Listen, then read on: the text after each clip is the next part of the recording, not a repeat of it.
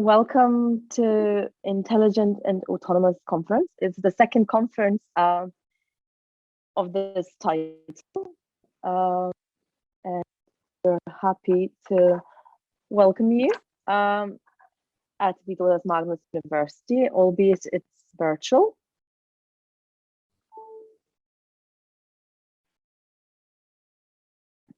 And it's still early morning here in Lithuania, and it might be even earlier elsewhere where you are. And I'm really grateful that you actually made it this morning, joining us.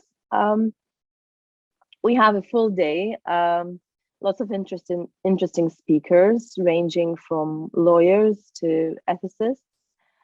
And I hope that we will have a day full of discussions. And also at 3 o'clock Eastern European summertime, or 2 o'clock Central European summertime, we have a keynote address, and I highly recommend that you stay for that, or return after lunch and then stay for the keynote address. And I invite now Ignas Kalpokas to say a couple of introductory words. And then we'll see if we have all the speakers for the first panel, and we will proceed to start the conference. So Ignas, the floor is yours.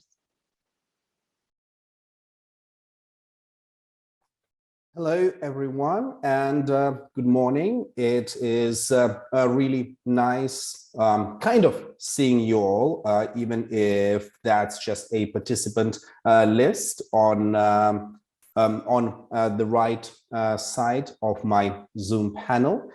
So it's an honor and a pleasure for me to be part of the organizing committee of this conference.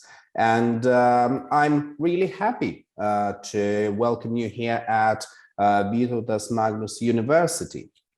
So when we started our conference last year, it really was kind of a wild shot and an experiment to see whether we can attract a range of interesting speakers, whether we can really be part of this vibrant, I would say really vibrant nowadays community of experts of artificial intelligence, of emergent technologies. And I think last year's conference really showed that this idea really has legs. It really has potential.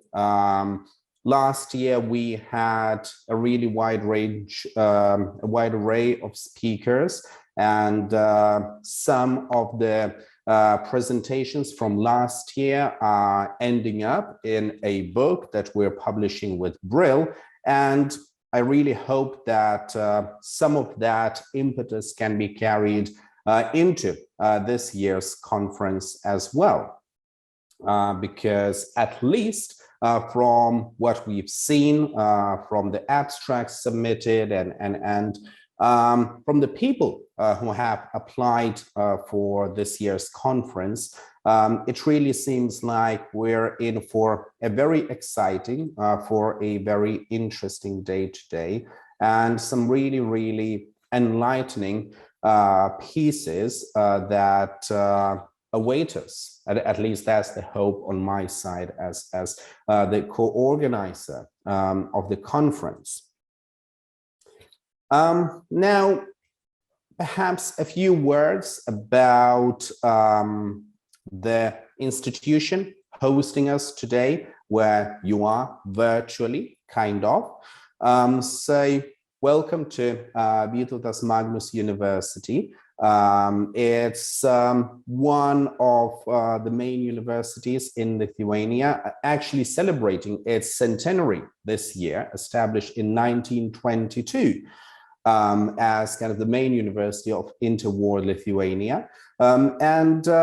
It's a really vibrant place to my mind. Well, I am biased. I'm I've been working for this university for the last, how many? 7 years, nearly. Now I'm heading one of their master's programs in future media and journalism, so I'm definitely biased in that sense, but it's a really interesting and vibrant place to be when it comes to media, digital technologies. And also I think Julia will agree when it comes to the legal side of technology as well. So it's really a pleasure for me to represent this university, and also to represent the Department of Public Communication, which is one of the departments within the university co-organizing this conference alongside the Faculty of Law. Hence the dual focus of the conference, which is both kind of legal, ethical, regulatory on the one hand, but also at the intersection of politics, of communicative matters, and also general, I think, kind of outlook towards artificial intelligence, towards other emergent digital technologies when it comes to their public representation, the public debate around emergent digital technologies. So all of that combined, I think, is what gives this event its edge. That definitely was the case last year, and I definitely hope this would carry on into this year's conference as well. Now let's go through the order of the day, perhaps a little bit. So we're starting the first panel of the conference around 20 minutes from now, and it's going to be around regulation and ethics primarily. So we're going to talk about a sandbox approach to regulating high-risk artificial intelligence applications. That's going to be a paper by Imad Antoine Ibrahim from Qatar University. Then that's going to be followed by transparency obligations under the AI Act proposal, a critical legal analysis. That's by Michel Lonu from University of Namur. And then the European Union imagines ethical AI, democratic reinforcement, global ambitions, and values-based governance by Justinas Linkevičius from Vilnius University here in Lithuania. So that's our first panel, starting 9:30 Eastern European Summer Time, lasting for 90 minutes or so. Then the second panel is going to be focused mostly on ethics and the ethical side of artificial intelligence. So that's going to be started by John Stuart Gordon, our own John Stuart Gordon from Vytautas Magnus University. He's going to talk about the impact of AI on human rights legislation. That is going to be followed by Giada Pistilli from Sorbonne University, and she's going to talk on AI ethics as an interdisciplinary bridge. And the third paper in the panel is going to be from Ieva Skurdauskaitė from Vilnius University, Human Autonomous Weapon System Relationship from Human Control to Intelligent Partnership. So those two panels are going to constitute our first kind of morning, early afternoon section of the conference. And then we're going to disperse for a lunch break. I mean, even though it's a virtual event, still, I think it's important to keep not only our minds, but also our bodies nourished as well. So we're not going to torture you and keep you tuned in non-stop. So you will have an hour for lunch break starting 12:30 Eastern European Summer Time, and then up until 1:30 Eastern European Summer Time. Panel 3 is going to start at 1:30 Eastern European Summer Time, and here we're going to have first Natalia Menendez-Gonzalez from European University Institute talking about facial recognition technology used by the law enforcement, followed by Yulia Klopokina, whom you saw giving the first words of the conference, asking, is copyright sufficient for to protect the human author in the competition with AI? And the third paper in panel 3 will be by Karen Aloysia Barreto from Narasi Monji Institute of Management Studies, and her topic will be revisiting the anthropocentric nature of intellectual property law in light of artificial intelligence, exploring the case for a sui generis regime. After panel 3, we are going to have another of the highlights of the day. That's going to be our keynote address delivered by Bertrand de la Chapelle, and his topic, his talk is going to be on governing the global digital society from regulation to governance protocol or protocols. Now, this, I think, is going to be an extremely interesting talk by someone who has had an extensive and multifaceted experience in internet governance, ranging from diplomatic service to engagement with multi-stakeholder international organizations. So someone with a real insight and real experience to give us a well-needed kind of practical edge and practical experience of how to deal with internet governance matters.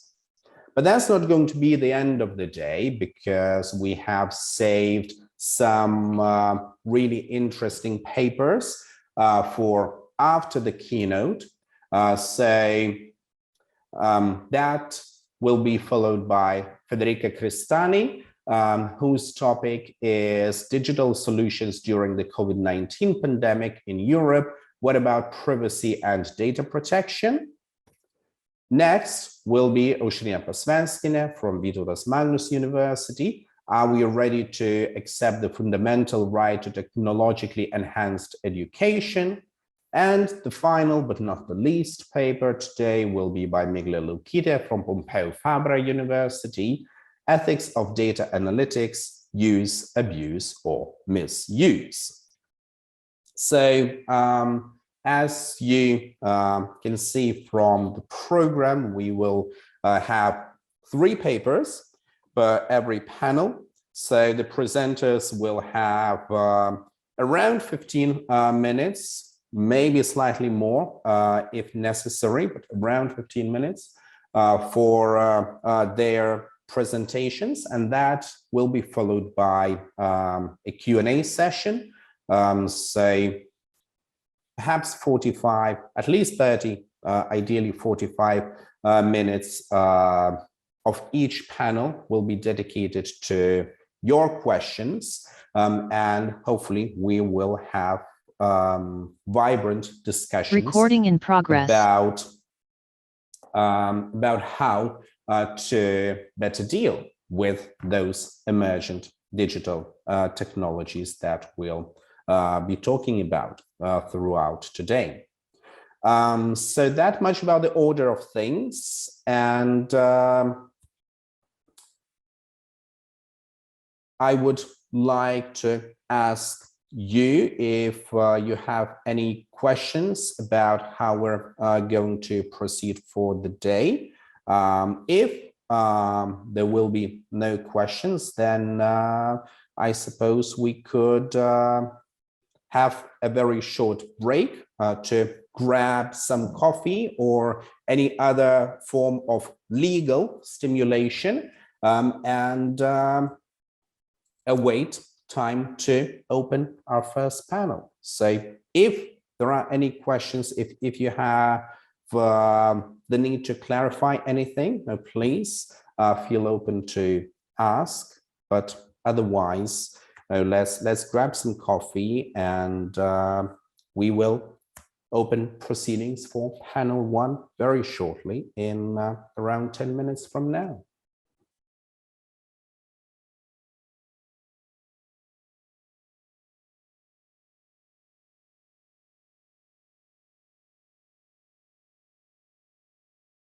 So hello, welcome to those who have only now joined us. Welcome back those who were already present for the introductory remarks. And I think now it is already time for us to start the first panel of the day. We are still waiting for Imad Ibrahim from Qatar to join us, but I have no doubt he will do that shortly. So while he is still joining us, I think we can start with what was supposed to be presenter number 2 on the schedule. That's Michelle Lenu, and I'm very sorry if I'm mispronouncing your name, but please, the floor is yours, followed by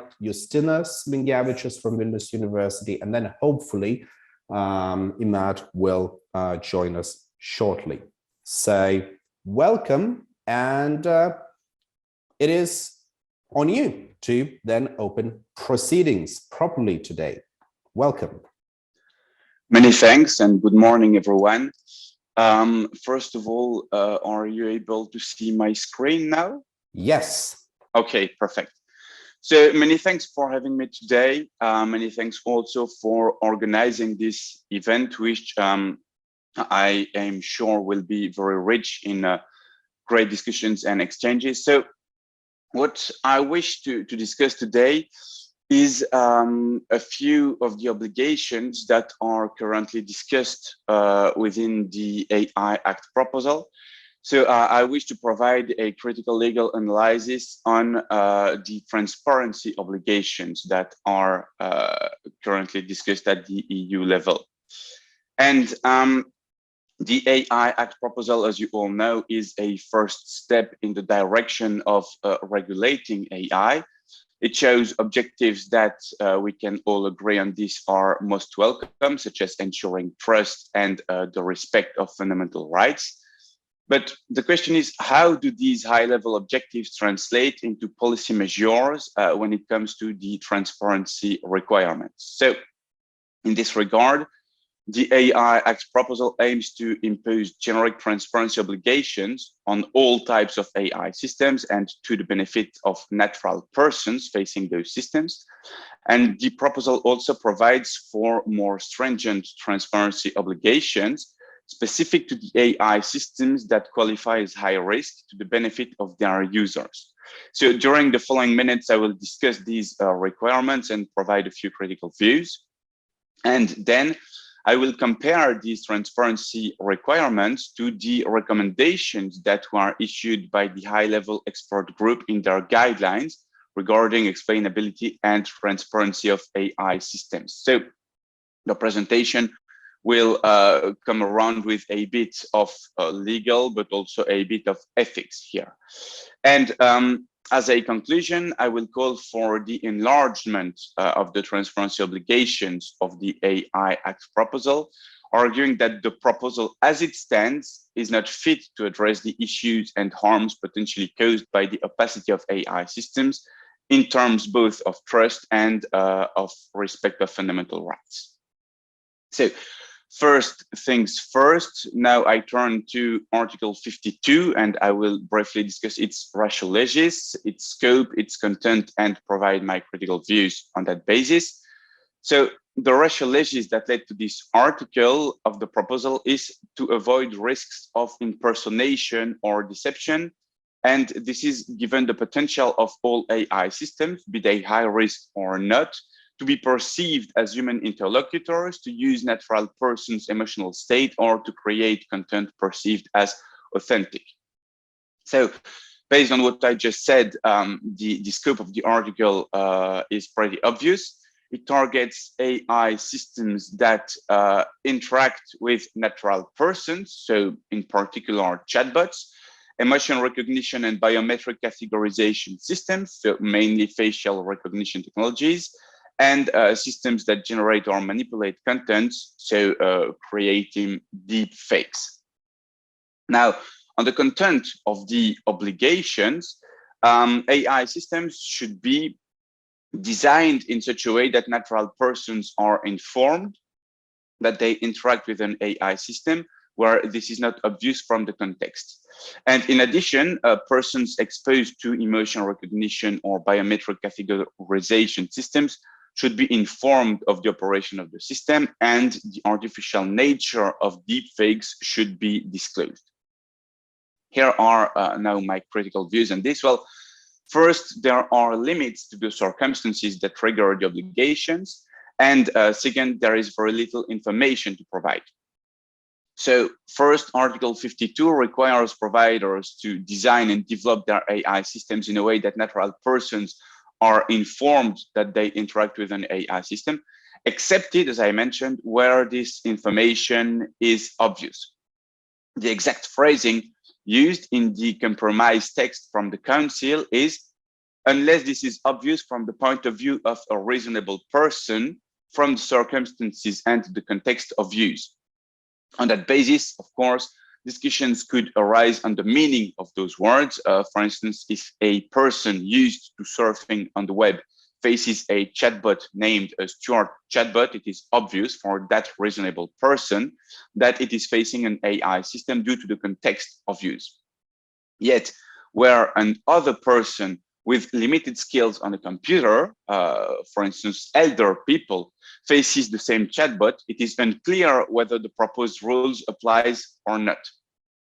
And in addition, Article 52 does not impose on AI systems that interact with natural persons to provide them with information on the users and on the providers of such AI systems, nor does it impose to provide them with information on the objectives, input, processes, and outputs of AI systems.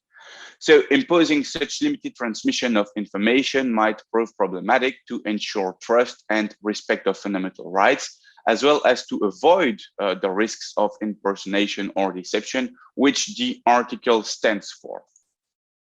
Turning now to the second article that is relevant for us here, it is Article 13. So again, I will provide you with its ratio legis, scope, content, and then discuss the critical views. On the ratio legis that led to this article, it is to address the opacity that may make certain AI systems incomprehensible or too complex for natural persons. So transparency here is meant to enable users to interpret the system's outputs and use it appropriately. On the scope of this transparency obligation, well, it only targets high-risk AI systems, and it solely imposes to provide information to users of the high-risk AI systems.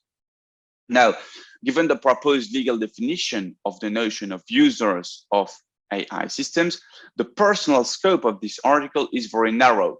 A user is someone using an AI system under its authority, except where the AI system is used for personal, non-professional activity. So basically, users are operators that exploit high-risk AI systems. On the content of the transparency obligations, article states that the design and development of AI systems by producers will have to be sufficiently transparent to enable users to interpret the system's output and use it appropriately. So one could call this transparency by design. It also requires that users receive instructions for use that are deemed to be concise, complete, correct, clear, and should be relevant, accessible, and comprehensible to users. There is also a list of the specific pieces of information that should be provided, included in the article. And this encompasses the characteristics, capabilities, limitations of performance of the high-risk AI systems, and includes its intended purpose, the level of accuracy, robustness, and cybersecurity, performance, specifications for the input data, and the other relevant information in terms of the training, validation, and testing of the datasets used. And this list of the specific pieces of information to provide to users of high-risk AI systems also encompasses information on human oversight measures, which include technical measures put in place to facilitate the interpretation of the outputs of AI systems by users. So, although this was very dense, one could note that the information that should benefit users of high-risk AI systems is both very broad and specific from a technical perspective. Yet, some concerns arise. My critical views here are notably directed on the limited AI systems that are targeted and on the limited beneficiaries of information requirements. Regarding the targeted AI systems, well, only high-risk AI systems are encompassed. Although AI systems that qualify as high risk are numerous, information, not that specific, but still information on all AI systems could be useful for their users, so for their economic operators, to ensure trust. And in addition, beneficiaries of information requirements, as already pointed out, are limited to users, so again, the economic operators that exploit the high-risk AI systems. So end users, those whom will be confronted to the outputs of high-risk AI systems, do not benefit from any of the information discussed so far.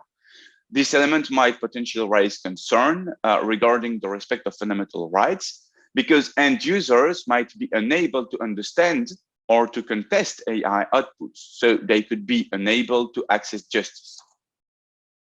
Now, the text of the AI Act proposal, it was based on several pieces of work and notably on the high-level expert group's guidelines on trustworthy AI, which were followed later on by the high-level expert group's assessment list for trustworthy AI. So it could prove useful to take a closer look at the content of the guidelines regarding the notions of transparency and explainability, in order to compare the recommendations of the expert group to the result of the process, so Articles 13 and 52 of the AI Act proposal. In their guidelines and in their subsequent assessment list, the expert group especially focused on transparency and explainability by considering that these principles were key to reach trustworthy AI. And in this regard, they identified explainability as an ethical principle for trustworthy AI and transparency as one of the 7 key requirements to achieve trustworthy AI. So we'll briefly discuss the content of these principles as they were defined and explained by the high-level expert group in the next few minutes. And then we will compare the results of this to the content of the AI Act dispositions. Turning first to the ethical principles, so explainability here. Among other things, the high-level expert group insisted that in an ethical perspective, explainability is crucial for building trust and maintaining users' trust in AI systems. Guidelines emphasize that processes need to be transparent, the capabilities and purposes transparent, so openly communicated, and decisions, to the extent possible, explainable to those directly and indirectly affected. Because, as they state, without such information, a decision cannot be duly contested. Yet, of course, and that is just a common sense, the degree to which explicability is needed depends on the context and on the severity of the consequences if an output is flawed or otherwise inaccurate. Turning now to the key requirements for trustworthy AI, the transparency requirement developed by the high-level expert group is closely linked with the ethical principle of explicability that we just discussed, and it encompasses the transparency of several elements relevant to an AI system. So the expert group notably considers the data, the system, and the business model. The expert group subdivides this transparency requirement in 3 points. There is first traceability. So this is tackled by Article 12 of the AI Act proposal, and it will not be further discussed in this presentation. It is not really much focused on the type of transparency that I target here. There is second explainability. So it concerns here the ability to explain both the technical processes of an AI system and the related human decisions. So technical explainability requires that the decisions made by an AI system can be understood and traced by human beings. Whenever an AI system has significant impact on people's lives, it should be possible to demand a suitable explanation of the AI system's decision-making process, which, of course, information should be adapted to the expertise of the stakeholder concerned, be it a lay person, a regulator, a researcher. And in addition, explanations of the degree to which the AI system influences and shapes the organizational decision-making process, design choices of the system, and rationale for deploying it should be available, ensuring here business model transparency. And third, we have communication. So AI systems should be identifiable as such for humans that interact with them. And beyond this, AI systems capabilities and limitations should also be communicated to AI practitioners or to end users in a manner that is appropriate to the use case at hand. So this could encompass communication of the AI system's level of accuracy as well as its limitations.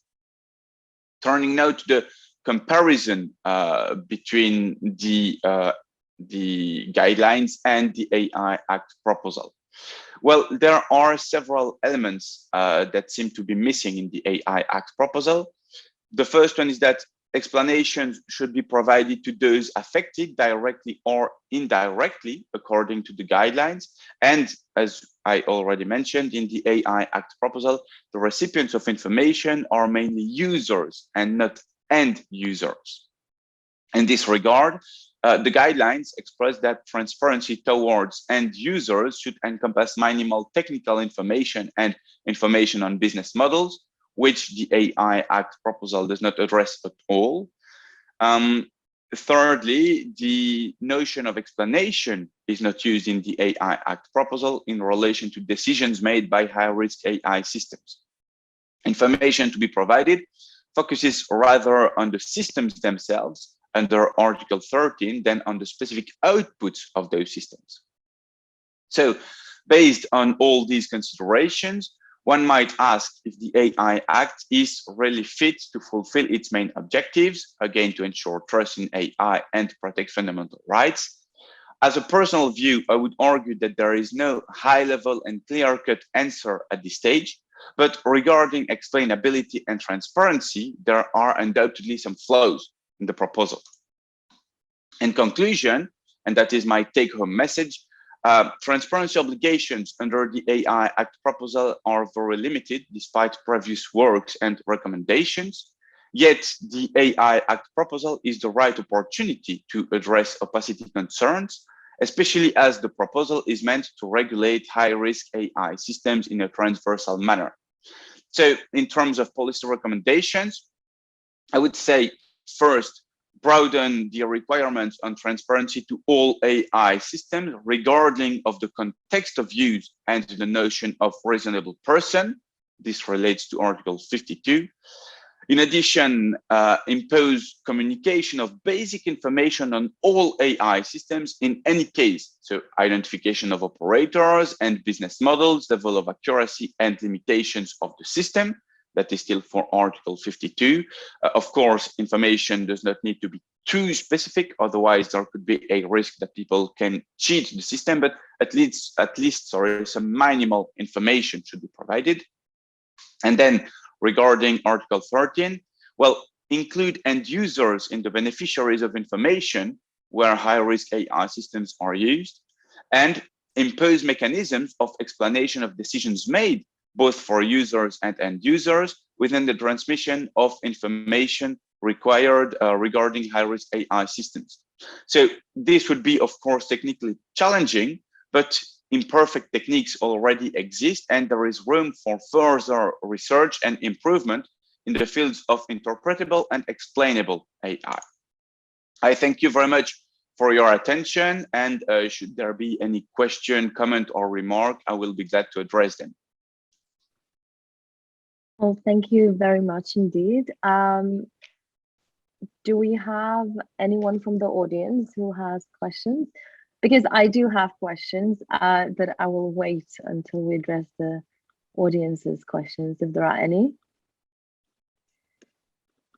I can't see any hands. So first of all, thank you very much. This was very interesting and insightful. And just a couple of thoughts, and I don't know whether you looked into that and whether you will have a view, but at the moment, it seems that especially after the whistleblowers came out, and there are lots of concerns about the platforms and how AI is being used and so on, it seems that there are different regulatory attempts in different jurisdictions to actually address AI and to regulate AI, or at least how algorithms are being used on platforms and social media. What is your view? How compatible would those different attempts be? And, you know, this fragmentation is never good. And we see with data, for example, where we see data localization trend, and one could argue that is not helpful. Have you looked at it? Do you have a view as to how is this act one that would be a trailblazer and set the standards for others to follow, or do you see a risk of fragmentation and difficulties? I do have views on this. I believe there are three parts to the answer to your comment/question. The first is, of course, the AI Act is the first one of its kind. So it is a bit like the GDPR. It is meant to give some global standards. It is the first initiative. It comes from EU, and that is great, because if we can be the first to do something, then it kind of forces the rest of the world to follow on. And mainly, there are chances that our rules become global standards. That is what we thought with GDPR. But then, yes, there is a great risk of fragmentation. There is that concern that at the EU Commission, we have one DG that is making all those proposals, but yet when you look at all those proposals next to each other, you do not have the impression that there is a captain at the head of the boat, right? You have many texts that are very technical, both from a legal and from a technical perspective. So there is much complexity, and the articulation between texts is not always obvious and could create great risks of fragmentation. Now, the third part, in my view, of the answer to be given here is that the existing legal framework is already causing issues. That is a part of the presentation I had no time to make. Should I have had 15 more minutes, I would have gone for it. But you have, for instance, at this stage, the GDPR that says, okay, when you have a fully automated decision that has significant impacts on individuals' lives, there is a bigger duty of information.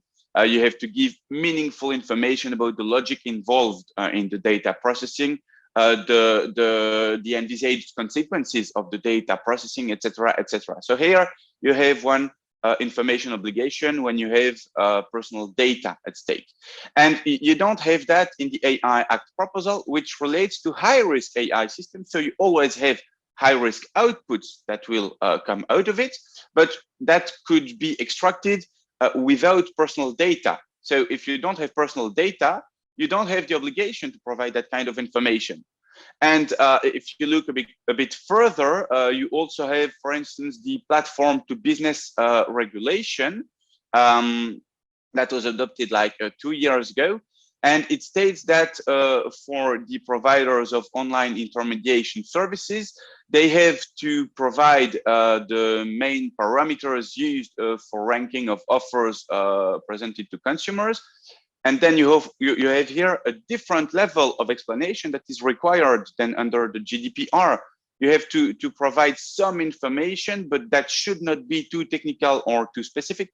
So you have a very fragmented framework that already exists regarding explanations and transparency obligations. And it is going to get worse every time we have new acts adopted.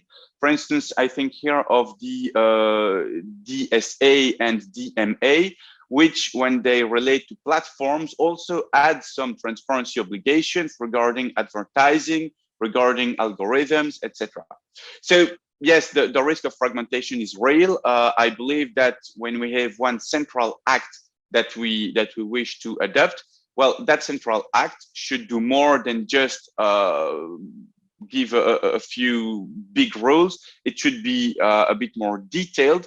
And of course, it should include the technical view, because when you discuss with computer scientists, you tell them, okay, so you should have the ability to explain a decision, and they just answer like, okay, but what does that mean exactly? Do we have to give all the features that were used in the decision-making process, or do we have to explain their interrelations? But of course, those are very complex matters. So if the tech guys do not have very precise directions given to them that make sense from a technical point of view, well, they can't do much. So quite a lot of issues and problems that your question highlights, but which should be tackled as fast as possible if we don't want to have impossible frameworks to implement. Brilliant. Well, thank you very much. And I can see that John has a question. So John, the floor is yours. Yes, hello, good morning, everybody. I'm a little bit confused with respect to the organization. It was mentioned that we have 3 presentations and then the discussion. So how do you now want to proceed? I'm a little bit, could you bring light to? Yes, sure. We have one of the panelists who hasn't turned up yet. So we're hoping that he might join us, but if not, then we have more time. And so it makes sense to have a discussion after the paper whilst all the thoughts are fresh. And then I think we have enough time in this first panel to, to have questions after the second presentation. And then if need be, we could have a joint discussion if there's anything that arises in the second paper that addresses something that was in the first one. So yeah, so feel free to ask questions now.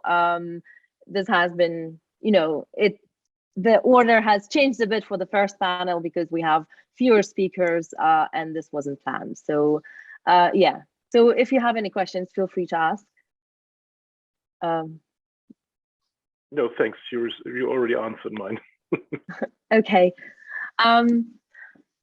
I would like to ask a follow-up question as well, or just a couple of questions. You mentioned transparency briefly. And what is your view on the transparency obligations? And it seems that there is a lot of legislatory intention to legislate and impose transparency obligations in legal transparency obligations as opposed to voluntary ones. And sometimes it may be that the aim which one wants to achieve with transparency, or for which transparency could be a useful tool, is overlooked. What is your take on the transparency obligations in the Act? And do you think that they are sufficient, or would it be better to leave transparency obligations for self-regulation as a voluntary tool, especially when we have so many different applications of AI and it's difficult to have a standard, a reporting standard on something where you may use it in practice, or applications may be very varied, and then you can't really compare the reporting between the platforms? That is a very good question, actually. I mean, that's a very broad question that not only relates to AI, but relates to all the fields of ICT law, wherever there is a technical complexity. I will take a first view on consumer protection law. So as you know, at the EU level, we have a lot of consumer protection law. We have a very extensive framework. And when you look at all the transparency obligations that are created, well, I'm afraid that it goes against the purpose at some point, because a consumer that receives like 10,000 information that are compulsory to give to him does not go through all of them. You just when you buy something online, you go to look at the price, you go to look at the means of payment, but do you really look at all the information regarding the withdrawal 14 days? You always look at all that was provided to you. Well, I'm afraid that too much transparency goes against the objective. Transparency is but a means to reach an end, which is at some point fairness, or at least to restore balance. But you have also the creation of risks with AI, and that is specific to AI. You have the creation of risks that you do not have with other technologies, although they are pretty complex. I mean, when you buy something online, there is obviously not the same risk as when you receive targeted advertising that is always targeting you on the basis of some specific data that you once shared. There is not the same risk for the society as a whole. And on the same sense, well, if your banker tells you that you won't have a loan because of some opaque reason and some opaque decision made by an AI system, well, that has some more consequences on you. So transparency is important as a means, not as an end, and should be calibrated so that the harmful outcomes can be provided, or at least so that people can have an idea of what went wrong in harmful cases. So I agree with you that transparency is not always the good means to reach an end, but in the case of AI, I believe we need adapted transparency and of course adapted to the level of expertise of the people that we are facing. It is sure that if I receive an explanation, it might be a bit more complex than if my grandfather that is more than 80 years old needs an explanation of what an AI system did to reach an outcome or a decision. I don't know if that exactly answers the questions, but that was my view on it. Brilliant. Well, thank you very much for sharing. And I think that Ignaz has a question as well, right? Yes, actually, the timing is perfect because it almost follows up from the very last statement that you made. And so on the one hand, there's always the risk of, somebody at a conference joining in and say, well, why don't you focus on what I'm researching? And therefore I must make a disclaimer that things around media and technology literacy, they're very much my area. But my question is whether you would think that actually, in addition to all of that kind of lofty discourse about explainability and so on, technology literacy should really be the key focus of our debate, because as you mentioned, somebody who's 80 years old and somebody who's in their 30s or something, they may have very different levels of understanding, and therefore what counts as a reasonable person would also differ depending on somebody's level of technology literacy. So how would you see matters of literacy included in any regulatory debate, or are they includable in regulatory debate? Well, The thing is that from an institutional perspective and from the repartition of competencies between the EU and the member states, it is pretty hard to include some subject matters to say that, okay, member states should provide education on this. So there is a first layer of the problem, that is how do we all agree that all the member states will on their own decide to teach media literacy. And you surely know better than I do that some member states are ahead regarding media literacy than other member states. So in some, there are teachings from the elementary school on how to use a computer, how to protect yourself online, etc., which we almost don't have in Belgium, for instance. So we are a bit lagging behind on this. But then, of course, it is very important and very necessary to have media literacy. We could consider that a reasonable person is a subjective notion instead of an objective notion and interpret it differently. But then the problem that arises is I'm a producer of an AI system or the one that puts it online. And if I have to give a different speech to the 18 years old or the 80 years old, how do I do that? How do I know who I have in front of me? Then I have to process personal data on the person's age and the person's background. And so that becomes very complex to put in place.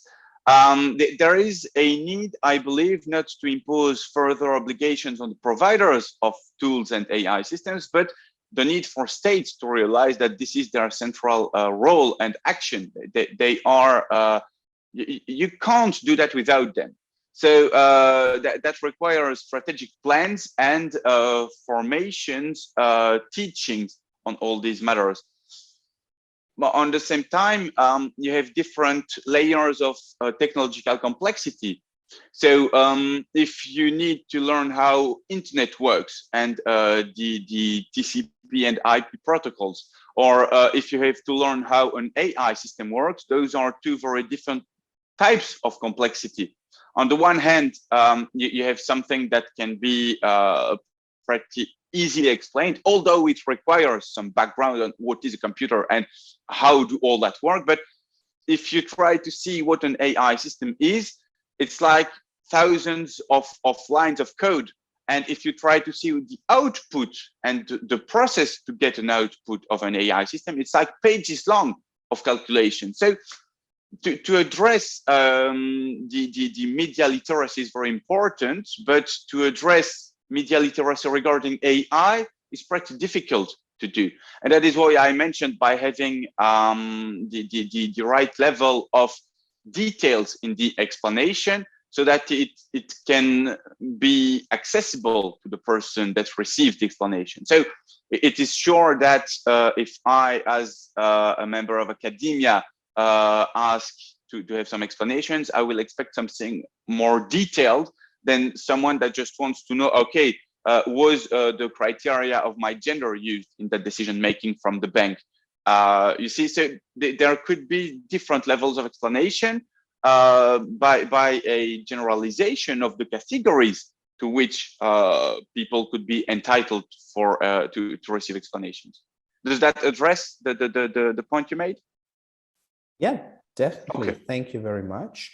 I think we can now give you a short break and move to our next speaker, but hopefully we will return to you towards the end of the panel with some broader overarching questions.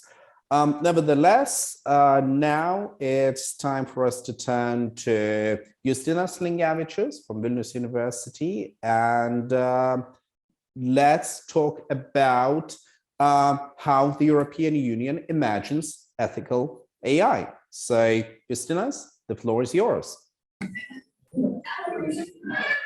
Hi, everyone. Good morning. It's a pleasure to be online. Sorry, I'm traveling a bit, so I hope that my network connection will be fine and I'll be able to make that presentation. Otherwise, I'll try to not to share video or something like that to avoid any issues. So of course, it was very interesting to hear from the first presenter, Michael, how he introduced what's in the documents and this in-depth analysis, and I'll provide a different perspective because I come from the international relations, and then how the perspective of international relations, the discussions on AI can be seen or can be discussed. So I'll just try to share my screen.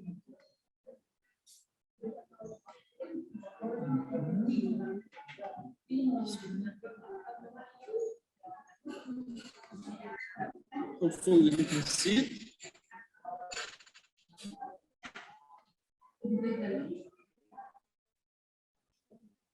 Yes, we can Is it see fine? your screen. Oh, good.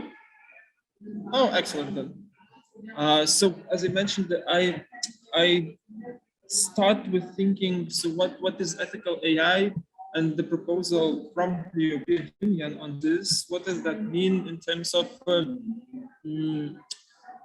global agenda on international relations, and what the EU proposes for that global governance of AI.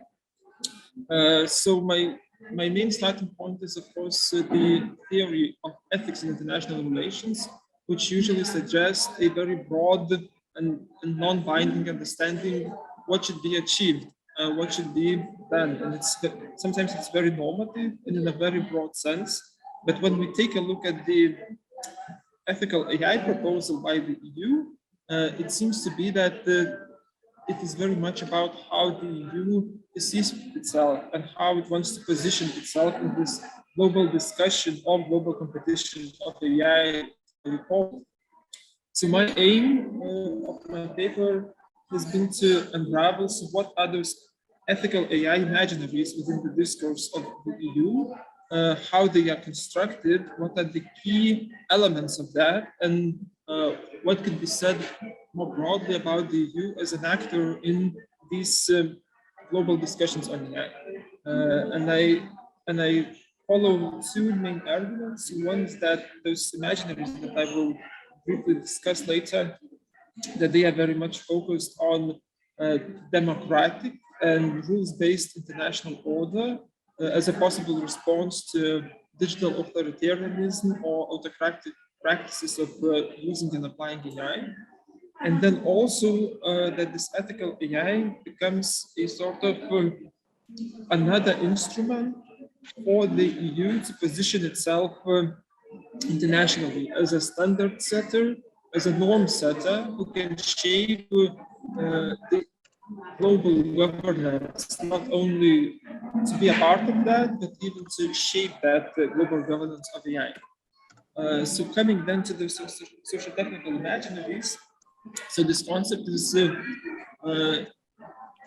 very interesting because it connects two elements. One is, for example, what is expected of how certain policies of science, technologies understood, but also how they are shaped in the context of this political and social order, and social technical imaginaries. They refer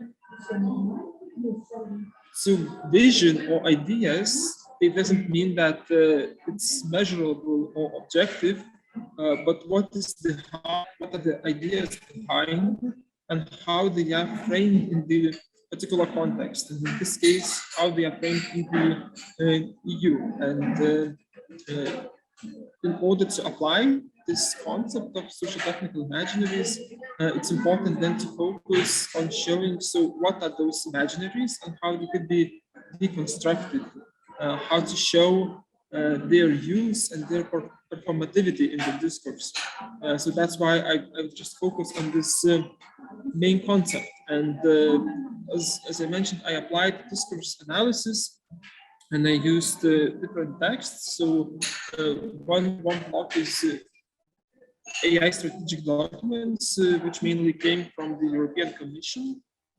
So I included 5, those who directly refer to ethics. And then I also looked at the national strategies provided by the member states, and also there are 22 of them, but I also checked which directly refer to ethics. So I selected 15 out of 22. And then I also, because the broadness or the amount of references to ethics also differ yeah, there is quite a big difference.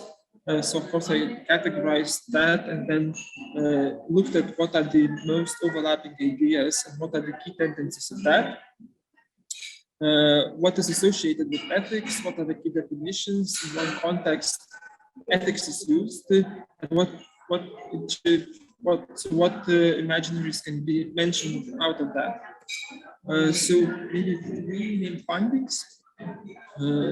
So for example, Michael talked about principles, transparency, and others. So this is also a very noticeable tendency that ethical AI is very much associated with a broad spectrum of those principles, transparency, openness, democracy, trustworthiness, human-centric AI, and so on. And in this bigger picture, it shows that this AI or ethical AI, the idea of ethical AI, should be directly related to what democratic system is, and that these principles fall under the democratic governance.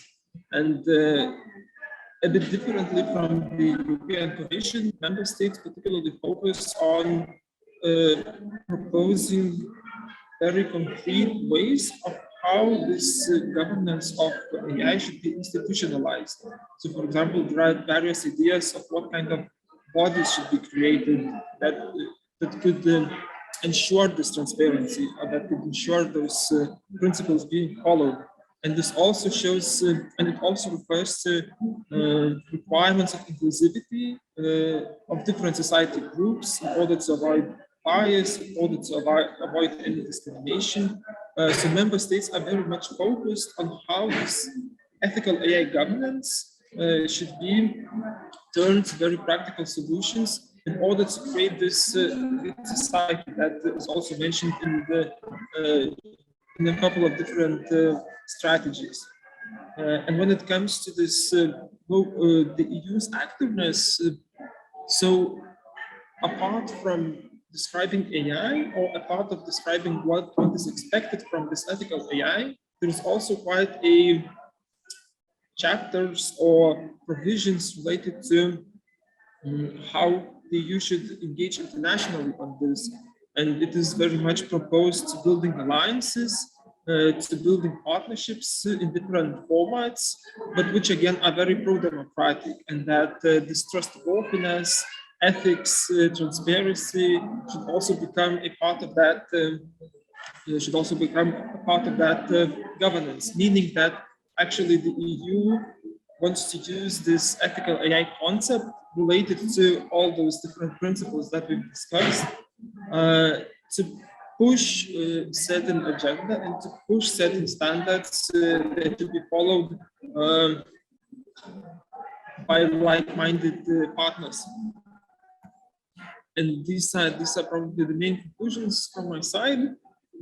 So one is just that ethical AI is mainly about ensuring that technologies, emerging technologies, and in this case AI, becomes a part and is fully integrated into liberal democratic society. And this is as a response to possible practices of that. And this pro-liberal, pro-democratic imagination also becomes a key element, a key framework of how AI should be governed, not only within the EU, but as I mentioned, global and international. And this ethical AI also becomes something of measuring difference between security and insecurity, because neither the European Commission nor the member states mentioned like key challenges and also risks have been mentioned before, but in the strategic documents they are left quite broad, quite open. But also this ethical AI then becomes like an instrument to measure is a certain situation or certain application of the technology means more security or means more insecurity. So having this broad idea of ethics it is also again used to measure these other broad concepts of security and insecurity, leaving quite a room for further interpretation. And then coming to the EU activeness and EU engagement internationally, so it seems that in this power as a Europe debate, so it could be probably summarized that the EU identifies itself as this ethical power Europe. So this ethical is also usually associated with proposing certain values, proposing being advocate of norms and values, also engaging internationally with like multilateral forums. So this ethical AI and the way the engagement is proposed in both national but also Commission's documents, it shows that the EU aims to shape this kind of perception of its power and be like leading by example power in AI governance as well. So that would be it from me. I'm very good at it seems that the connection worked well. Thanks a lot. Thank you very much. Just one quick follow-up question from me then. So there's a lot of talk about this kind of incommensurability between ethics and efficiency, saying, well, yeah, it's all good that the EU wants to be a global leader in AI ethics, but then countries like China, they have fewer regulations, they can troll up more data, have more efficient AI technologies, and so on and so forth. So would you see ethics and efficiency as mutually exclusive, or can they be combined, to your mind? Yeah, that's a good question, because with the EU, so I think one of the things is that EU aims to follow its success story of GDPR and how it has influenced the global debate or global legislation on private settings. And I think this is AI is also seen one of the possible examples how to do that. But the trick thing is that the EU is not alone in proposing its ethics understanding of AI. There are different organizations in different countries which do the same. And even, for example, China has also recently proposed its own like ethics.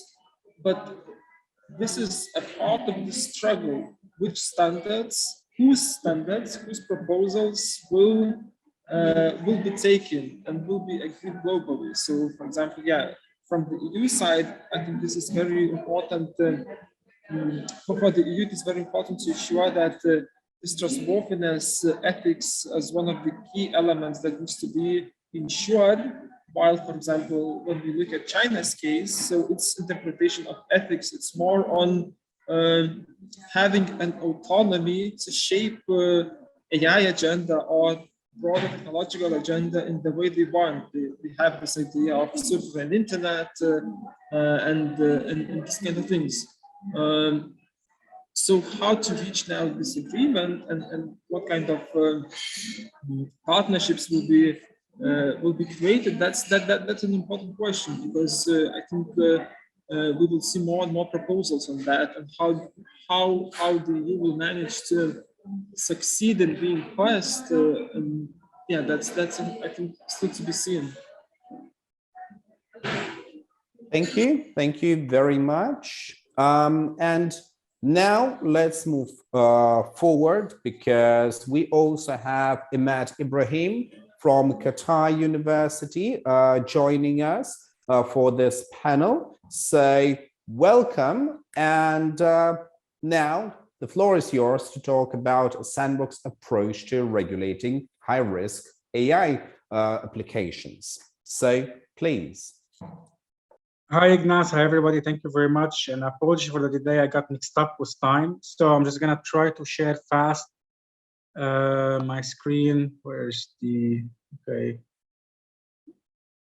slideshow? I'm just getting the slideshow. Imad, no rush.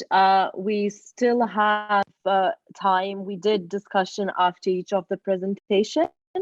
Okay. whilst waiting for you. So you've got time, so no need to rush. We have just over half an hour for your presentation and then a discussion. All right, just getting to.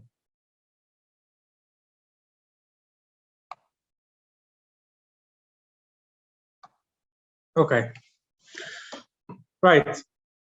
So this is an article that was already published in Cambridge, European Journal of Risk Regulation, concerning Sandbox approach to artificial intelligence. The idea here, we're trying to, with the authors, to understand the kind of approach that we could use to regulate AI, because we've seen over the years existence of different theories, high risk AI, low risk AI, strict liability, or non-fault reliability. So, and we were wondering, well, are these theories and ideas efficient in the regulation of AI, or do we need a new approach? And based on that, we got to the financial sector, and we discussed to examine the concept of sandbox, which we'll be examining here, to try to figure out, well, can that apply in the AI sector? And to figure that out, we looked at the most recent European regulations on that, which were adopted, they're not regulations yet, draft regulations in 2020 on AI. The one on civil liability, the council conclusions, and other regulations. So here's more or less the background of the article. So if we start concerning governments, the idea of regulating AI, governments took a long time to try to understand that and how to do that. And we're still playing mouse and cat game, where by the time a government adopts a regulation, there are too much developments taking place that a new regulation is needed. So despite what we have as recent legislative activities, mainly at the US, EU, one can mention also China, we still have the problem, because let's say you have a regulation in 2020, AI developments taking place until now, work somewhere else. What can be done in this case?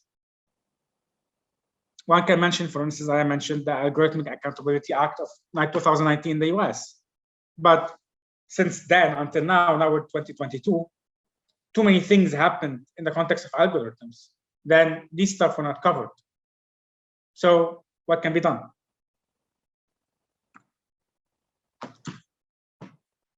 In this context as well, you've got different types of liabilities that can be imposed. And the question is, should you impose liability on high-risk AI, and what kind of liability? What's the EU approach to high-risk liability in terms of high-risk AI activities? What about low-risk AI activities?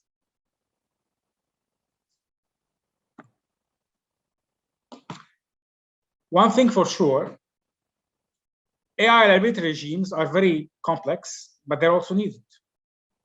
On one hand, you need to protect and provide safety for consumers on one hand, and in the same time protect fundamental rights. On the other hand, there is a need to balance and ensure innovation so that rules and regulations do not hinder the developments of innovation in the AI field. So there is a need to strike a balance in this case. That should take into consideration the nature of the AI system, different role of AI. For instance, AI has different role to play depending on which stage of the production or the product. Is it at the initial stage? Is it at the final product? Is it in the middle? Because all this affect the kind of liability that you can apply to the AI system. While examining the European regulations and guidelines, we noticed there is 4 kinds of European Commission risk-based approach to AI. So 4 categories of risk, they were assessed. There's the kind of unacceptable risk, there's high risk, there is limited risk, and there is minimal risk. All of these, of course, the first one most probably not, require regulation to make sure that they are addressed. So even then, each type of risk requires different type of liability regulation for AI.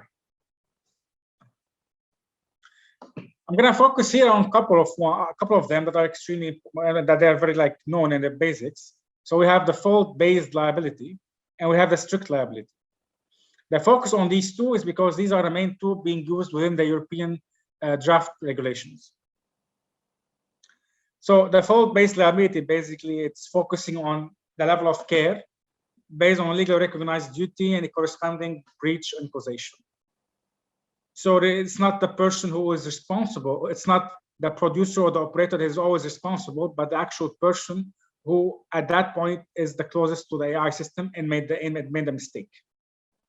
Meanwhile, strict liability, the responsibility of is always on the producer and operator, regardless of whether the producer or operator was the one who made the mistake.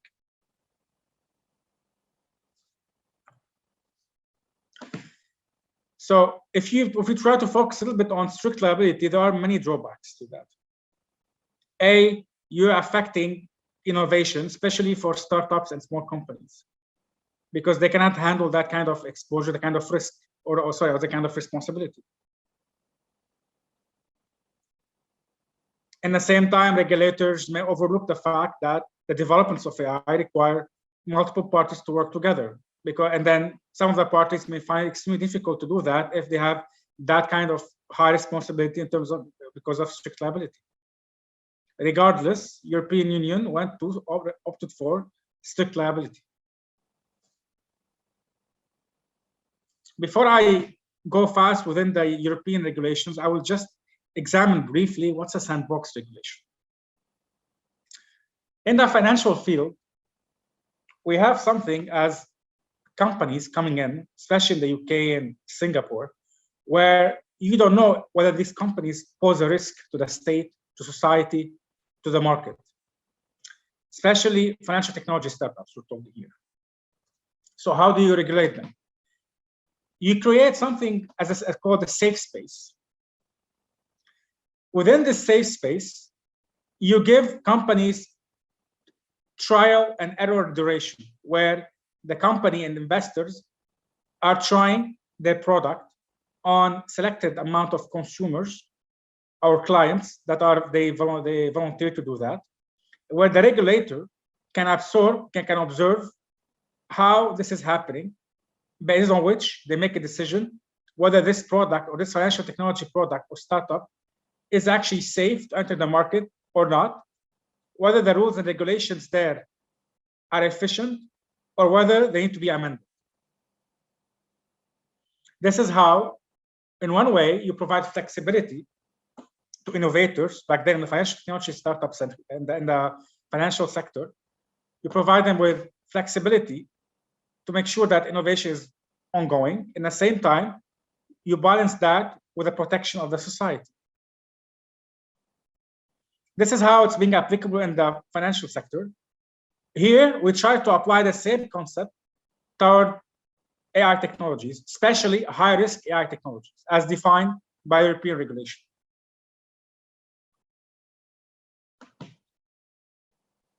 As I mentioned, the main characteristics of a sandbox, as a regulator, you have the time to supervise a new technology within a safe space, while in the same time having the same the innovator also testing this technology and improving it. And this actually is already happening in several places like the UK and Singapore. Now, after all this brief background, so we started discussing AI. We examined why it's important to regulate it, difference between different high-risk AI, low-risk AI, strict liability, or no fault-based liability, and then we examined sandbox. All these concepts and notions are playing or having a role to play in these 4 sets of draft regulations that were adopted by the European Union in 2020.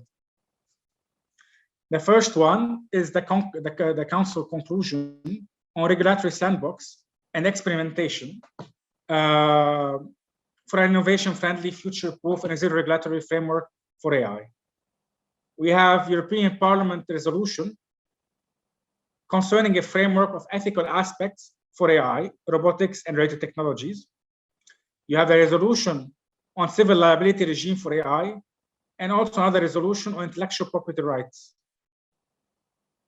These were, back in 2020, now we're on with 2022, extremely innovative ideas and draft regulations that were adopted, and they have been subject to great examination in the literature, criticism, but also appraisal.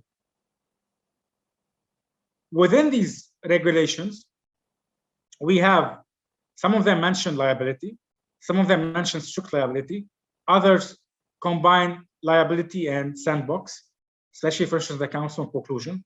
But the main focus or the main objective of the EU within this regulations is the focus on strict liability, or the application of strict liability to high-risk AI.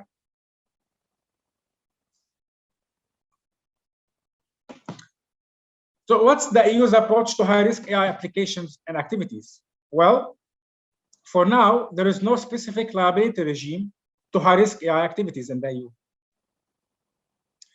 The European Parliament resolution proposed strict liability, as I mentioned, for high-risk AI systems and activities. That includes damage or harm related to physical or virtual activity, device, or a process driven by a high-risk AI system. And the resolution provided a list of these systems and critical sectors annexed. Also, the resolution defined what's a low-risk AI and what kind of liability is applicable there.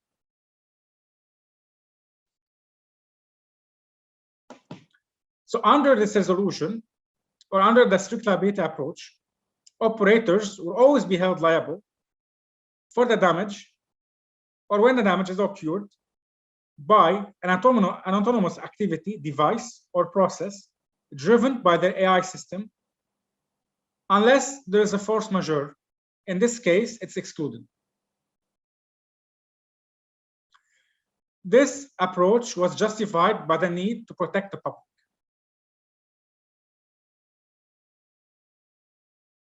So that was the resolution on civil liability. The resolution on ethical aspects did not really discuss strict liability, although examined the issue of liability. The IPR resolution did not mention strict liability, but mentioned liability. Similarly, the Council conclusion did not mention liability nor civil nor strict liability, although it focused more on sandbox. So this is how strict liability was mentioned in all of these documents, or whether actually it wasn't mentioned at all. Before I move from here to discussing the sandbox idea within the European Commission or the European Parliament's proposal, the question that we should ask at this stage is the following. Would having, in accordance, so there are specific provisions within mainly the European civil liability proposition, would having a strict liability provision related to high-risk AI actually be efficient and effective in the regulation of high-risk AI activities while not stifling innovation? That's the question that one would ask after checking the provisions and checking in details all of these regulations or draft regulations.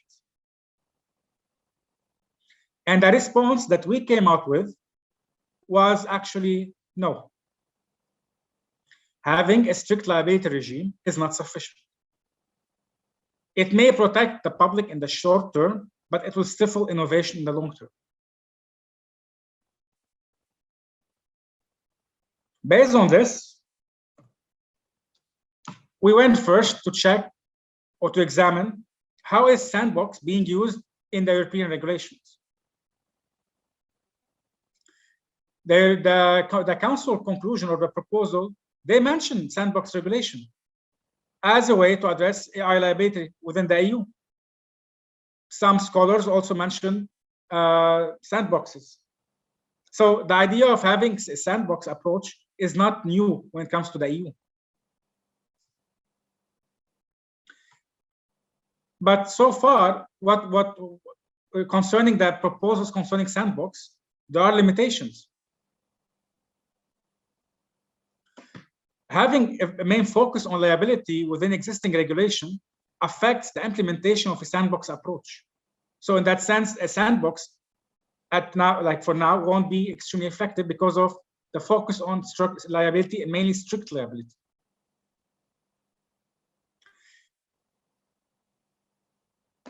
And that will limit innovation, although developers should not use sandbox in a way to protect their innovation that may actually be dangerous. And when one examines the sandbox approach of the EU, it may create a perception of safety and compliance in the market. So it's something like as ticking the box, in the sense that we have a sandbox approach there. It means that we already following the rules. All these companies or AI technologies are being tested, although they may not be tested, or the rules regarding testing are being followed. But in a way, it creates some sort of false perception of safety. These are among the many limitations concerning the proposal, the European proposal of concerning Sandbox.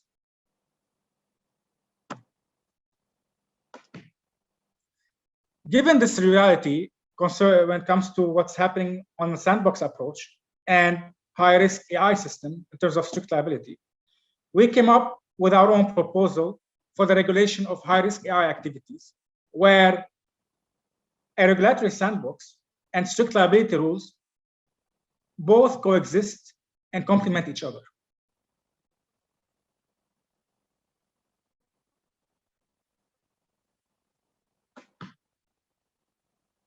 This is more or less the idea where we're going to discuss now how to use a sandbox and strict liability in a complementary way, so that you balance the risks of AI, the cost of regulatory compliance, but at the same time encouraging innovation.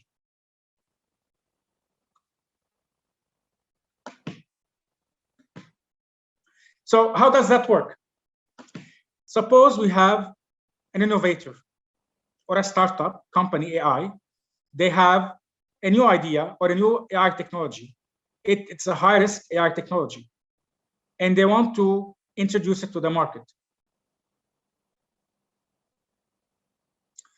Well, instead of immediately applying strict liability to the producer or to the operator, the first thing is we use the sandbox approach. We create the safe space for the innovator of the high-risk AI technology to test the technology on specific consumers or clients, where the regulator, in this case, European regulator, will assess whether this technology poses a lot of risk or not, whether the rules in place are efficient or not, based on which then, once we call this graduation, once the technology or AI technology graduates from the sandbox, that's how the term, the actual technology used, then you apply strict liability rules to it. In that sense, you guarantee that you provide the innovator or the producer a fair approach, a fair chance to test the product, and like that you don't stifle innovation. At the same time, you protect the public once the technology goes on the market through strict liability. In this case, the implementation or the creation of a sandbox should not be left to member states. The EU should adopt its own regional sandbox. We are actually even here discussing similarly adopting a regional sandbox, for instance, for the GCC. In the EU, it has to be the EU who adopts the regional sandbox, because that would prevent sandbox shopping and countries having more lax rules concerning sandbox, countries not having sandbox approaches. So it's important to harmonize the rules related to sandboxing within the EU.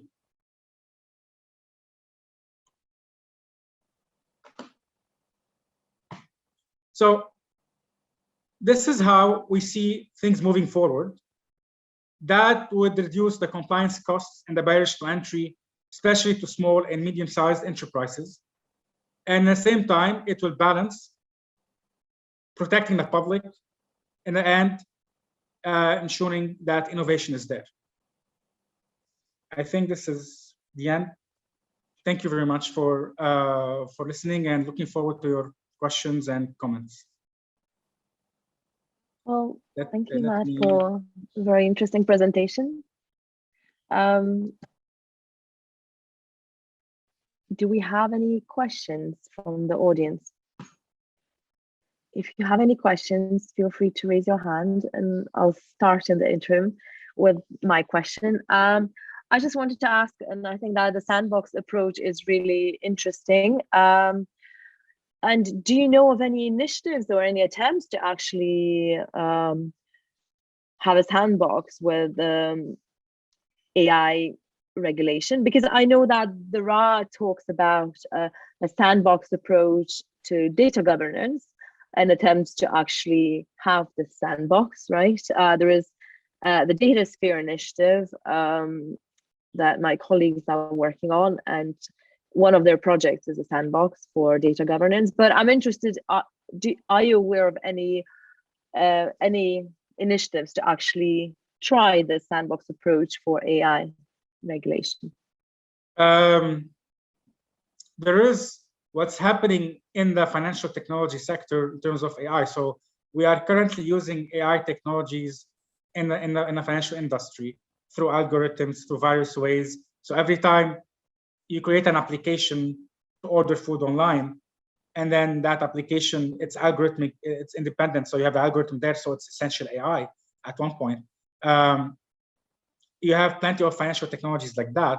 And where, at least where I am in Qatar and in GCC, we've seen in the last 5 years until now, each state has adopted its own rules and procedures concerning sandbox.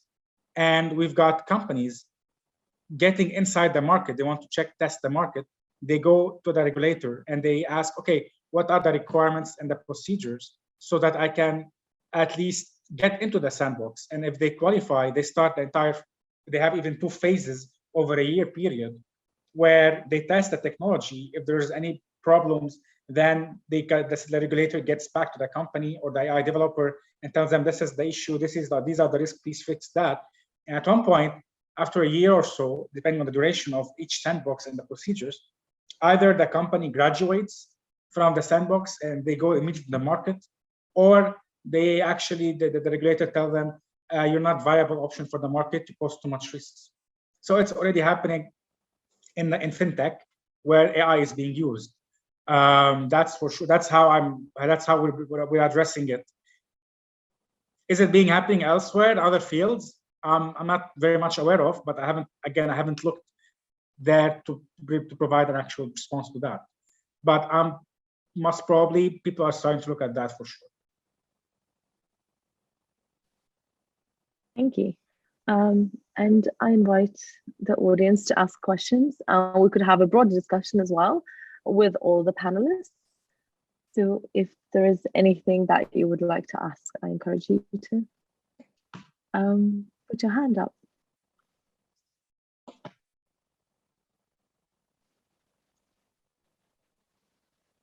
If there are no questions, I propose I have a question for discussion, and I invite all the panelists to actually express their views. And there is this trend of regulating, and especially, well, there's been an overarching narrative or like theme, and we looked at EU regulation in this panel. And sorry, there's this deluge of legal instruments and legislating at the EU level at the moment, or at least it seems so. And what is your view? Are the laws actually well thought through? Is there a need for this much regulation because of the speed at which the technologies are being developed? Or maybe the process could be slower? Or is there enough thought given to all the different actors within the ecosystem and how each piece of legislation actually going to affect them, and not only the spheres or technology that the legislators have in mind, but also other fields that are already there? and might be caught by the legislation. So yeah, please feel free to share your thoughts.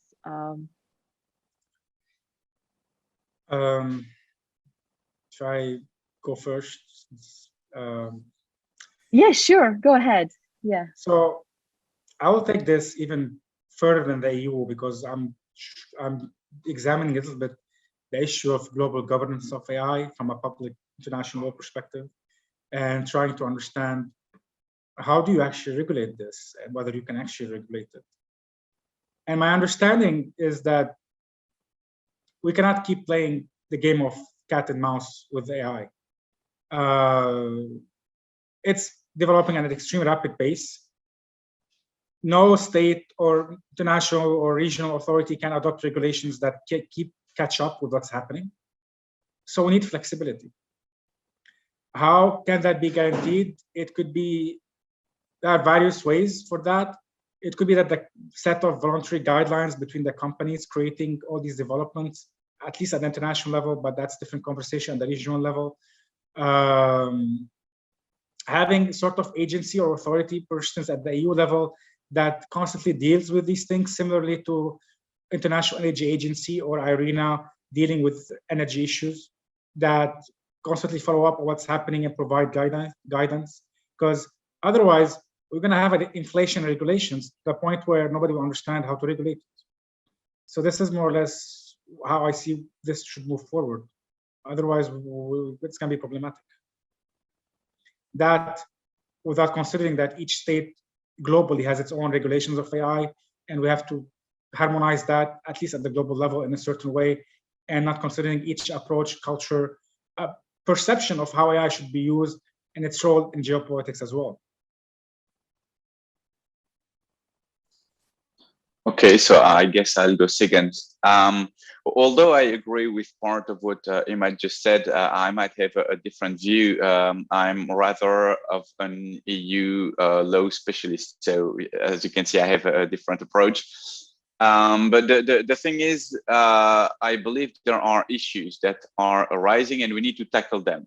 Does the industry as such suffice to tackle them? Well, the industry, as it has always been, seeks to be as less regulated as possible. So we need public authority intervention. Now, we also have that big principle in EU law, which is legal certainty. So if we only have guidelines that can change and move from one day to another, there is a problem for industries that are subject to those rules that they can change at any point. And there are, of course, a massive amount of money that are at stake. So that's not very good. The thing in my view would be to say we need all those rules at the EU level, but we need to rethink the way we make the rules at EU level. We are becoming technocratic at the EU level. So we're making very long sets of rules that make hundreds of pages, and companies that want to make new technologies have to have one lawyer for data protection, one for digital platforms, one for labor law in the online environment, and one for AI, and so on and so on. So we need to get back to principle-based rules that could be further described into guidelines or into soft law acts for specific sectors. But we really need, I believe, to focus back on the principle-based rules and not on the very specific technical and detailed rules that we are currently digging into.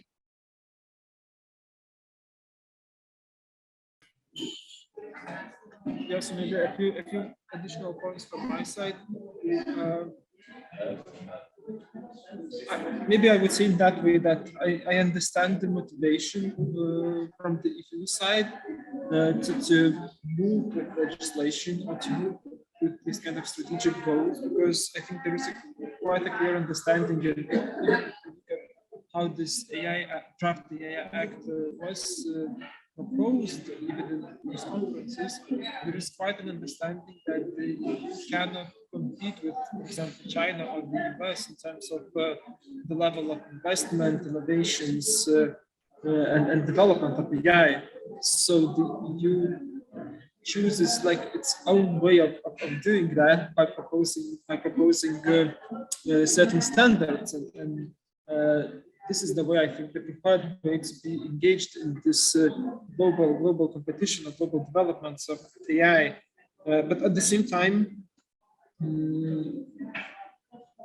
I think what we have now, it's a bit limited, and what we've seen already in the debates within the parliament, that what the commission proposed, it, for example, excludes things like military AI or possible, I don't know, use of social media platforms, possible negative effect to political processes by misinformation, disinformation driven by algorithms.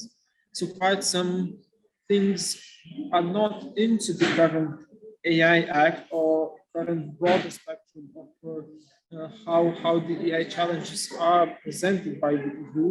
So, so it makes wondering at some point, it is this expectation or ambition to drive it forward and to be the one who sets the standards and push forward the debates on that, but also very important elements of AI are not a part of that discussion. So yeah, let's see.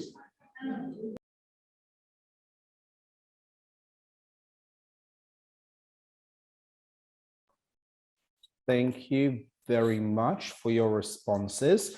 I really don't want it to look like we are abusing our position as organizers and moderators to kind of steal the show and be the only ones asking questions.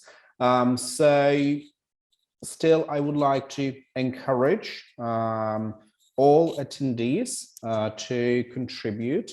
We still have 5 minutes until the next panel. So that's... Ignace, let me ask a fast provocative. I mean, so we're having discussion here, so I'm going to take it further a bit. So, fantastic. What Michael said, it provoked what I was thinking of, but microregulations alone are not sufficient. A sort of flexible approach alone is not sufficient. Perhaps a mix of both.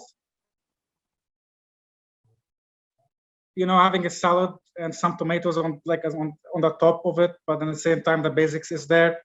Would that do it, or we still have problems with that? What do you think?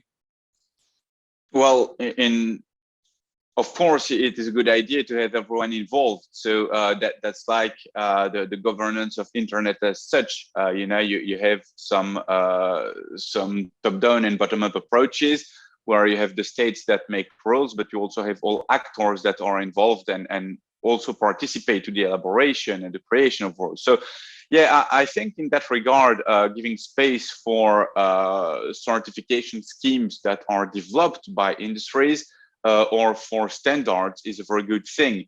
But the main principles, the main objectives and the main rules have, in my view, to be determined by states, or at least by public organizations and such as the EU or other regional bodies.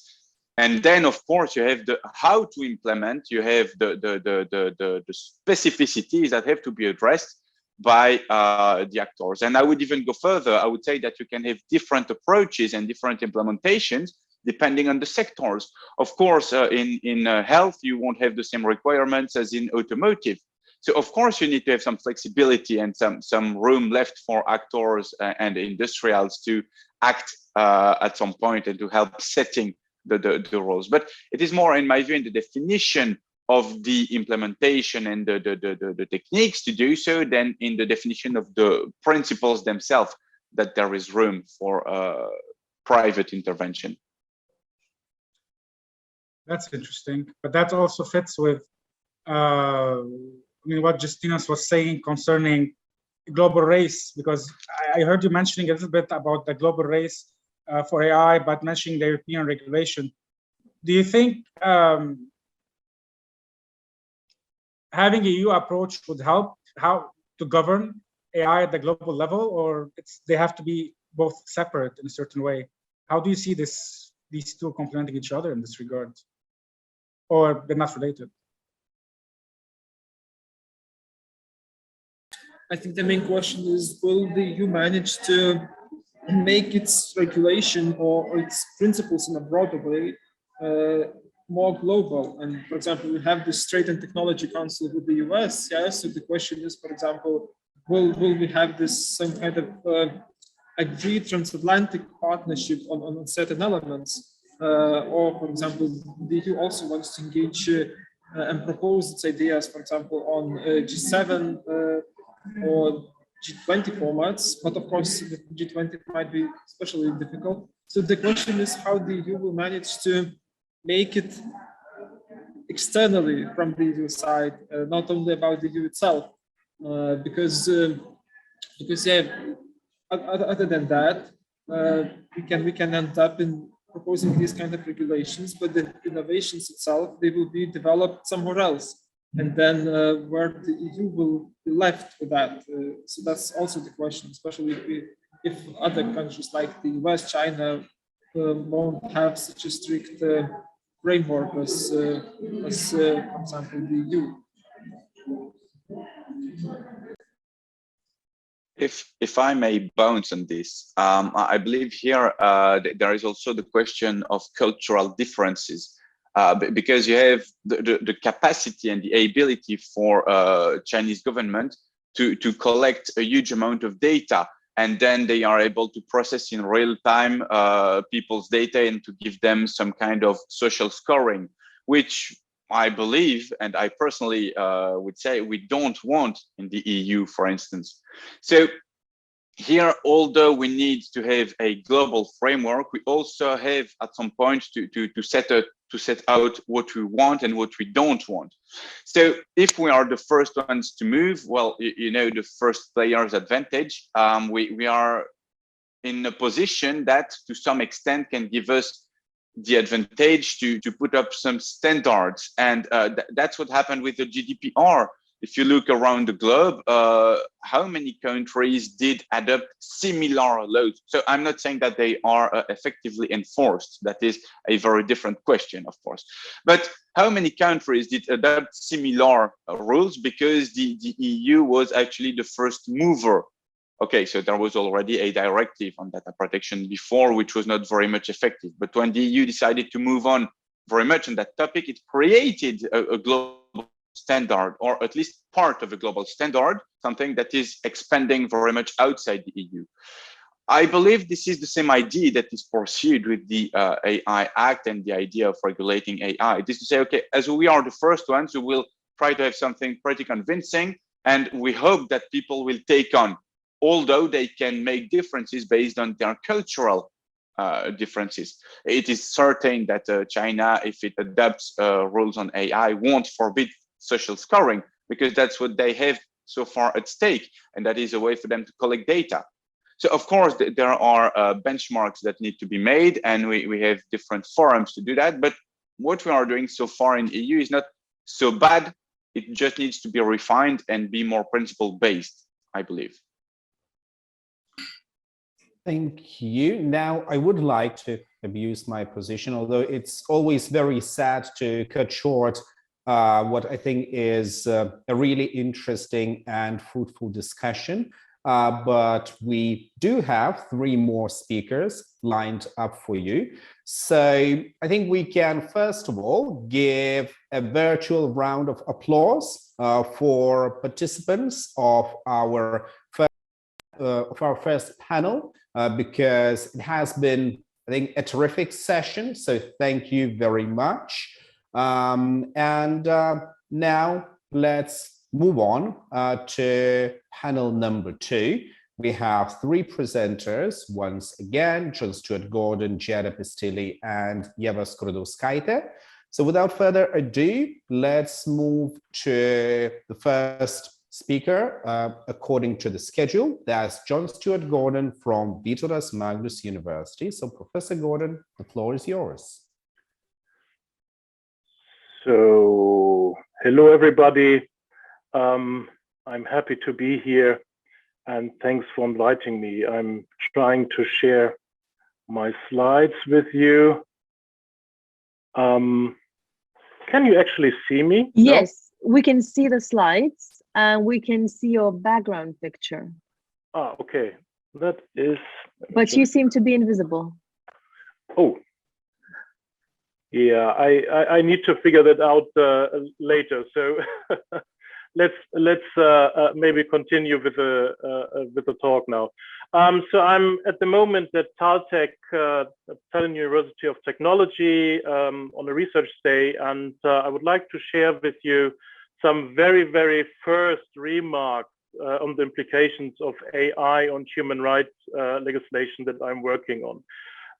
So my talk should be not longer than 15 minutes. I have 18 slides, but they are and not working. Ah, okay, here you go. So there are a couple of papers that might be of interest. Risse and Livingston and Risse, but also myself, we have already worked on the problems with respect to human rights and artificial intelligence. And the overview of my talk is I will briefly introduce my hypothesis, then just my way of how I use AI, then what are human rights, just briefly, and then turn to AI and human rights violations. And then I will come up with some first remarks on an inclusive approach of human rights in that context, and I will end with some final conclusions. So hypothesis, what is artificial intelligence and what are human rights? So my hypothesis for today is the implication of AI on human rights legislation is substantial and requires a thorough revision of the relevant human rights documents. Okay. One of the definitions which I use for AI comes from Copeland. AI is the ability of a digital computer or computer-controlled robot to perform tasks commonly associated with intelligent beings.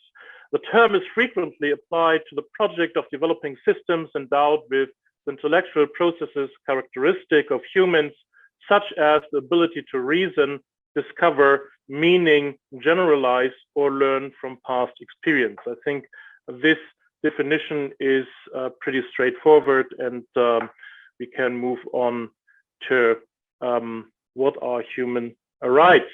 So the first, human rights are primarily universal moral rights of utmost importance. Secondary, they are legal rights. Second, they are independent, are valid independently of any state or legal recognition. And the third, human rights set a minimum universal standard. So it's not about champagne for all, it's really about basic things, so to speak. Okay. The main features of the human rights, they are universal, they have the highest priority, and they consist of moral and legal rights. With respect to legal rights, we often say claim rights, civil rights, and liberties. Okay, then one can ask whose rights, whose duties, which is certainly true. We can discuss this maybe in the QA session. Then I have two scenarios. I will bring up three brief cases, and then I will discuss some implications of that. So human rights violations can basically come in two different forms. The first is AI violates the human rights of humans. Okay. The second is humans may at some point violate the human rights, or how Gunke or Geller say robot rights, of AIs. Okay, there are two different ways. The third point, I need to move. I can't move that. Okay, so the first point, when we talk about short-term, then all of us immediately think about machine bias, for example, right? Parole decisions in the states concerning law, but also with respect to job and loan applications in businesses. So we have bias against certain ethnicities and also sexes, so to speak, right? So that is basically AI violates the human rights of humans. That is the first scenario, okay? Then a midterm, we might think about things that are related to the metaverse. For example, humans might be forced to connect to an AI-maintained metaverse at some point. If you don't, then you're out of the game and you miss out a lot of things that you may want to enjoy, so to speak. So here, both scenarios could apply. And the third point, singularity and robot rights, that is really long term. So that is a topic for decades or even the next century. But nonetheless, the idea here is that moral and legal status or moral and legal rights of AI machines could be denied by human beings. And that might be or would be a case of humans violate the human rights, aka robot rights of machines, the second scenario, okay? So the implications. So the three cases show the need to revise our current human rights legislation and to adapt to the new era of modern technologies. And this is certainly true for the short term, that will be true for the midterm legislation, and that is also true for long-term legislation. Current and future violations of human rights for both, that means humans and AI, should be either avoided or at least minimized. With respect to machine bias, it seems not clear at the moment whether we will ever be able to avoid a complete bias. The literature or experts, colleagues rather think we can certainly minimize that, but whether we will be able eventually to avoid machine bias, that is a totally different matter. And then we should ask ourselves, how should one initiate these necessary changes? And with just a few brief remarks, I would speak a little bit about my inclusive approach of human rights. As mentioned, I just really started, literally speaking, a couple of days ago. So don't expect too much. I just want to share with you some initial thoughts. So here are 3 points: the ethics of AI, then cases of conflict, and what changes should be done. So to the first, I really think that Bostrom and Yudkowsky in 2014 are right when they came up with a principle of substrate non-discrimination, that is, if two beings have the same functionality and the same conscious experience and differ only in the substrate of the implementation, then they have the same moral status. And the second one, the principle of ontogeny, non-discrimination, if two beings have the same functionality and the same conscious experience and differ only in how they came into existence, then they have the same moral status. So ethically speaking or morally speaking, I think that is pretty straightforward and should definitely be adhered to. The third point here is then extending the moral circle and implementing non-human entities in the moral community, as we have seen with respect to animal rights with Peter Singer, for example, but also already with David Bunkel and Pöckelberg, when they use their social relational approach, right? When they try to welcome new members in the moral community based on social relations. I, in contrast, advertised for quite some time a neo-Kantian approach, putting rather weight on and focus on rationality, autonomy, and the like. The cases of conflict. So there seems to be a matrix where not only AI versus humans may come into conflict, but also AI versus AI. And we should keep that in mind and most probably think about these issues as well. I mean, that humans versus humans, that is something that I take for granted now, but at least these different ways of interaction or zones of conflict, so to speak, should be taken into account as well. And then the question is, as always, how are we able to solve these conflicts between, let's say, human rights?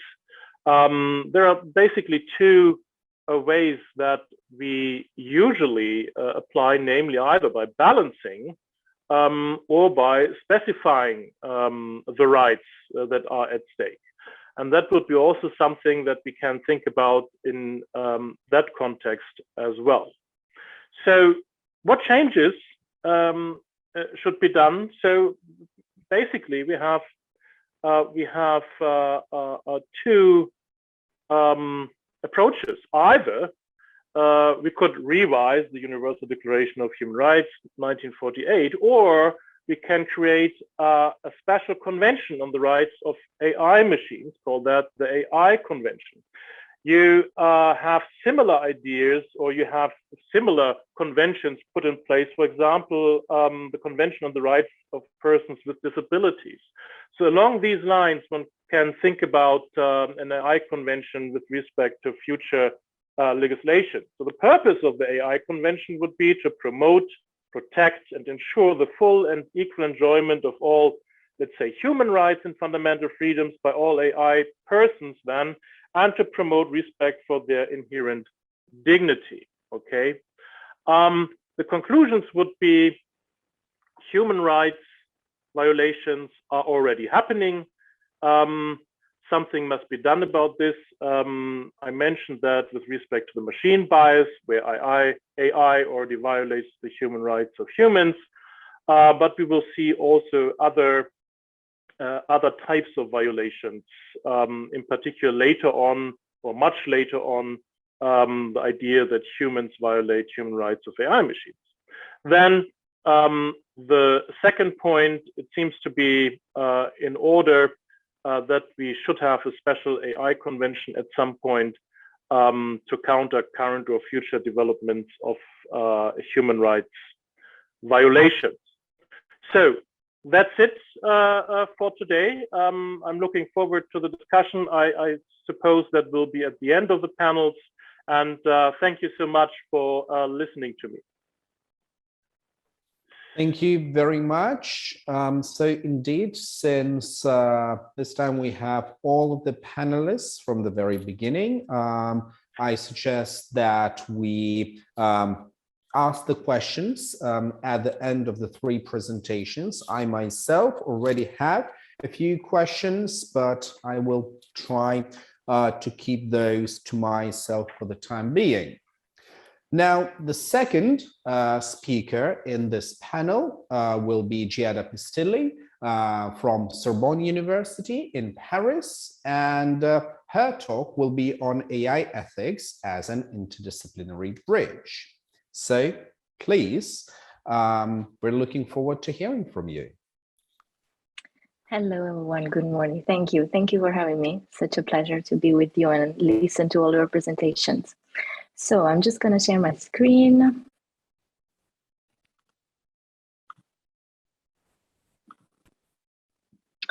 Okay. So just a few words about me. I'm a PhD candidate in philosophy at Sorbonne University, as they presented me. And I'm also, since the beginning of May, an ethicist at Hugging Face, which is a company developing a platform for machine learning. So I'm happy to answer questions about my career or also my role, my new role at Hugging Face, if you have any questions. So I also have a brief presentation just to introduce my subject. So the research field is artificial intelligence, and in my from my perspective, I consider AI as being a scientific domain that also needs a hand from the social sciences.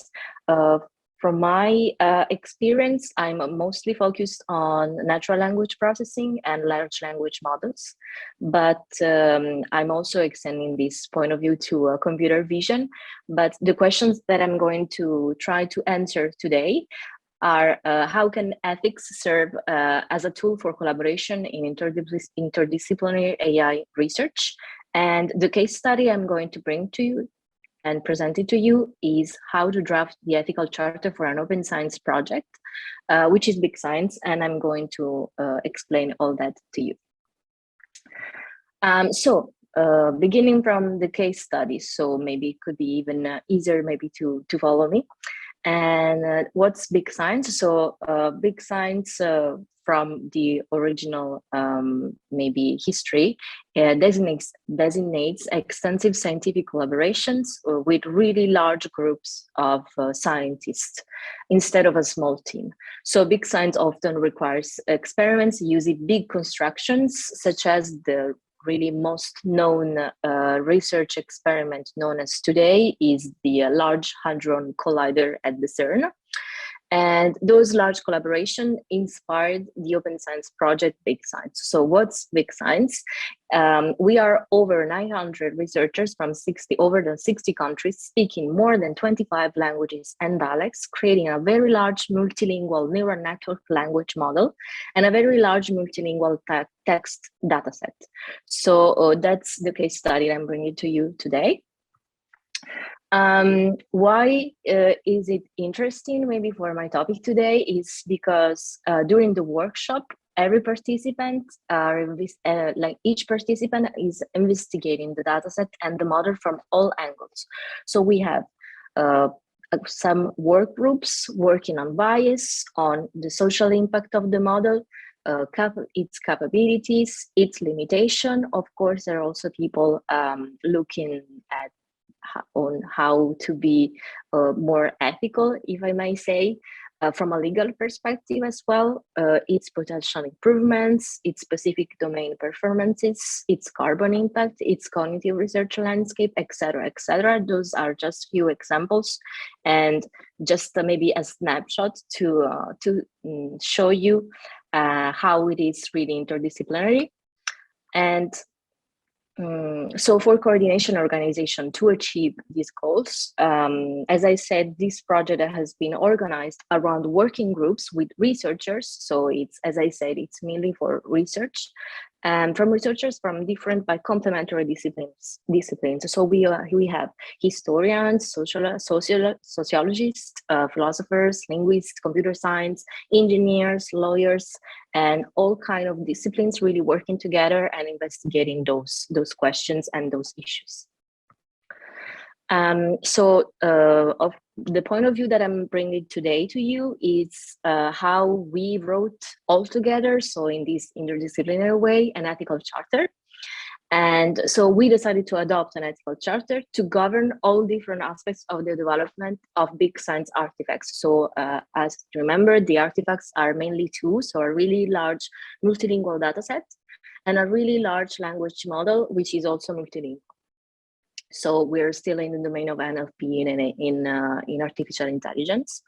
And so the main suggestion, that approach that I suggested, was to lay on its established values, so the values, the core values that we all share within the project.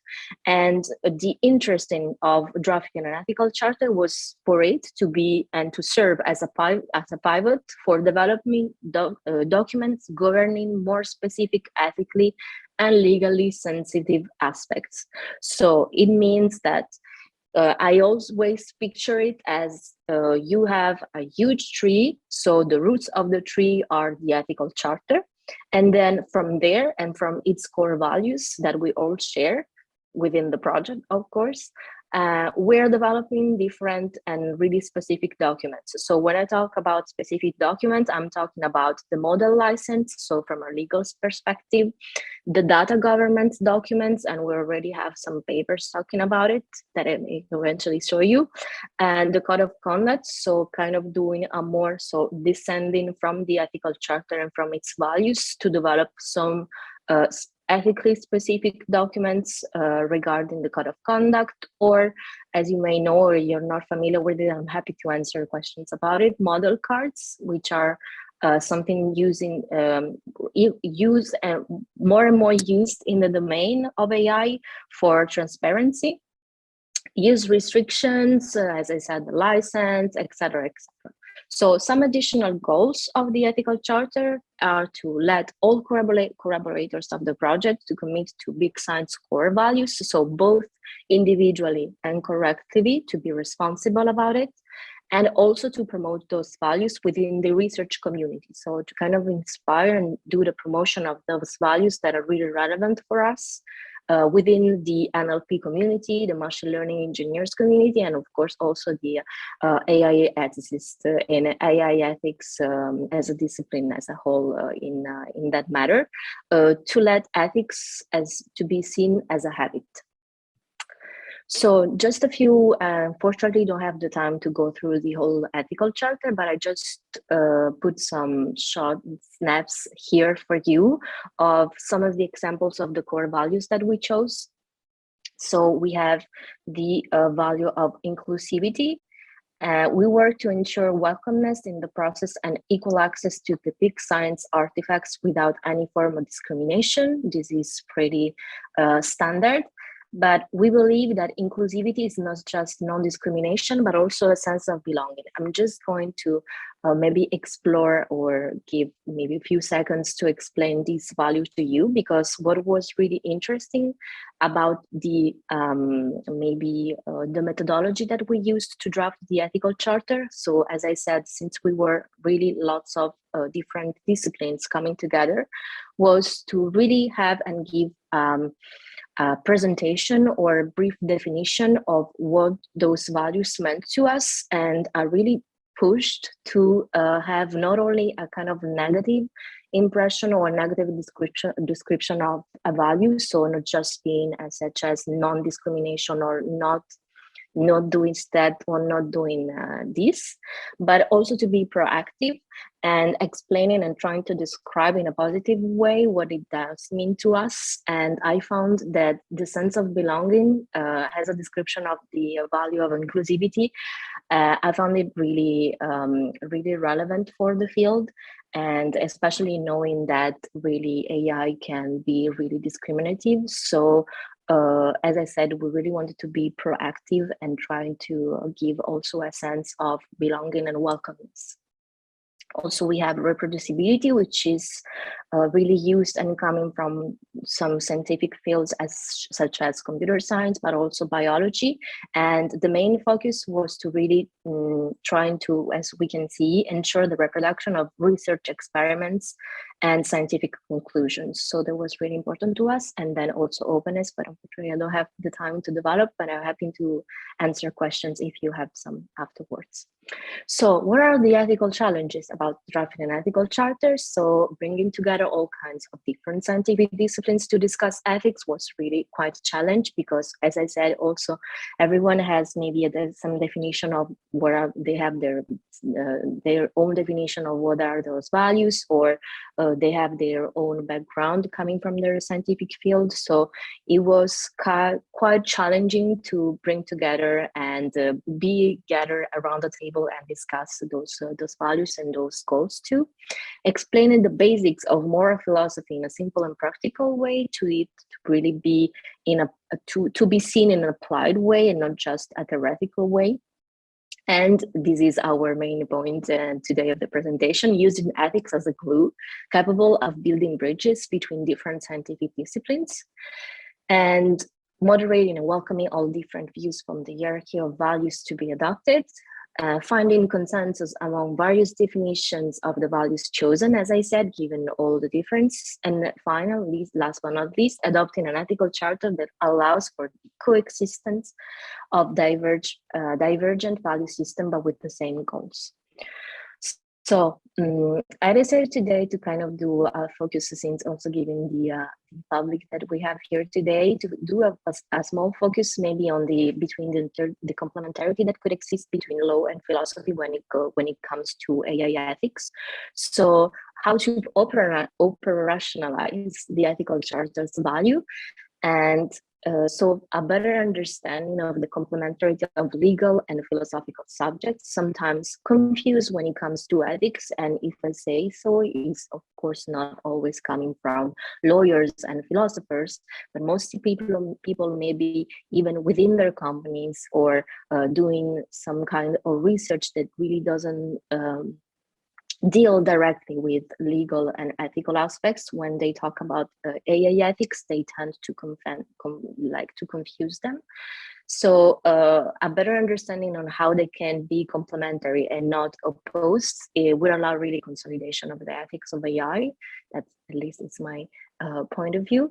And in order to control the legal risks, law is operationalized in different procedures and action. And in the meanwhile, philosophy comes to play when we decide to set common moral values to describe them in an ethical chapter. So if we consider morality as a fundamental exercise, which even precedes the formalization of laws in law philosopher Dworkin, a collaboration between the two fields really becomes necessary. So from a philosophical point of view, this moral exercise, which was drafted in the ethical charter, carried out in the legal domain, could feed the considerations around descriptive ethics, so meaning trying to figure out what are people's values, at least the people involved and all the stakeholders, also the people that are impacted from those AI artifacts, and contribute to the interdisciplinary consolidation of AI ethics. So the complementarity between philosophy and law allows a global apprehension and a long-term strategy for reliability and reputation, but based on a voluntary and personal approach to internalizing ethics. So that's kind of the result when we make law and philosophy work together on something based on AI ethics.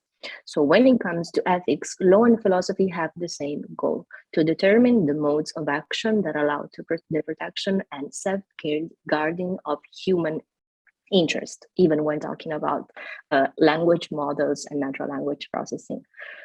So why ethics? Why is it important to, why do I argue that ethics can help with that? Well, there is a lot to talk about ethics in AI from perspective that often don't belong in ethics, as I said, but too little about philosophy. And that's a pity, because when we ask ourselves what makes an AI model a good model, how can I do good for society, how to make an AI model suitable and acceptable for its users, or what might be right to develop in AI and what might be wrong, well, you're doing philosophy and we're all doing philosophy together. So it really comes to an end when we are trying to answer those questions. And as I'm saying since the beginning, while we are asking ourselves those questions and we're trying to answer those questions, of course, help with philosophy, but also and especially also with the help of other different scientific disciplines and fields, ethics really help to state ground research questions or ground truth questions, as we can say, and with the help of other disciplines that really could be really useful to use ethics to kind of build those bridges and have something really in common, as we saw with law and philosophy, and try to build better AI ethics. And so artificial intelligence is a scientific domain that demands meaning, guidance, and responsible use and development of its systems.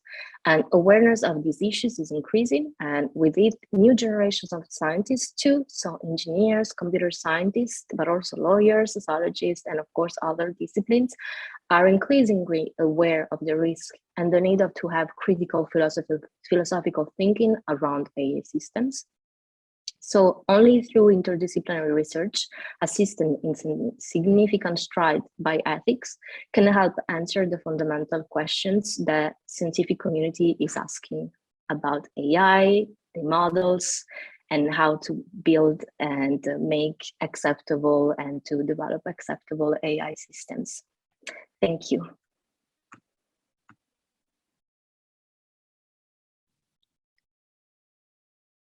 Well, thank Giada, for your presentation. And first of all, congratulations on your new position. And I'm really happy to see that ethics is no longer confined to universities and academic research, but actually we increasingly see that companies embrace ethics and ethicists work in business as well. So thank you very much for sharing your insights. And I welcome any questions. I open the floor for the questions.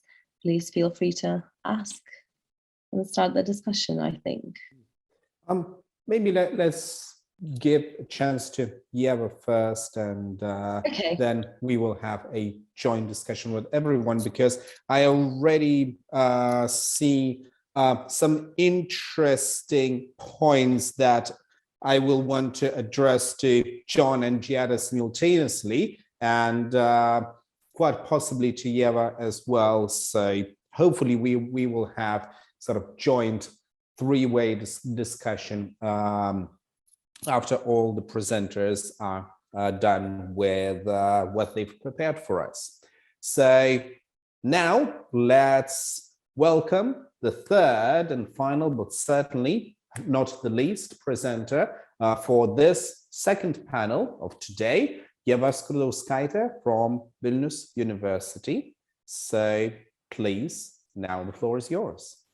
Thank you for the introduction. Hello, everyone.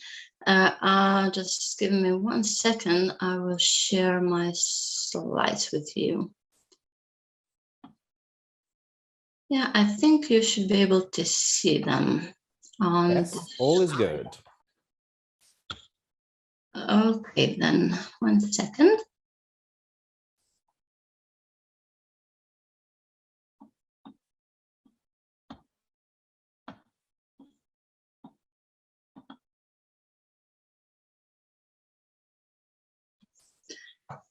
So yeah, thank you for the previous speakers.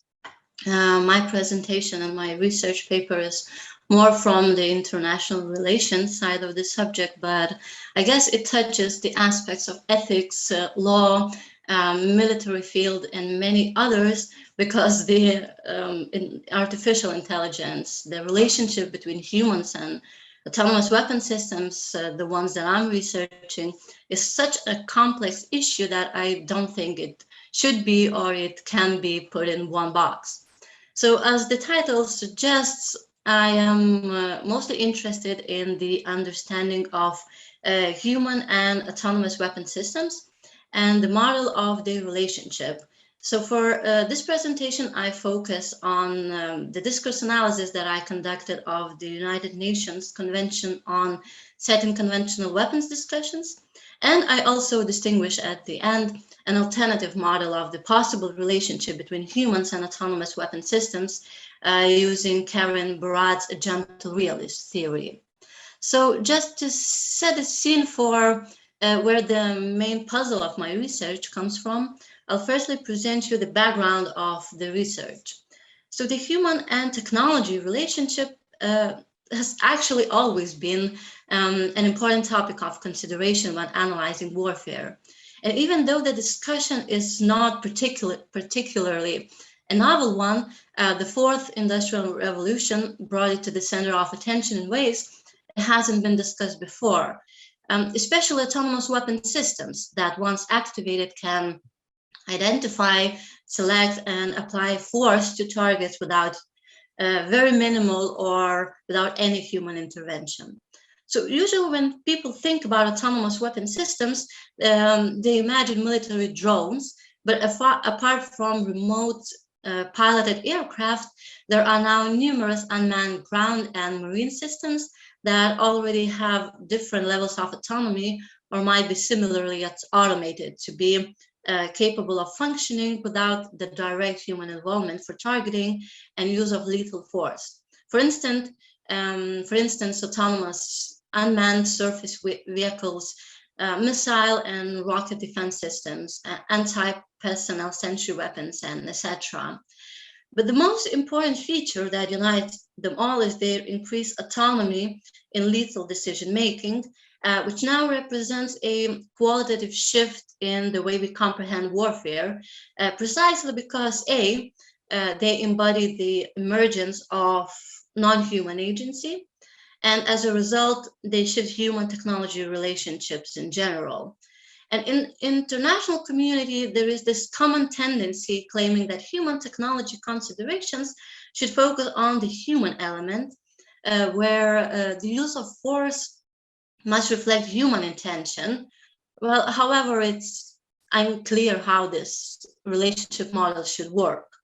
So I researched the nature of this relationship through, as I've mentioned, a discourse analysis of the United Nations Convention on Certain Conventional Weapons from 2014 to 2020. And to analyze this relationship model that should emerge through these discussions, as I guessed at the beginning, I employed the theoretical approach of a gentle realism developed by Karen Barrett, a physicist and scholar of the philosophy of science and feminism. And her primary goal is to suggest the conceptual framework in taking account of the ways humans and non-humans, or in my case, soldiers and victims and autonomous weapon systems are characterized. And as such, there is a broad concept proposed by a gentle realism important in this research, and it's called intra-action. So Barat uses this term, and I use in my research, as opposed to interaction, in which the entities come to relationship with one another with prefixed properties and features of who they are and how they evaluate each other.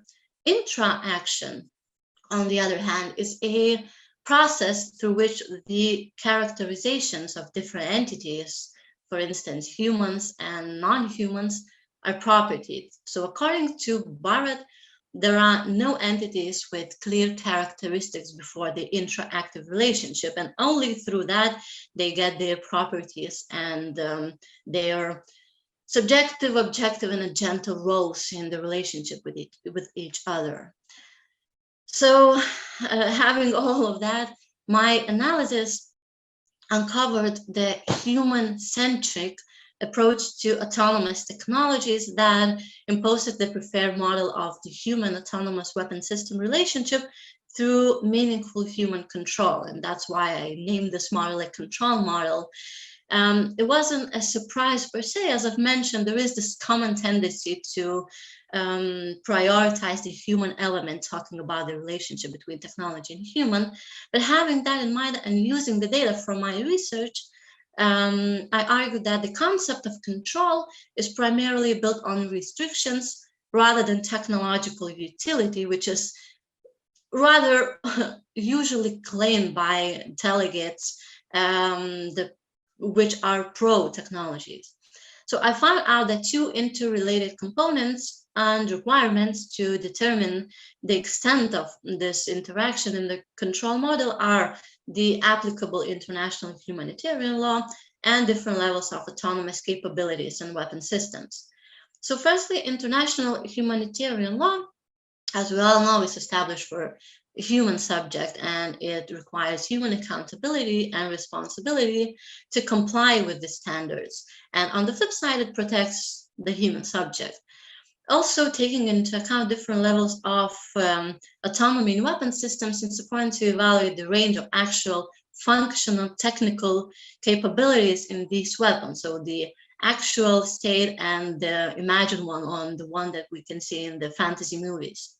The practical implementation of human autonomous weapons interaction through control largely depends on the operational context on the battlefield. So that's to ensure the weapon systems comply with the applicable international humanitarian law.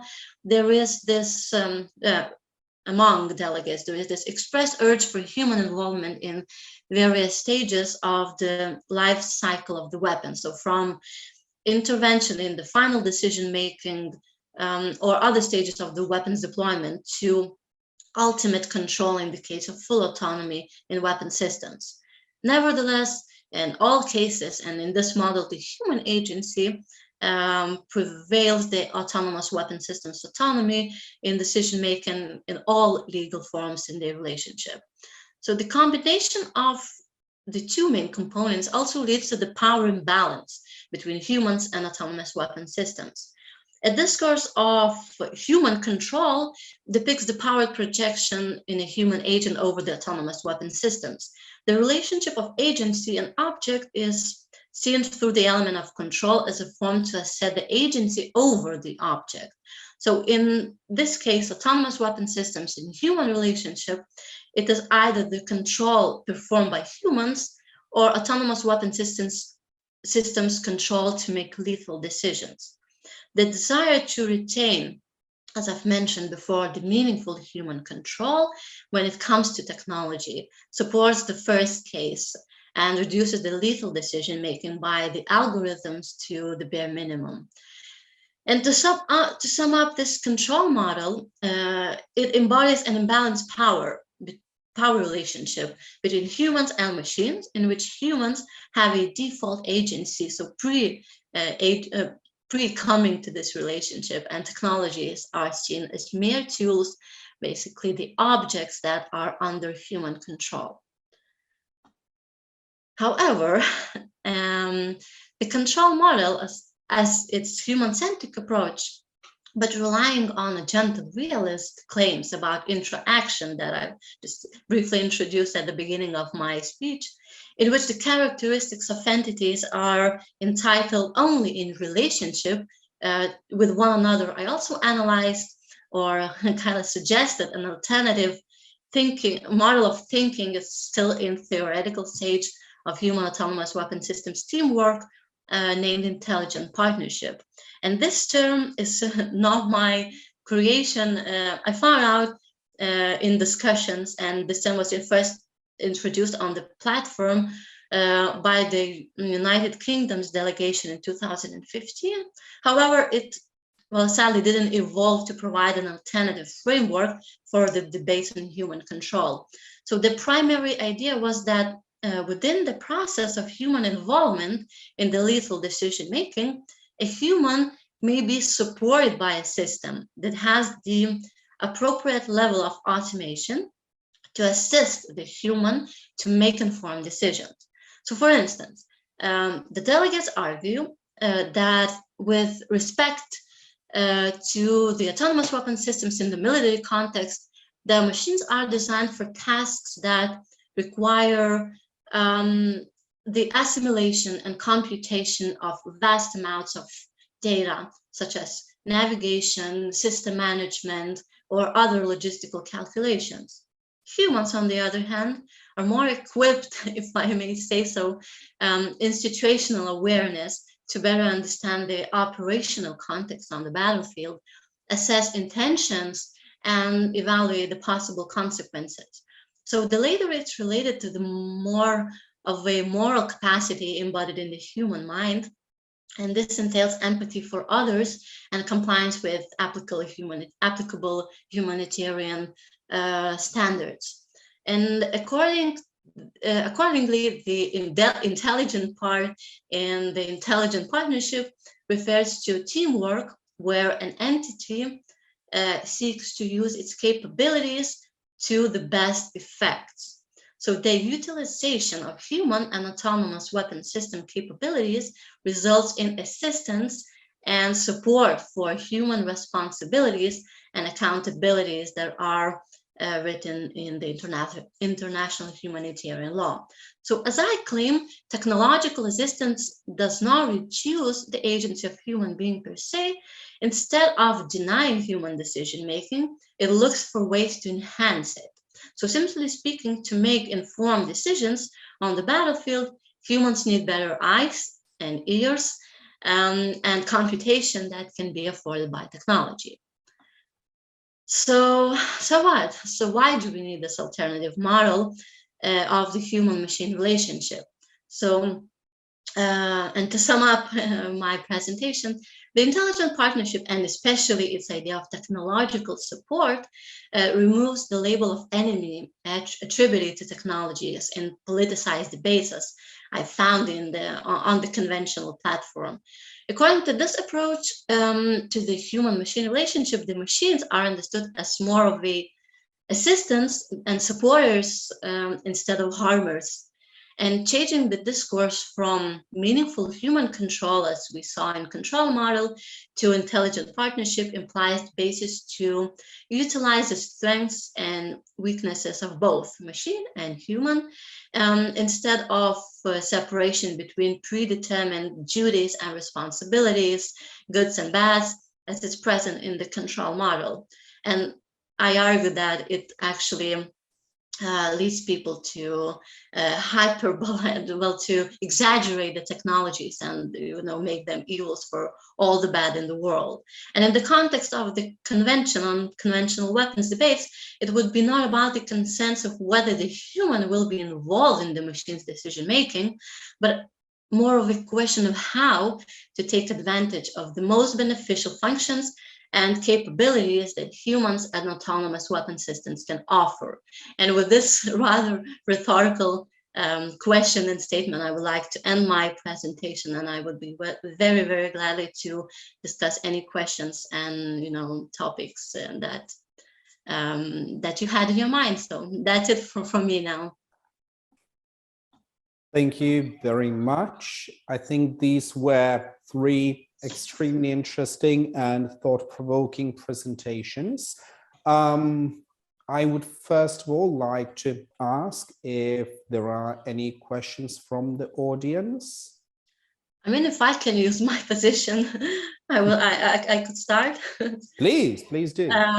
It's more of a technical question, but I just maybe it's my mistake, but it's the first time that I'm hearing a hugging face that the previous presenter mentioned. So if you could explain more, or present how it could be useful for the academia and academic community, just in the context of this conference and the topics that I guess we're all interested in. It would be very interesting to hear, and I will Google after the conference for sure, but it would be more interesting to hear it from you. Yes, sure. Thank you for your question. If I understood correctly, what I'm basically doing at Hugging Face is an ethicist. Is that correct? Or how can research in ethics could be within companies such as Hugging Face could benefit also research in academia? Yeah, right? If I understood correctly, just to be sure. Yeah, exactly. More in academia and field. Yeah, sure.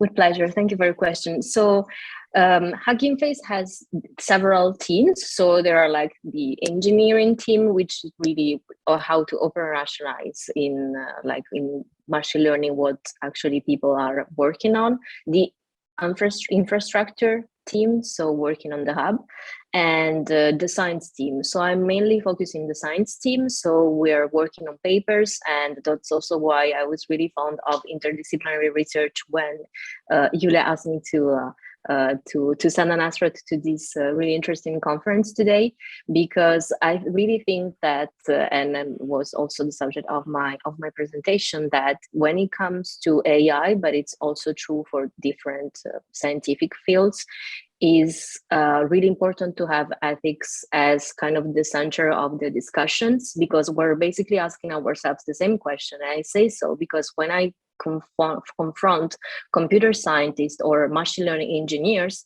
they're really aware of the risks, they're aware of the limitations of the models, they're really aware of also the dangers of what they're developing. So they're really looking into those questions, but usually, of course, they lack of, I don't know, maybe philosophical background or even just social science backgrounds. So what we are doing together, and I'm the only ethicist at the moment, but we also have an historian, and we're trying to work on the history of AI from also a social scientist point of view, mixing moral philosophy and history to see what was the discourse and what we could work on. So I would say that, of course, it's still a work that I'm conducting within a company. So I'm not so pretentious to say that we're maybe doing state of the art every time.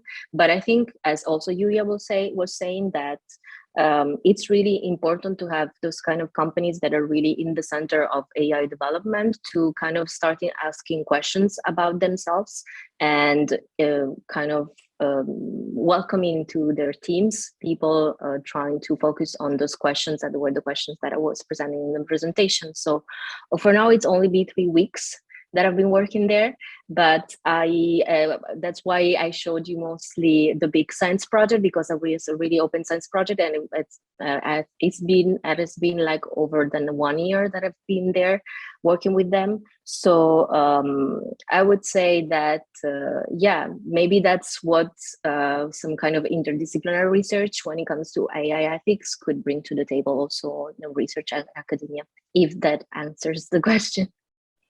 Yeah, okay, thank you. Because as you mentioned that the more technical employees they are aware of the ethical considerations, and in academia as well, but sometimes there is the risk to keep these discussions in more theoretical side or academia, and it's a challenge to put them in practice, because I come from international relations field, and every time I try to talk about meaningful human control, well, I didn't present as much ethics in this presentation, but of course it's involved in my research, and every time I talk about it, there is a question, well, how to employ ethics and to apply it when the war is happening and the killings are happening, where the ethics are there. Are they only post action, or can the ethics be implemented in the process, like in real time? So it's just a broad question, but thank you for clearing that up. Thank you. I would probably like to move on with a question for all 3 presenters, because I think that that's quite present in all of your presentations. So in popular discourse, of course, we have lots of fear-mongering around the relationship between humans and AI, whether we're talking about so-called killer robots or AI as kind of necessarily almost biased, violator of human rights, etc., etc., etc. So from your own perspectives, what do you think needs to change in the public consciousness in order for us to be more attuned towards partnership with AI, rather than just seeing AI as a threat? So, or perhaps in the order in which you were presenting today, if you could state your perspective on that.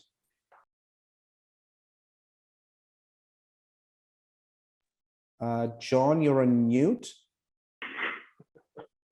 Yeah, thank you, Ignas, for the question. And there is indeed an issue with respect to the perception of how we view the interaction between human beings and, at some point, let's say, super intelligent robots. When you see our Western cultures, they are kind of more afraid and anxious when we compare that with, for example, the Japanese culture, right? So in Japan, for example, the idea that robots help the people is very much present in the culture, while in the West you have Matrix, you have Terminator, and you have all these other ideas concerning, let's say, intelligent robots that turn into killer robots, right? So there should be a cultural change with respect to the perception, and this can only be done by a discussion, informing the public, so on and so forth. So newspapers, blogs, so on and so forth, right? Talking about these issues, that not, hopefully, not all AI super intelligent robots in the future will become a killer robot. But as you know, the research has gone far with people like Nick Bostrom or Toby Ord from Oxford, who try to point out that we need to make sure that the robots, the intelligent autonomous robots at some point, will align to our values and ethical moral standards. So the best way is really then to provide trust in these machines, right? So that is my brief response. I can follow the question. So that's actually an interesting question, and it's true that while doing presentation, that's also why I wanted to bring something maybe more practical, because we tend to talk about AI as it was something like a monolith block. And for me, it's really important to distinguish it from different models and different systems and also different applications. So I would say there are lots of applications. I don't think AI is a problem per se.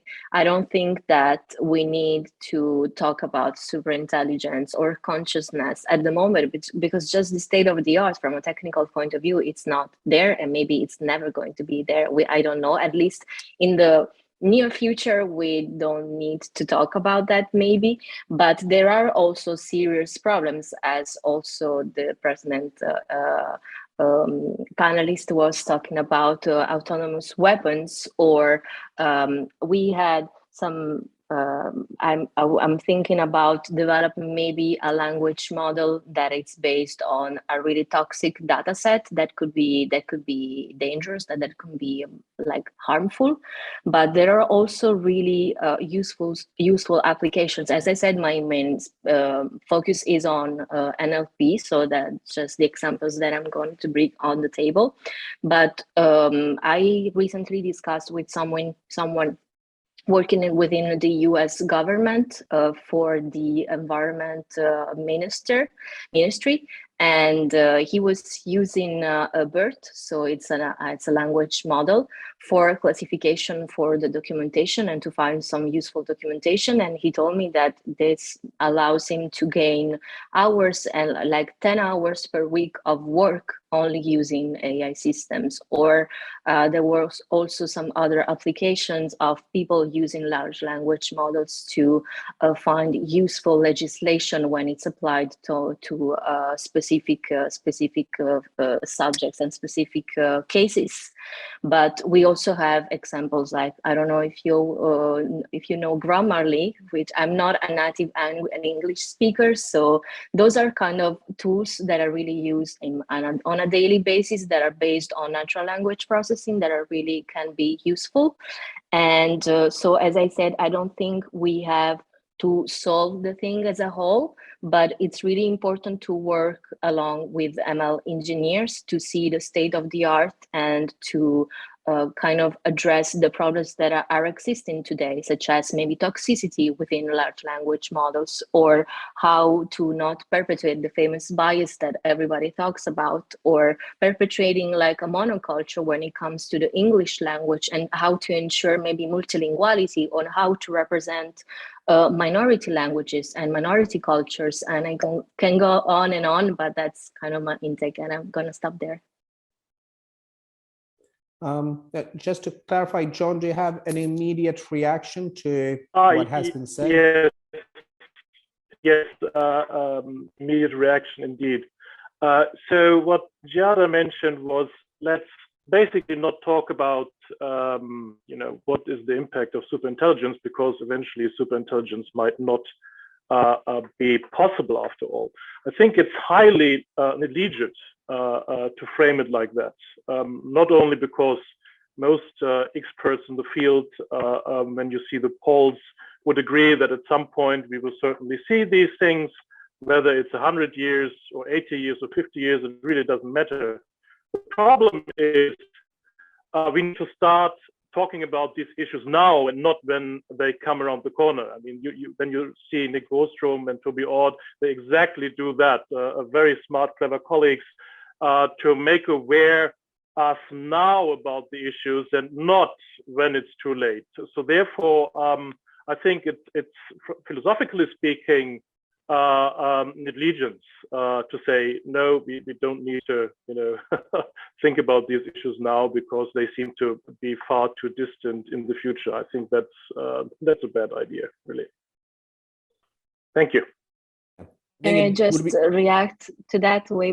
I wasn't saying that it's we don't have to do it. It's good that are also philosophers that are addressing those issues. But what I'm saying now is that we have urgent problems, as I named just a few, that are really happening right now. Like I can talk about maybe social media moderation, and it's also based on AI systems, and there's not really so much philosophical literature about that. And it's, of course, it may happen maybe in 100 years, and it's also urgent to talk about that. But I get the feeling that there are some more urgent problems also from a moral perspective that really need to be addressed right now.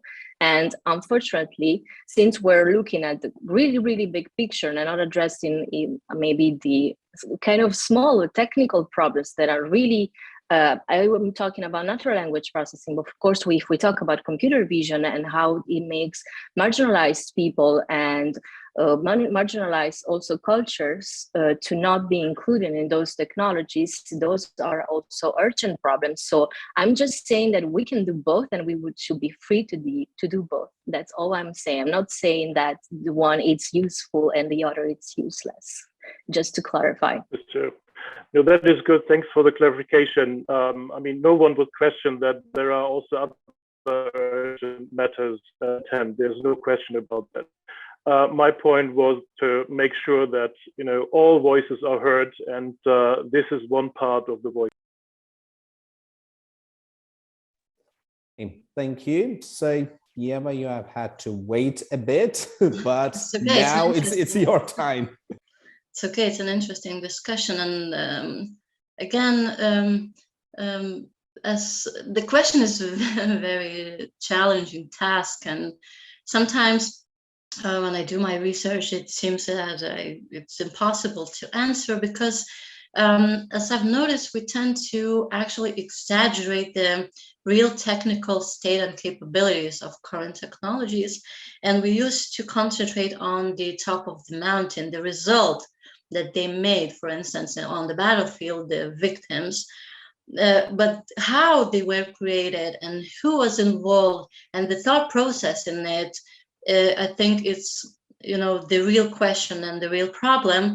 And if the international humanitarian standards and international laws are created to human subjects, then why do we claim that technology, autonomous weapon systems, cannot fulfill the regulations? That's why they should be banned. But the deeper question, and I think the statement reveals that, how we understand, well, in international relations warfare is the basis and should be the starting point for this discussion, and only then we should, you know, blame or discuss the killer robots and, you know, put all these discursive definitions to them, because in this context they become just means or tools to conduct our understanding of, you know, how we conduct conflicts or peace. So yeah, I think it's more philosophical and deeper question that it seems at the beginning, because it's not as difficult to regulate or ban the technology, but it's so difficult to actually rethink and alter or even change our understanding of the relationships between humans before we come to relationships with technologies, and, you know, all the questions that are surrounded this issue, such as ethics, laws, and others. So yeah, I would say it's very interesting and very, very difficult and long discussion in this case. So it's difficult to answer in just a quick minute and to provide with a, you know, all-ended answer. So yeah. Thank you. I can see that we have a hand raised from Mr. Kashif Chawad. So please go on. Thank you for providing me opportunity.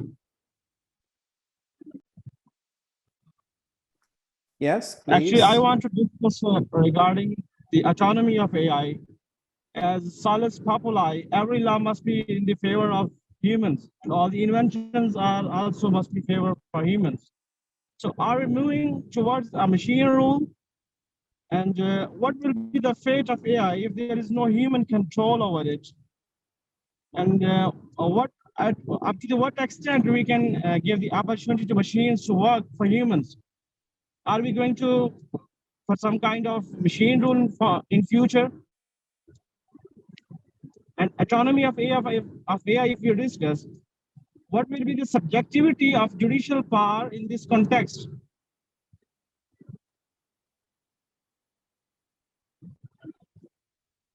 Okay, thank you. Am I audible? Yeah, is there a specific panelist that you would like to address this question to, or is it open to everyone? I think anyone, if we can answer this question, it's good for me because I want answer. Hey, so I request all to answer, please, because I'm very confused about the autonomy of AI.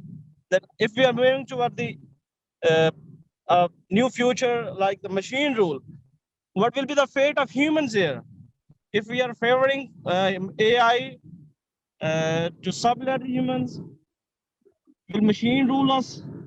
And if we allow these machines to help out us and to some extent to think about what they are doing and what we want in the context of AI, what will be the fate of that AI in case of killer robots?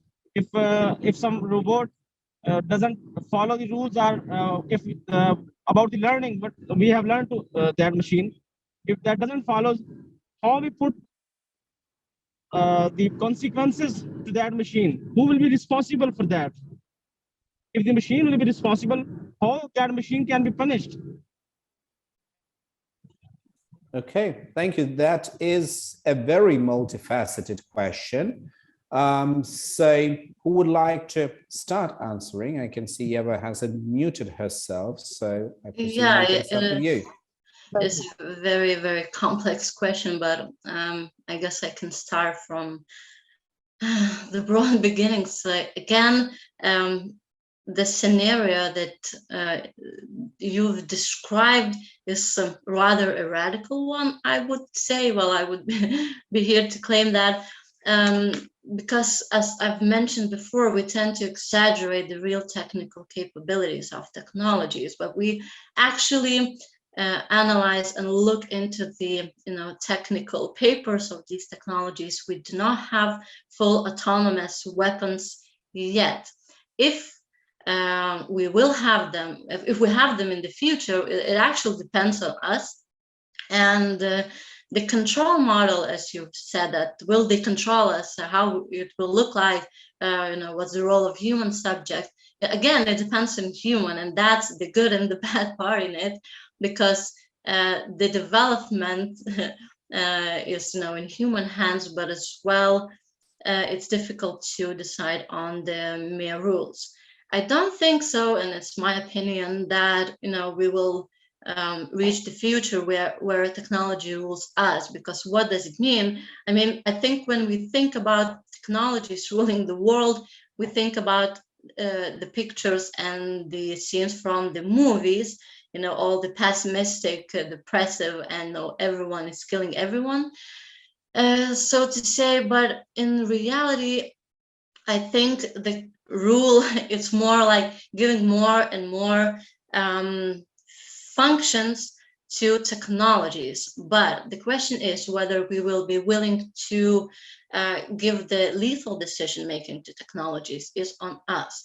The calculation, all the computation, I think it's it's kind of beneficial to give to technology, but the humans should be the ones to make the conclusions and to decide whether we should go with these calculated and gather information. So yeah, I don't think that the human subject will cease in the near future, but also it depends only on us and not on technology. And that's, I guess, it's a good part and should not be as depressive. Or maybe it's just me, because I'm not the one to look at technologies as evils, because we are the ones that created them. So if we want to blame technologies for their results, I think we should start from the human being. So I would direct this discussion to this way.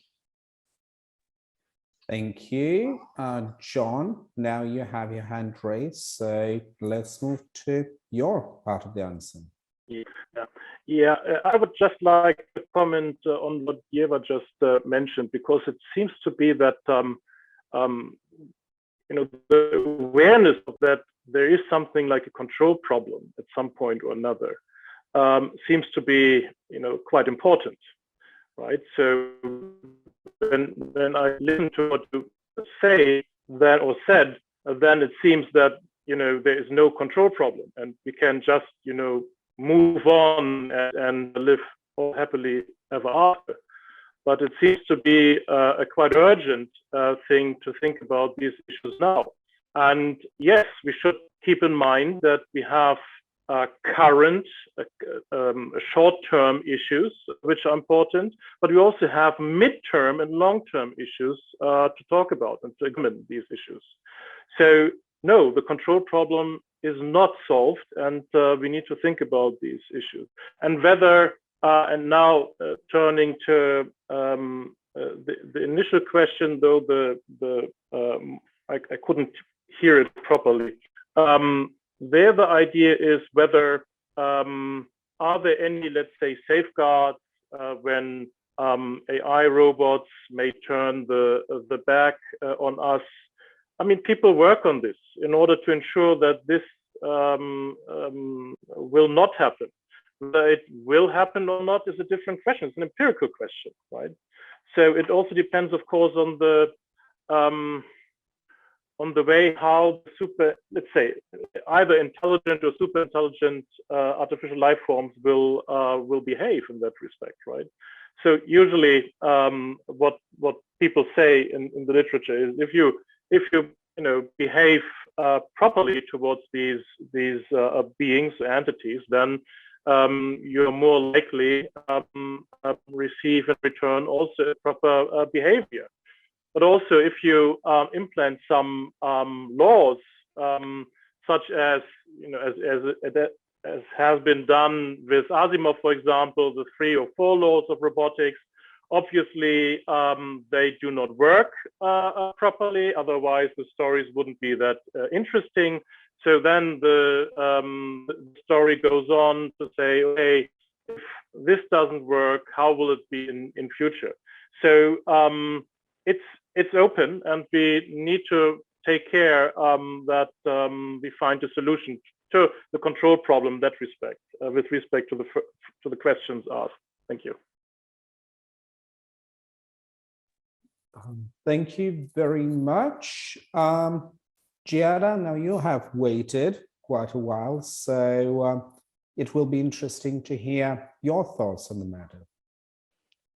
Yeah, I quite agree with Yeva, so that's why I didn't raise my hand, because I get the impression that I'm repeating myself, so I won't take much longer time. But as for now, there are already autonomous AI systems for now, and I really think we should rather empower and responsibilize the humans that are behind them, because it's like the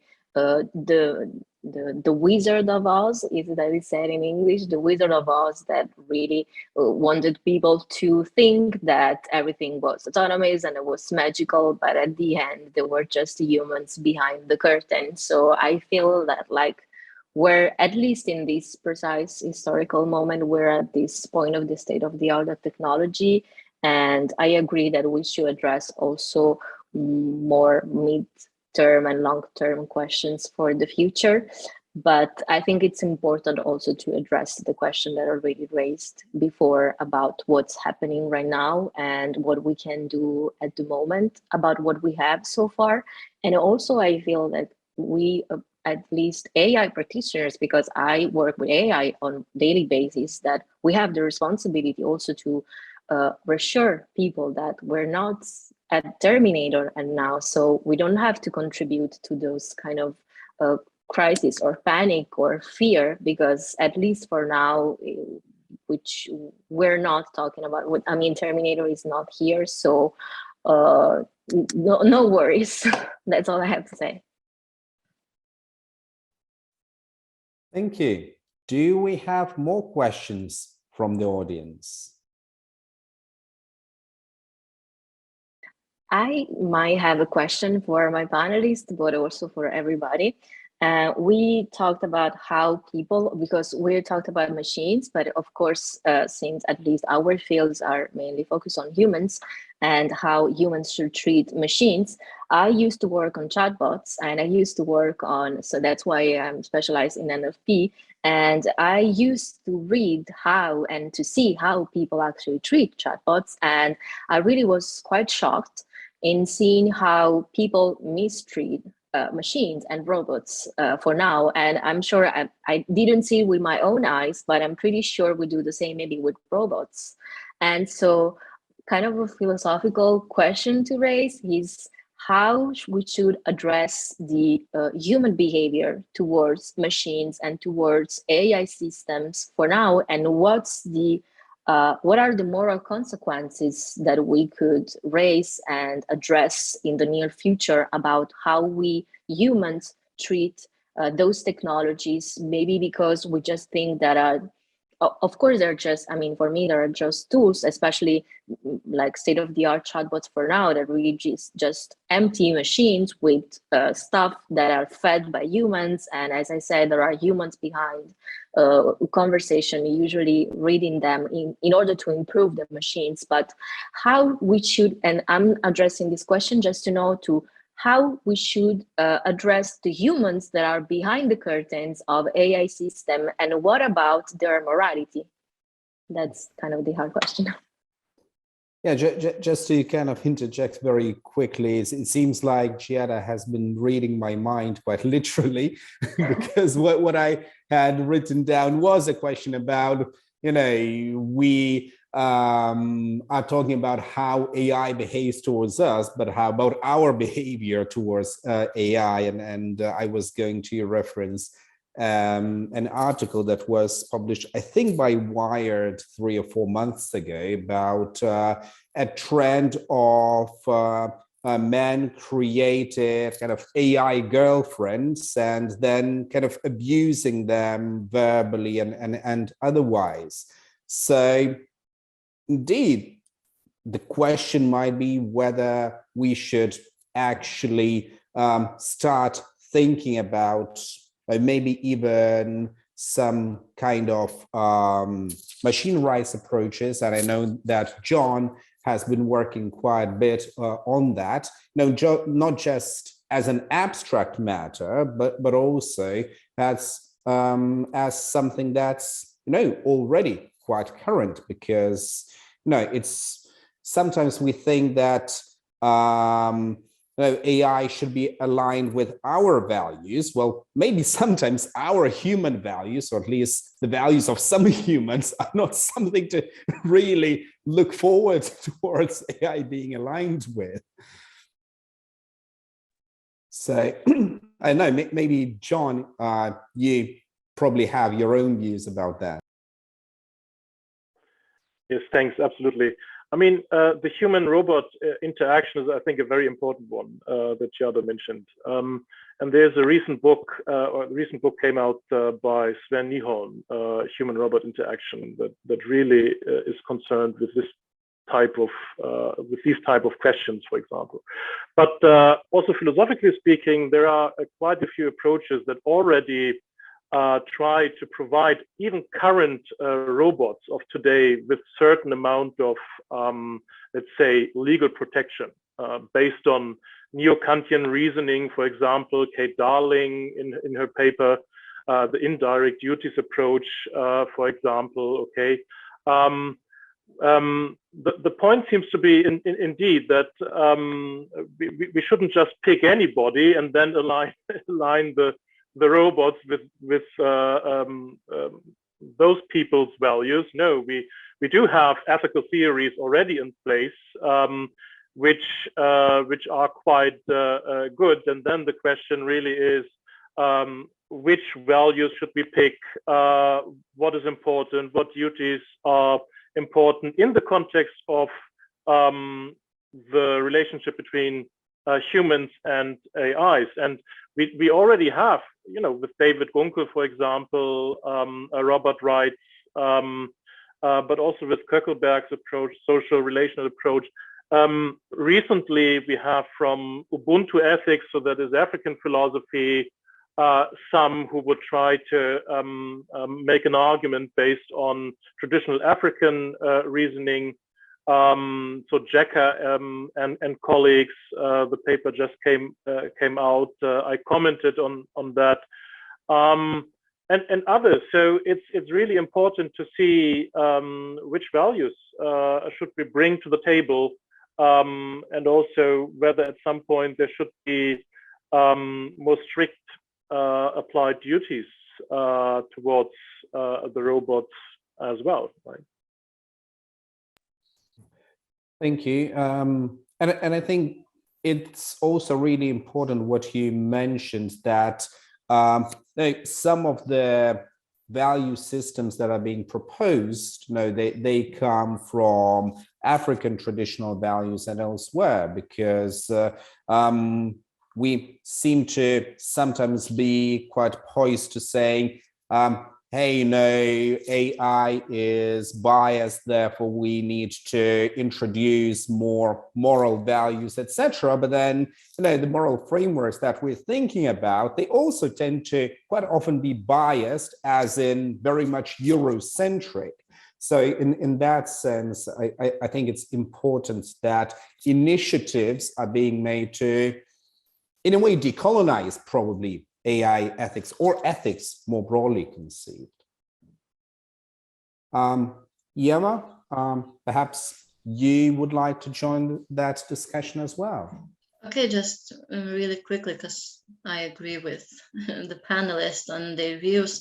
It's an interesting question, and it's an interesting paradox, actually, because when we mistreat the chatbots, for instance, we look at them as more lesser entities than we are, and we grant agency to ourselves, and this we become subjects and they're objects. So we think we can perform our control, or being the ruler over them. But when we talk about killer robots in the previous question, we tend to look at them as the rulers, and instantly we become the objects and they become the subjects, and the roles exchange in a second. So that's an interesting paradox, and I think it's related to the unknown of how artificial intelligence actually work, and our tendency to anthropomorphize all the technology and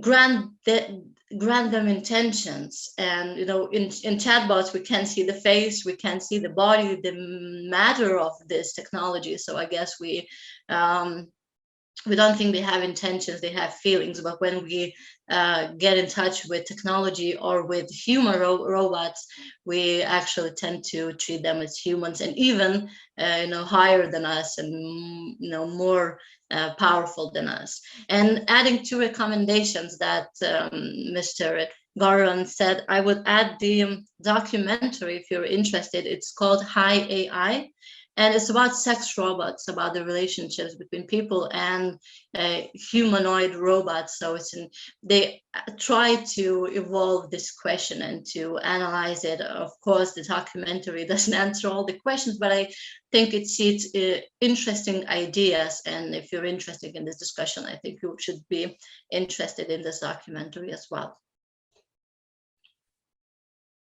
Thank you. Are there any more questions? Because I do have one more question, but I would really like to involve as many people as possible. Well, if nobody else is using the opportunity, that's your opportunity lost. Because I personally am also quite interested in matters of governance, particularly technology governance. Of course, it's important for us to speak about values based governance, ethics-based governance, and so on, whether it's general uses in AIs or autonomous weapon systems or anything else. But at the same time, I think, starting from autonomous weapon systems, but also elsewhere, we already know that some actors are simply less scrupulous than others. As the war in Ukraine has shown, for example, some countries simply have, let's put it, less respect for international humanitarian law than others. So if, or actually when, those technologies become widespread and parties, state actors, non-state actors that are not particularly scrupulous about law, about ethics, and so on, start adopting AI tools and technologies, is there a threat of AI governance, AI regulation becoming just a race towards the lowest common denominator? Or is there a way to salvage ethics-based approaches in some form? So perhaps let's start with Yeva, because I think with autonomous weapon systems, that's kind of slightly more evident, but I think it's equally important and equally applicable to any users of AI. True, and it's an interesting question, and I sadly don't have answers to it, but I'm thinking about it, and I thought about it actually during the first panel. I think it's more suitable for our previous three panelists. I was thinking during Justina's presentation and others, how our rules-based approach and all the regulations, norms, and our discussions on them actually play for our advantage and disadvantage when comparing to authoritarian states and all this techno-authoritarian approach of, very flexible laws and the centric approach of gathering data from, as it was mentioned, social credit systems and etc. I think it's a difficult question to answer, because I guess there's always two sides of the same coin. Because from one side, just following our liberal democratic values, it's important to have rules, because they help to try to predict others' behavior better. But on the other side, we sometimes, and it's just my perspective, kind of limit ourselves in the competition with authoritarian states particularly. I don't say we should follow their path. I'm just clueless. I don't have an answer. What's the better way to, keep our leadership role in this competition? But yeah, I think it's a constant headache of our politicians and diplomats in the UN and European Union institutions as well, to me as well. So yeah, sadly I don't have the answers, but it's very interesting if other panelists have thoughts on that.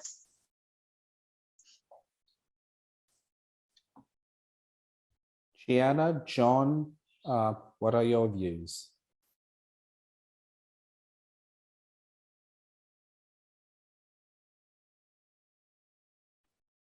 I'd say no, ladies first,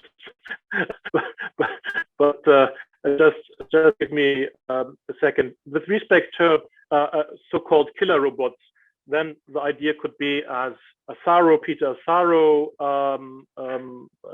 tries to argue, we shouldn't use them. We shouldn't use AI robots or so-called killer robots in our wars. That would be simply a bad idea. Others might entertain an argument, okay, these robots, when they are programmed properly, they might just stick to the rule of war and not rape children, not rape women, not shoot civilians, so on and so forth. That is nothing with respect to the current mode of today. So we have not these robots at hand. There is no such autonomy and decision-making capacity.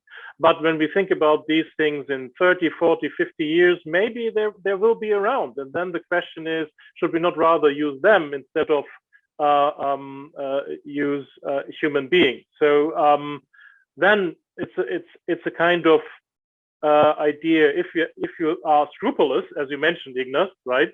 But you use let's say AIs which are programmed and hardwired to stick to the rules, then it might be even beneficial. But the question then is whether you can hack them, and most probably you can. Then it can be a quite bad thing. But in generally speaking, AI governance, that is really a hot issue which will stick with us for many more years and decades to come, so to speak. How to utilize AI in the context of doing politics, whether it's just voting from home and everything should be protected within by using AI, or whether AI systems should provide politicians with proper guidance as well. I mean, it's a whole bunch of things that come up, but I won't continue now. Thank you. And Gianna? Yes, thank you. Very briefly, I was actually looking for a paper to share with you. Maybe it's of interest. We have talked about AI for a lot, but I think we can't talk about AI if we don't talk about the data contained in those AI models, and that's how they are trained. So unfortunately, I don't have time to dive in this paper, but it's actually a paper talking about data governance when it comes to large language models and multilingual models, technologies, and AIs, and kind of drafts maybe some, I don't know, explorative research approaches. And I think we need more people thinking about governance and really on specific matters when it comes to technical AI, such as here it's data, but we also have people thinking about how to govern the models. And I think the really hard question to answer is how to govern something when we don't yet know all its capabilities, because something that I really confronted on a daily basis is, okay, we have a risk prevention approach, but how we can draft all risk and all malicious uses while we still don't know how those models can be used and what are its capabilities. So that's really kind of the hard question, since the research and companies, and then on the other hand, researchers are really working on those issues and addressing those questions. But I think, I mean, at least from my point of view, we're really going by, I don't know, testing and see how it goes. And if it works, well, then it works. And then we can provide the model or the data set or the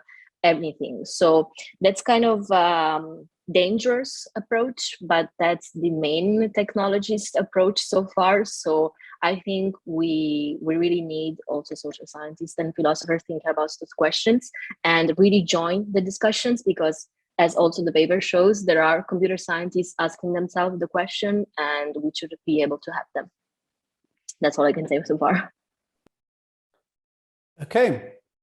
Thank you very much. I think we could go on and go on, but we are already technically into lunch break. So I think everybody can join me in really thanking the three presenters of this panel, and also everyone involved in this kind of morning, early afternoon part of the conference. My own mind is really kind of buzzing and exploding with ideas, and I do feel incredibly stimulated. I'm pretty sure you are as well, because it has been a really, really great 6 presentations from all of you this morning. So just to remind you about what's going to happen next, we're going to have a lunch break for the next 55 3 minutes now, at least that's according to my clock. And then we will return at 1:30 Eastern European Summer Time for panel number 3. And also, please do not forget the keynote address by Bertrand de la Chapelle, started at 3 Eastern European Summer Time. That is also going to be one of the highlights of the day. And then panel 4 afterwards. So it's still 2 panels and the keynote address to go. This channel will remain open, so you can just remain logged in, and I will be giving a shout out once the lunch break is officially open. So in that case, you don't miss anything. In the meantime, have a nice break and see you in 52 minutes now. So, yeah, have a nice break. Good luck. See you in a bit. Everyone, and welcome to those who have only recently joined us. It is really nice to see you all attending the second part of our today's conference. And now we have arranged for you panel 3, which will open with a paper by Natalia Menendez-Gonzalez from the European University Institute, and she will talk about facial recognition technology. So, Natalia, you are very welcome to start. Thank you very much, Ignaz. And also I would like to thank Julia for organizing the conference and inviting me. I will share my screen because I have prepared some slides. Can you see? Yes, all is fine. Okay. I'll turn off my video in order to make my internet connection more stable, if that's all. Okay, so I will be presenting basically my PhD project, which comes with the title "With Great Power Comes Great Responsibility, Proportionality in the Use of Facial Recognition Technology by Law Enforcement." And this is the table of contents of today's presentation, which is very similar also to the table of contents of my PhD. Well, obviously, I explain briefly what is the technology, what is facial recognition, and what does it do, and also the rationale for this research, a framework on facial recognition and proportionality, a conceptual framework on the principle of proportionality as understood by European law, some case studies and empirical works that allow me to operationalize these frameworks, and finally, the preliminary conclusions. It's obviously a work in progress, so any questions, comments, or feedback really appreciated. We must be stating what is facial recognition technology. Basically, facial recognition technology compares 2 or more facial pictures of a person to produce a percentage called confidence score of the likelihood of that pictures belonging to the same person. It can do it, let's say, in 2 different modalities. We have category verification or authentication, which is also known as one-to-one facial recognition, because in this case, you verify that the identity, let's imagine for border management purposes, you need to verify that the identity of the person going control is the same as you have, for example, in a passport. And you have also the identification function known as one-to-many facial recognition technology, because in that case, you compare facial images against a database of facial images to, let's say, identify, to guess, again, within a percentage, the identity of a person. So in that case, we might have, for example, a picture of a crime scene. We can have a person there, and we want to compare it against a database of suspects to guess the identity, or to know the identity, or to be able to identify the suspect. rationale for my thesis is that we have this technology, facial recognition, whose main clients are public powers, in this case, law enforcement authorities, but also we have seen in public spaces for other purposes and also used in public schools. For example, there is a high debate nowadays in the United Kingdom about this, the use of biometrics and facial recognition specifically in schools. And this technology, of course, has advantages. As I have mentioned, or you can guess from my explanation, it can be useful for identifying suspects or finding missing people. But it also has great disadvantages, I would say, such as algorithmic bias. Probably most of you already know that facial recognition technology struggles to identify Black people and especially Black women, but also we can imagine in cases of gender recognition systems, what happens with people with transgender experiences that are wrongly identified as women or men. And also we have, of course, the problem of mass surveillance. Such systems implemented on a high scale might be used to monitorize where everybody is at which moment at every part of the day, also without the individual noticing that it's been surveilled, because those technologies are non-intrusive, non-invasive. So therefore, my research question, taking all these problems into account, is how supervisory authorities interpret the principle of proportionality as far as the use of facial recognition is concerned.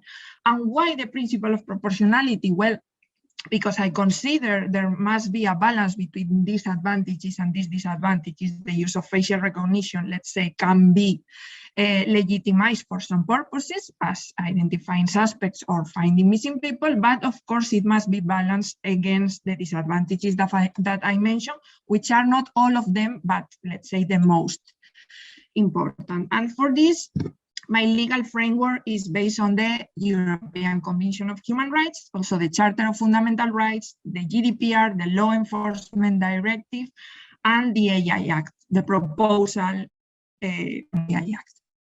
In fundamental rights, HR and the Charter, we have from the ECHR Article 8 that talks about the right to respect for private and family life, and regarding the Charter, Article 7 and 8 about respect for private and family life, and also data protection.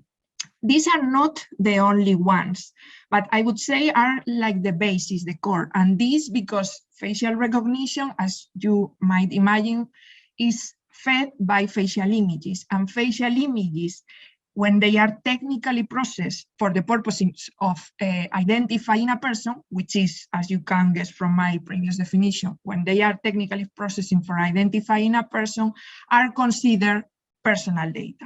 So these are the core articles and the core fundamental rights that are applied to facial recognition. But there might be also other rights, such as, for example, the right to freedom of assembly, because when facial recognition is deployed to surveil in public demonstrations, there might be a deterrence effect, so people can avoid attending those demonstrations because they don't want the government, for example, to know that they attended them. So also the right to freedom of assembly will be affected by the use of facial recognition. So these are the main rights affected, but not the only ones. As far as the GDPR and the Law Enforcement Directive are concerned, again, very important legal frameworks because facial recognition is fed by personal data, biometric data more specifically. We have in those regulations, first, the definition of biometric data. Then we have, in the case of the Law Enforcement Directive, the categories of data subject. This means that the processing of data of certain subjects that are linked with a specific criminal activities should be processed in a specific way. And this would be the case when facial recognition is used for law enforcement purposes. Also, the lawfulness of the processing. And in this case, I refer more generally that this kind of data processing should be regulated by a national law, stating the limits of the restriction of the fundamental right and the conditions, and also respecting the principle of proportionality and necessity. Then we have the principles of data processing. As you probably know, we have accountability, purpose limitation, data minimization, data accuracy. All of these, of course, must be respected. Then we have the processing of special categories of data, and this is important because facial recognition not only processes personal data, but biometric data that are included as a specific and more sensitive category of personal data. So they receive a reinforced protection. Then we have a prohibition on profiling based on biometric data, which is a risk that facial recognition can pose, for example, in migration, asylum, or border management purposes, profiling based on biometric data. Then both regulations have the rights of the data subject that have to be carefully assessed in the case of the use of facial recognition, so erasure, access to information, etc., etc. After that, we have the instrument of data protection impact assessment, which is precisely, among other things, an assessment on the proportionality and the necessity of any technology that, or any data processing that includes personal data. And again, in this case, more if we take into account the processing of biometric data. Also, both the GDPR and the law enforcement directive state that any technology or any high-risk data processing should be preceded by a consultation to the data protection authorities, which is the case with facial recognition. Then we have security of processing requirements. Again, this in the case of facial recognition are very important because, for example, a breach in a database of facial images is more risky than, for example, if we imagine a data breach in a password database. Why? Because the faces, the passwords can be changed, can be erased, can be replaced, can be altered. Faces cannot. So security requirements are especially important in this case. We have also data protection by design and default requirements that say that any, in this case, technology has to be designed throughout its life cycle, taking into account data protection requirements and characteristics. And lastly, we have logging, again, broadly understood logging requirements. So everybody, and in this case, again, if we take into account law enforcement authorities, sharing, accessing to databases must be correctly and properly identified. So we know who has accessed the data, when, for which purposes, etc. And last proposal from MIAC. I will not go into detail in this biography by the AI regulation chair. You can see more or less all the provisions that apply to facial recognition. I would mainly say that at the moment, because it's a proposal, so it's not a final regulation, facial recognition is considered a high-risk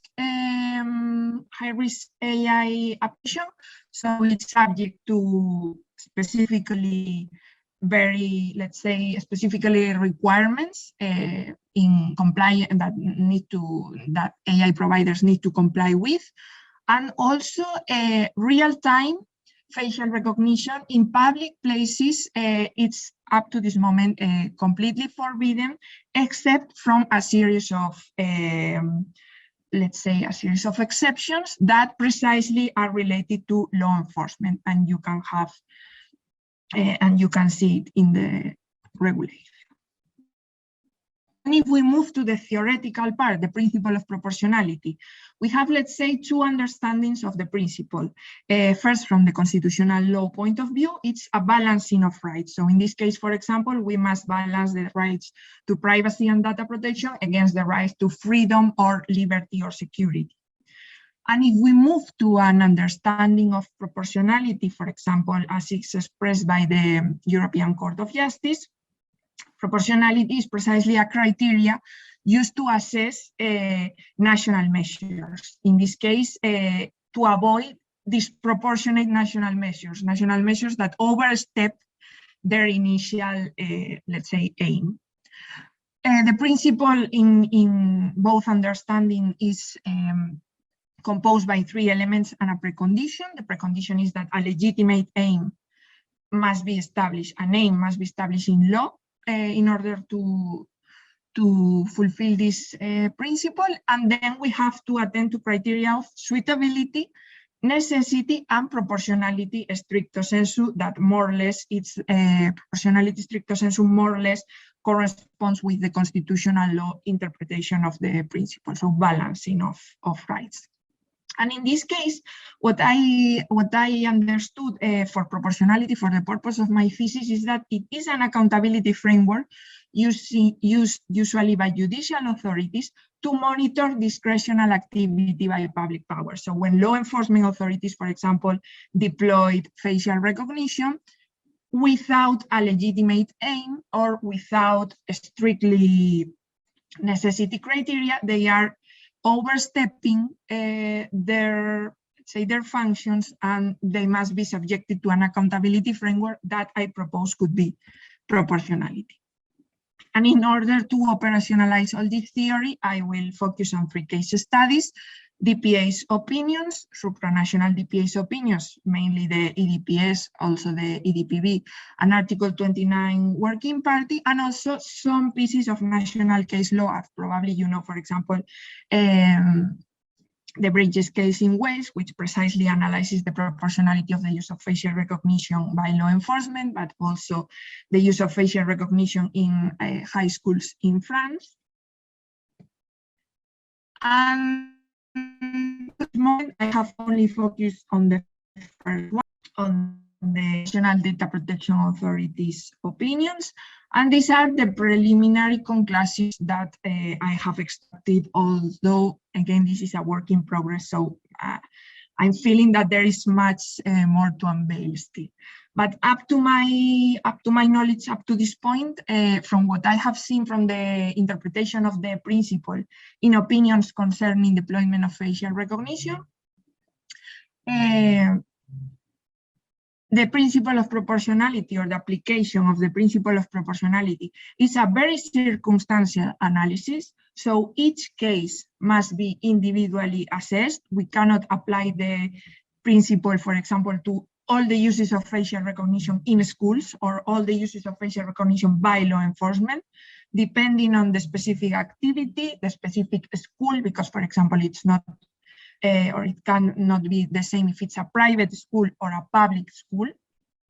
The assessment could change. So it's a very circumstantial analysis, and this is stated by the DPAs, that every assessment must have the specific characteristics of each deployment into account.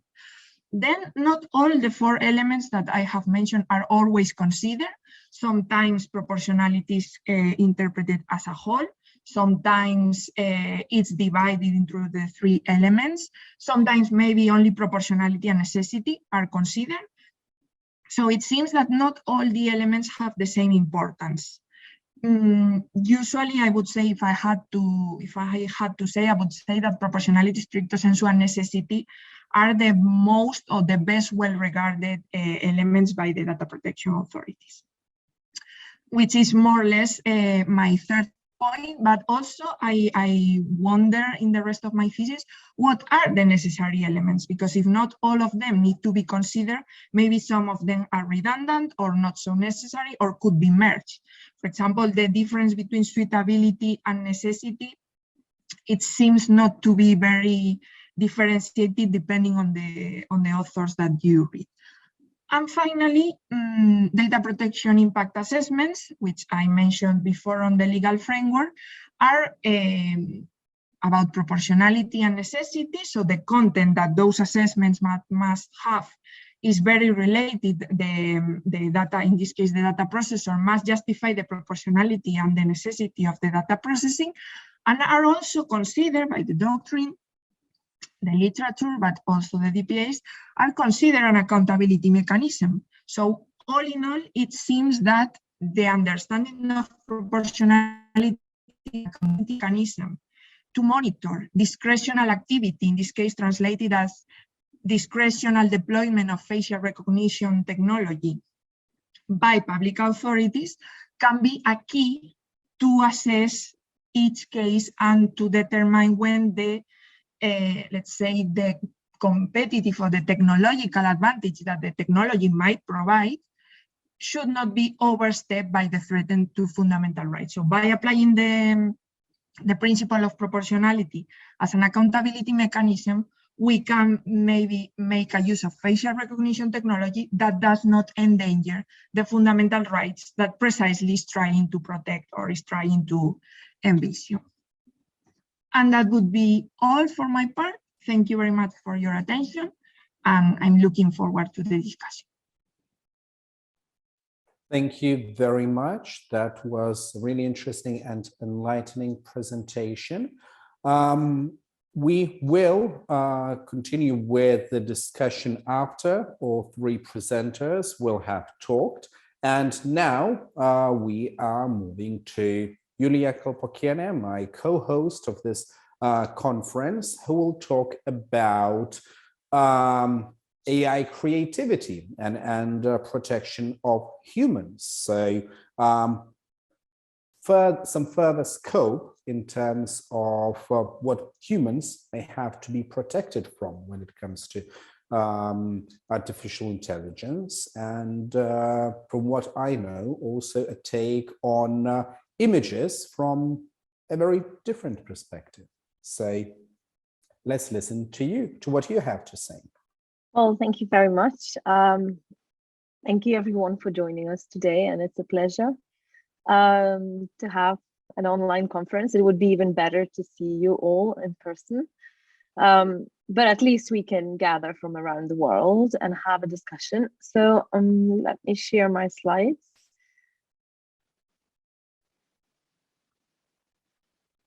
And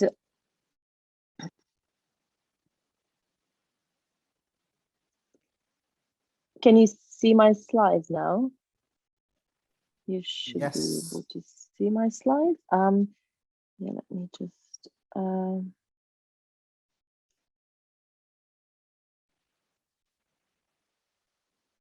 yes, brilliant. So my topic is copyright sufficient to protect the human author in the competition with AI? And it's not so much as protection, or when we look at copyright, what I ask is copyright sufficient to incentivize human authors to create and remain active in the creative industries when we have creative AI? And we could argue whether AI is creative or capable of being creative or not, and we will talk about that as well. Briefly about me, I'm doing a PhD at Vytautas Magnus University, and this is my part of my PhD, and I look for ways to incentivize human authors and to complement copyright once we have AI actually competing with the human creators. I'm also a lawyer, and I work with technology. I teach technology law course, and I currently work with internet governance matters as well. So human creativity, so why bother? Do we need it? And we could legitimately say, no, perhaps we don't need it. Let's move to the new stage and let's have robots create everything for us. And it could be a legitimate argument.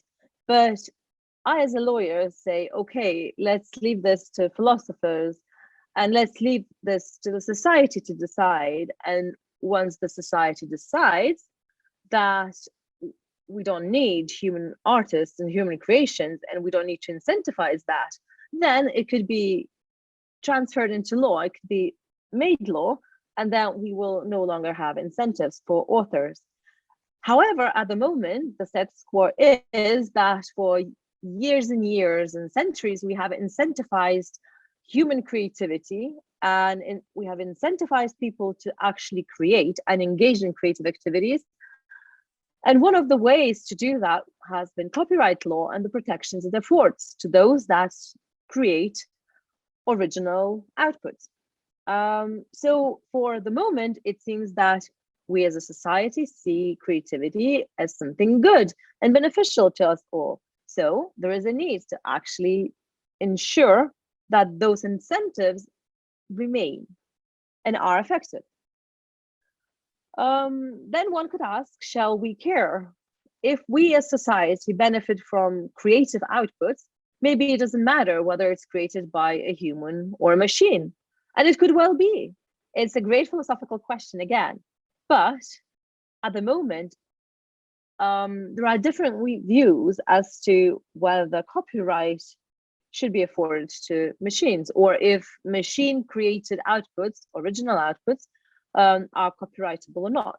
So an argument could be made that actually we may want as a society to incentivize human creativity, and not necessarily in the same way as we incentivize machine creativity.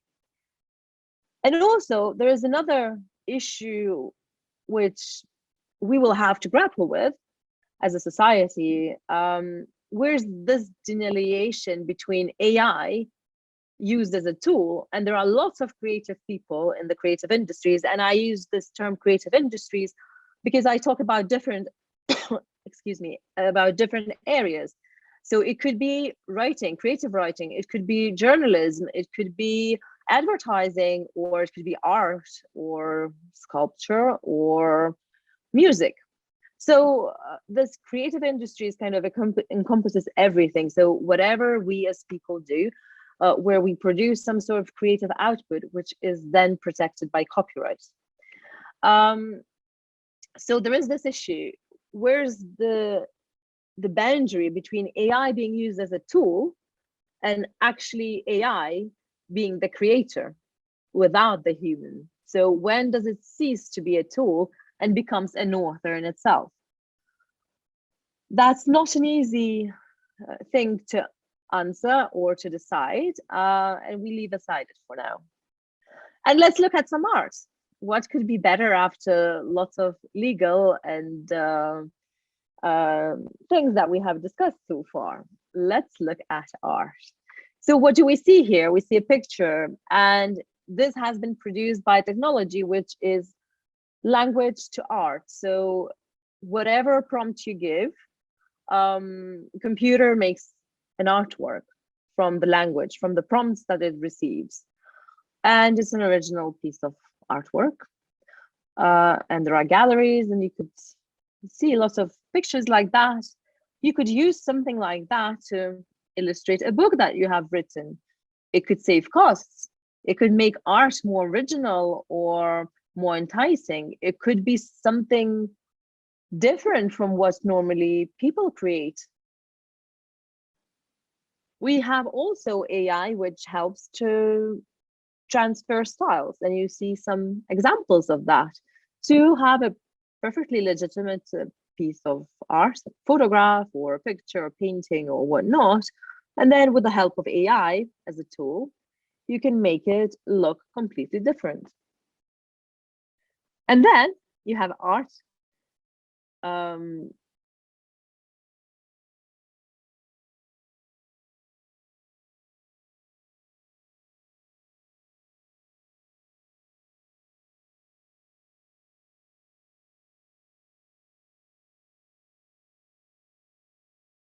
A picture, and then the other algorithm looks at it and checks whether it's original enough, whether it conforms with the style and with other details, whatever the task at hand.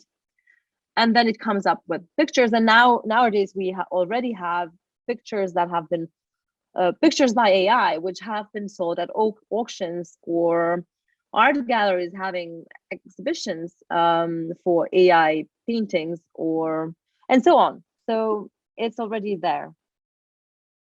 A bit more artwork. Why not look at artwork? And here are portraits by AI, and the portraits have been painted by AI after it's been trained on history of Western portraits. So the algorithm looks at portraits in the Western art throughout different periods, and then gave it a go at actually making a portrait. So you can see the results.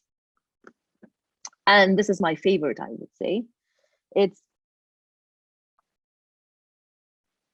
its deep dream, and it's trained to recognize something. For example, in the spaghetti case, I think it's a dog. So AI is trained to recognize something, an item, or an animal in this instance, in everyday, in whatever it's fed. And then everyday items are fed to AI, and it tries to recognize that thing that it has been trained to recognize. And this is what we get.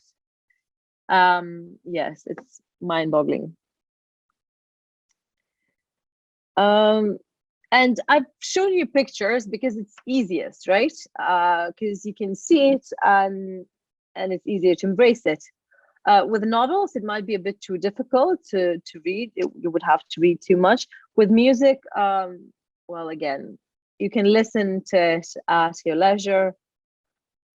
But do you know who is the composer when you listen to a tune on Spotify, for example? And check out, there is a playlist on Spotify which is dedicated to AI composed music. So whatever you listen on that playlist, the composer is AI, no human involved.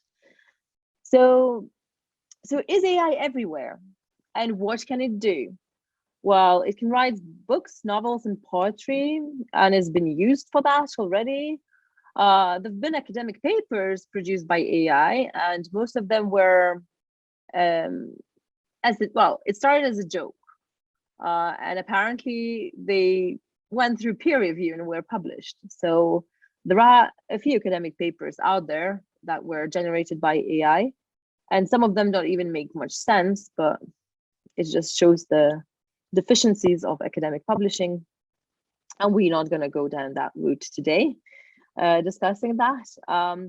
AI is being used by businesses, by news outlets in news reporting and factual reporting. AI is great at analyzing huge amounts of data and being really accurate at not making spelling mistakes or not forgetting something. As long as it's fed good data and correct data, it is able to produce accurate reporting. It is used for illustrations or for composing music. For example, you might have a video and you need some background music. You might not want to use something that is copyrighted because you have to pay the authors for using it. So you may use an AI tool. Some of them are available for free, and it composes original piece of music tailored to your video. Also, there is even a bookshop online where everything is done by AI. So from writing a novel to designing a book cover to actually assigning, to pricing, it's done by AI after analyzing data and the prices on Amazon of similar type of books. And also the reviews are written by AI. So brilliant.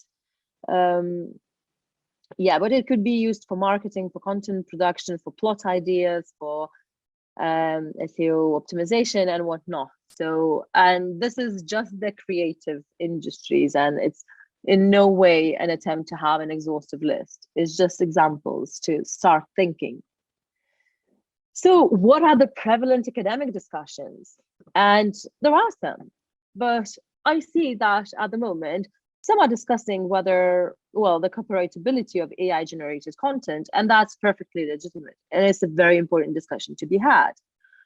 However, my argument is that whatever we decide, whether AI generated original creations, original pieces of work that, had they been produced by a human being, would be copyrightable. It doesn't matter whether we afford copyright to those or not, because the end result, or there is not much difference, because the end result is that AI is cheap. AI doesn't need to go on maternity leave. It doesn't need to go on holiday. It doesn't need time off. So it's cheap, productive, produces lots of materials very quickly. It can process lots of information, much more than a human being can do. And it can actually predict what the consumer would like to have. So it's great, especially for certain tasks. So even if we say that whatever is produced by AI is not afforded copyright protection, we have two issues there. First, we may not know whether it's produced by a human being or AI, and then someone could claim copyright saying that they had produced it, and there is very little that we can do in terms of detection. Also, even if it's not copyrighted, AI is much cheaper to have, so it can produce lots of materials and it can be sold. And if there is market demand for that, then what is the author, the human author, going to do with their works, even if they're copyrighted, if no one will buy them? So this will kind of erase the economic incentive from the equation, which is really important for people to actually be involved professionally in creative industries. There is a discussion about creativeness of AI and whether AI is capable of creating, be it art or generally being creative, or if it's just generated things, or, you know, maybe there is no soul in what AI does, but that's not the reason. If we look pragmatically, it's very interesting to discuss about creativeness or artness of something, but the end result is, if we have so many things on and the market demand is not there for that creativeness, or if there is no way to distinguish which is creative and which is not, in the end, AI production will be consumed and human authors will be affected. So also there is a lot of this doom and gloom, and AI will take all of human jobs and is the end of the world. And I don't agree with that. Others say it's a bright future and we have to embrace AI. We shouldn't regulate it, and let's use it as much as we can. And I think there has to be some middle ground. Also, there is this regulation, non-regulation argument. So there is a gap and no one is looking at, or it's not being discussed that much. How can we preserve the human creativity so that we as society can benefit from human output, even if we have less of it? But how do we ensure that humans can still afford financially to actually be engaged in the creative industries? So yeah, as I said, what do we do with copyright? Yeah, there are arguments that copyright is for humans only. Others say if we wait a little bit more and AI is developed a bit more, then maybe it could be on par with humans, it could be just as creative, and then copyright protection could be afforded to both. Or or we could say that protection of investment is king, and, you know, whatever, everything can be protected. But yeah, I'm not like, as I said, and as I outlined, my argument is that these are very valid discussions, but we still need to think what we're going to do with humans and how do we want to incentivize them, because copyright may no longer be sufficient. So yeah, so I'm looking for copyright plus something. So whatever could complement copyright, because I'm not arguing that copyright is completely redundant, and copyright is useful and it has lots of applications, and let's keep it for now. And some of the ideas or some of the ways that I'm exploring are, or questions I'm asking, is there a place for ethics in AI proliferation? And some of the tools that could be used could be not necessarily hard law, but it could be as part of self-regulation and social and corporate responsibility. So these are some of the things that I'm exploring. So it could be human origin labeling. So from consumer protection point of view, it could be important to actually make sure that people are aware who or what is the creator, so they could make an informed decision and a choice. Because at the moment, it seems, and it's no way an empirical research, I haven't done that yet, but from speaking to people, even from those that work within the industry and are very technologically savvy, some of them are surprised at how much AI is around us and how much it is already being used. Another option could be quotas for humans and see whether some companies may want to include in their corporate social responsibility quotas for humans, ensuring that if they produce creative outputs, that at least a certain amount of human creators are employed as well. And it's no way blanket policy. It could not work as a blanket policy because we have lots of companies and lots of startups that have their unique selling point as AI only, and they don't have humans, maybe because of cost, or maybe because of their policy, or because of the way that they operate or what they do. And then, sorry, there could be subsistence funds for humans. It could be funded through the tax system, or it could be something similar to collective like authors organizations, and how authors are currently remunerated for the use of their works, but maybe slightly different, ensuring that those that are engaging in the creative industry are compensated to enable them to be active when AI is kind of competing with them on par. Oh, I thank you, and I look forward to your questions, and thank you for listening. Thank you very much. I think it was, once again, a really interesting paper. And now we are going to remain within the domain of kind of creativity, copyright, intellectual property, and all of that jazz. And I will give floor to Karen Aloysia Barreto, who's going to talk about revisiting the anthropocentric nature of intellectual property law. So, Karen, please, the floor is yours. Yeah, thank you. Is my screen visible?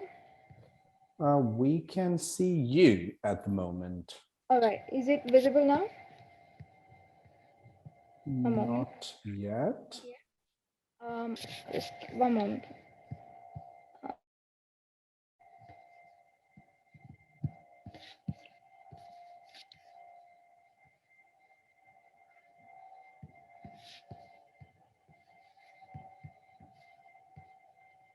What about now? Still no. Okay. A minute, a moment.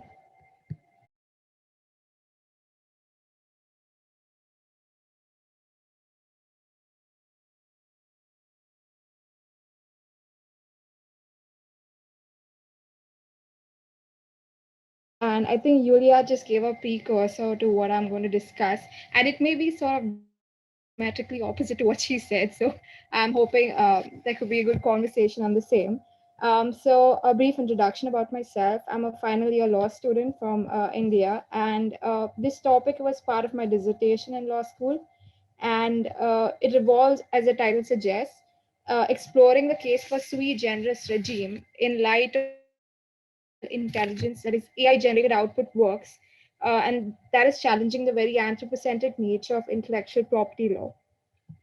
So to begin with, we need to understand that the mechanistic nature of AI algorithms paired with the technology or the technological nature of human inputs, the scope of IP protection goes down to a bare minimum. And there's been a lot of debate on the same.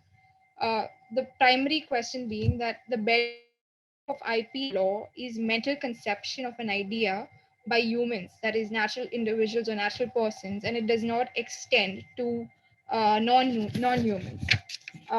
So the primary research areas that I would want to delve into is whether basic doctrinal principles of IP law, do they require revision in light of AI-generated works and inventions? Secondly, can AI-generated outputs in the field of copyright and patent law be accorded legal protection under existing legislation? And if so, how does the current legislation deal with the same? And lastly, whether the adoption of a sui generis legislation is beneficial for AI-generated works and inventions. So the hypothesis that I'll be dealing with is if AI-generated works and inventions are legally acknowledged, it would go ahead and create a domino effect and aid in the incentivization and promotion of such AI outputs.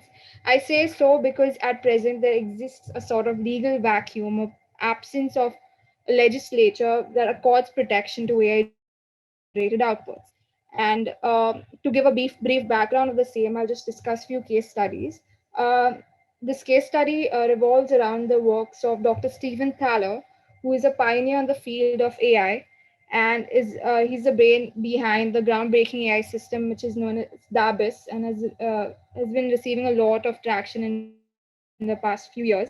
DABIS is an acronym that stands for Device for Autonomous Bootstrapping of Unified Sentience. So DABIS, through its creativity machine, autonomously generated this 2D artwork as is visible on screen.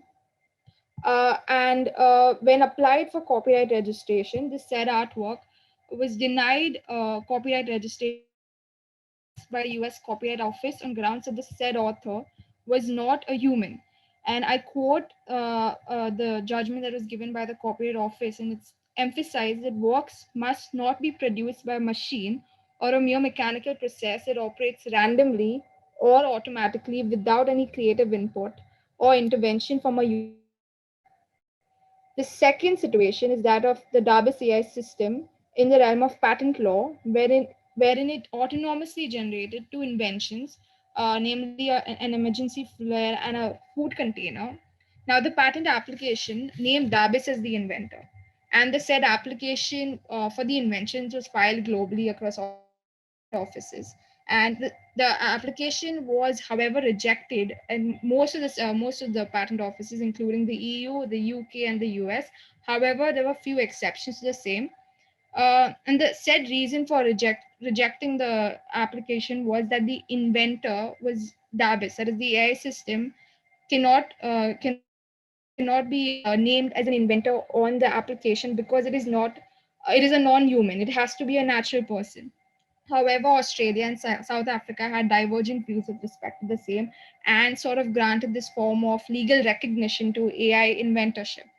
At this point, at this juncture, it must also be noted that UK at present, under its Copyright Designs and Patents Act, it does provide copyright protection to computer-generated works, which could, in a way, extend to AI-generated works, which do not have a human creator. So essentially, protection subsists in the absence of a human intervention, according to the current UK legislation. So what indicate is that there is a fragmented legal approach when it comes to protection of AI generated works and inventions. Certain jurisdictions have the opinion that they can be protected while others are not. There are certain legislations on paper that recognize that AI generated works do not require human inputs, and whereas when it comes to when it comes to the application, it's the complete opposite. So this was just some of the few examples wherein copyright and patent applications were rejected on account of minimal to absence of any form of human intervention. Additionally, existing legislations, including office practices, uh, international treaties such as the Berne Convention, and legislation in several jurisdictions are also very anthropocentric in nature when it comes to its application. Moreover, the basic fundamental doctrinal theories of IP law, such as you consider your labor theory, your personality rights theory, or utilitarian justification, they all have all have a human element that is connected to it, and that is being challenged with the rapid advancement and inclusion of AI in creation of works and inventions. Um, to just elaborate on the same, AI generated works are not being completely excluded from copyrightability. So, for instance, in China, there was this particular case known as the Dream Writers case, wherein there was a financial report that was generated by an AI system. the Chinese courts went ahead and granted untightability to the said financial report, which was supposedly allegedly infringed by another party on grounds that originality did exist in that AI generated report.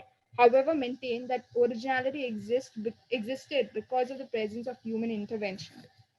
And lastly, the other issue that needs to be addressed with respect to AI generated outputs is the rise of free rider problems, wherein there could be undue advantage of significant resources, time, and effort that is invested into such creations of works in inventions, and basically that is essentially would result in implications of non-recognition of such works and inventions.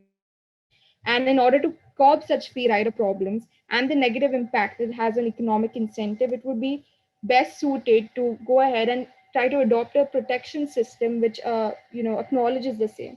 So at this juncture, the question or the policy question we need to ask ourselves is how should the criteria of authorship and inventorship be amended in order to accommodate AI-generated works? The answer is not very easy. It's quite complex. That being because if one goes ahead and amends authorship or the criteria for authorship and inventorship, there would be a change in legal fiction. For instance, under patent law, you would have most certainly person skilled in the art, probably changed to subject skilled in the art, or the bar of creativity and innovation could be appended because of the involvement of AI or AI creativity rather than human creativity or innovation.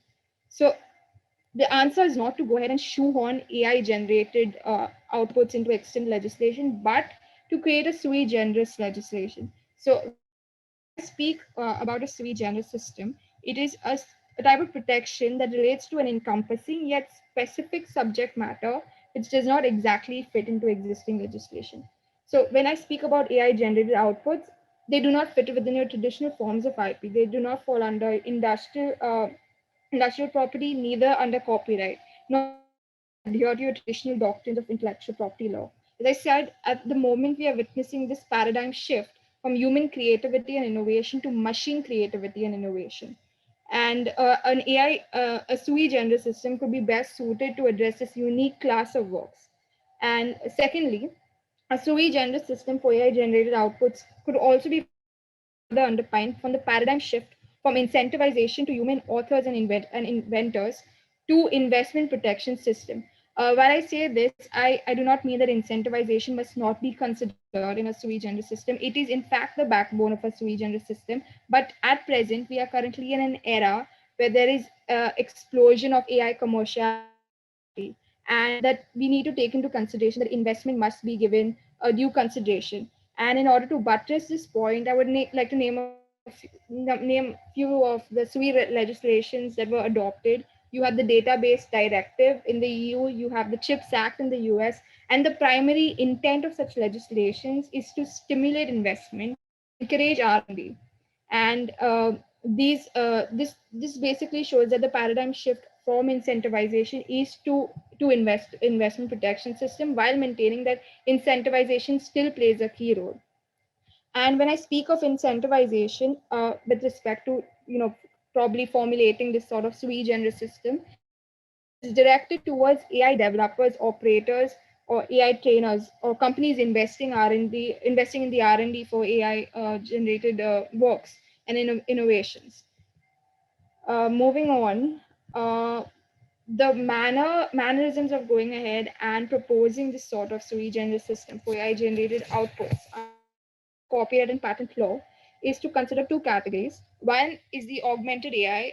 Augmented AI at best could be illustrated wherein it's both the human as well as the AI that complement the role of each other and have equal roles in generating the output, whether it's a work or an invention.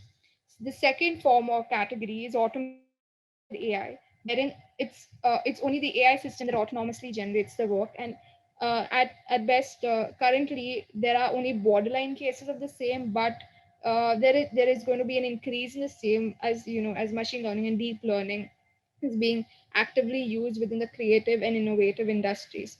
And to basically buttress that claim, we could place reliance on WIPO's technology trends reports back in 2019, when it witnessed that there's an upsurge in inventive AI, particularly in the technology space, wherein companies such as IBM and Microsoft are using AI in order to in their patent applications. So a lot of patent applications involve AI. So that's an important point to be to ponder upon. Further, the involvement of AI as a tool in for generating works and inventions must not be considered under sui generis system, primarily for the fact that if it's being used as a tool, the result that is going to be the output by the AI system is much more predictable as opposed to the two classes that are mentioned on screen, because herein the AI would play a much larger role in towards generating the final output. To conclude, while there are debates of e-personhood and electronic personality that continue to ensue and have been also discussed in the previous uh, uh, by the previous panelists, at the present in the present scenario, soft law approach may not be best suited to fit the legal vacuum for the space of AI generated works. And there is a need to go ahead and harmonize laws on AI generated outputs at an international level. So an international standard adopted for the same, so that there is this sort of harmonized regulation. And one must bear in mind that before one goes ahead and gets into creating a sort of legislation, it must not be hasty. Norm setting requires time, but we need to acknowledge the fact that there is a legal vacuum, and this legal vacuum can only be corrected or amended at an international level rather than national levels, because then there could be a more harmonized regulation of such AI generated works, which is currently exploding in the era of AI commercialization. So that's about it. Thank you for your time, and thank you for listening. Thank you very much. It was really interesting to compare different perspectives on otherwise seemingly relatively similar matters, and how one could take some of the same considerations in very different directions. So now I would like to invite questions from the audience before I start abusing my position and start asking questions myself.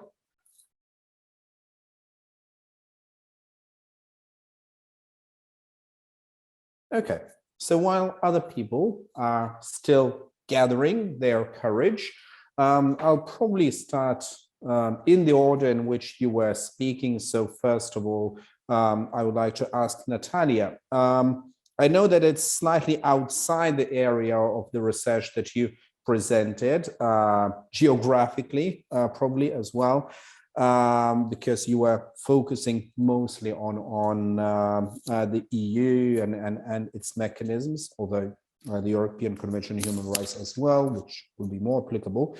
But thinking about, for example, the use of facial recognition within the context of the war in Ukraine, to, let's say, identify Russian soldiers allegedly involved in perpetrating crimes against humanity in Bucha and other places.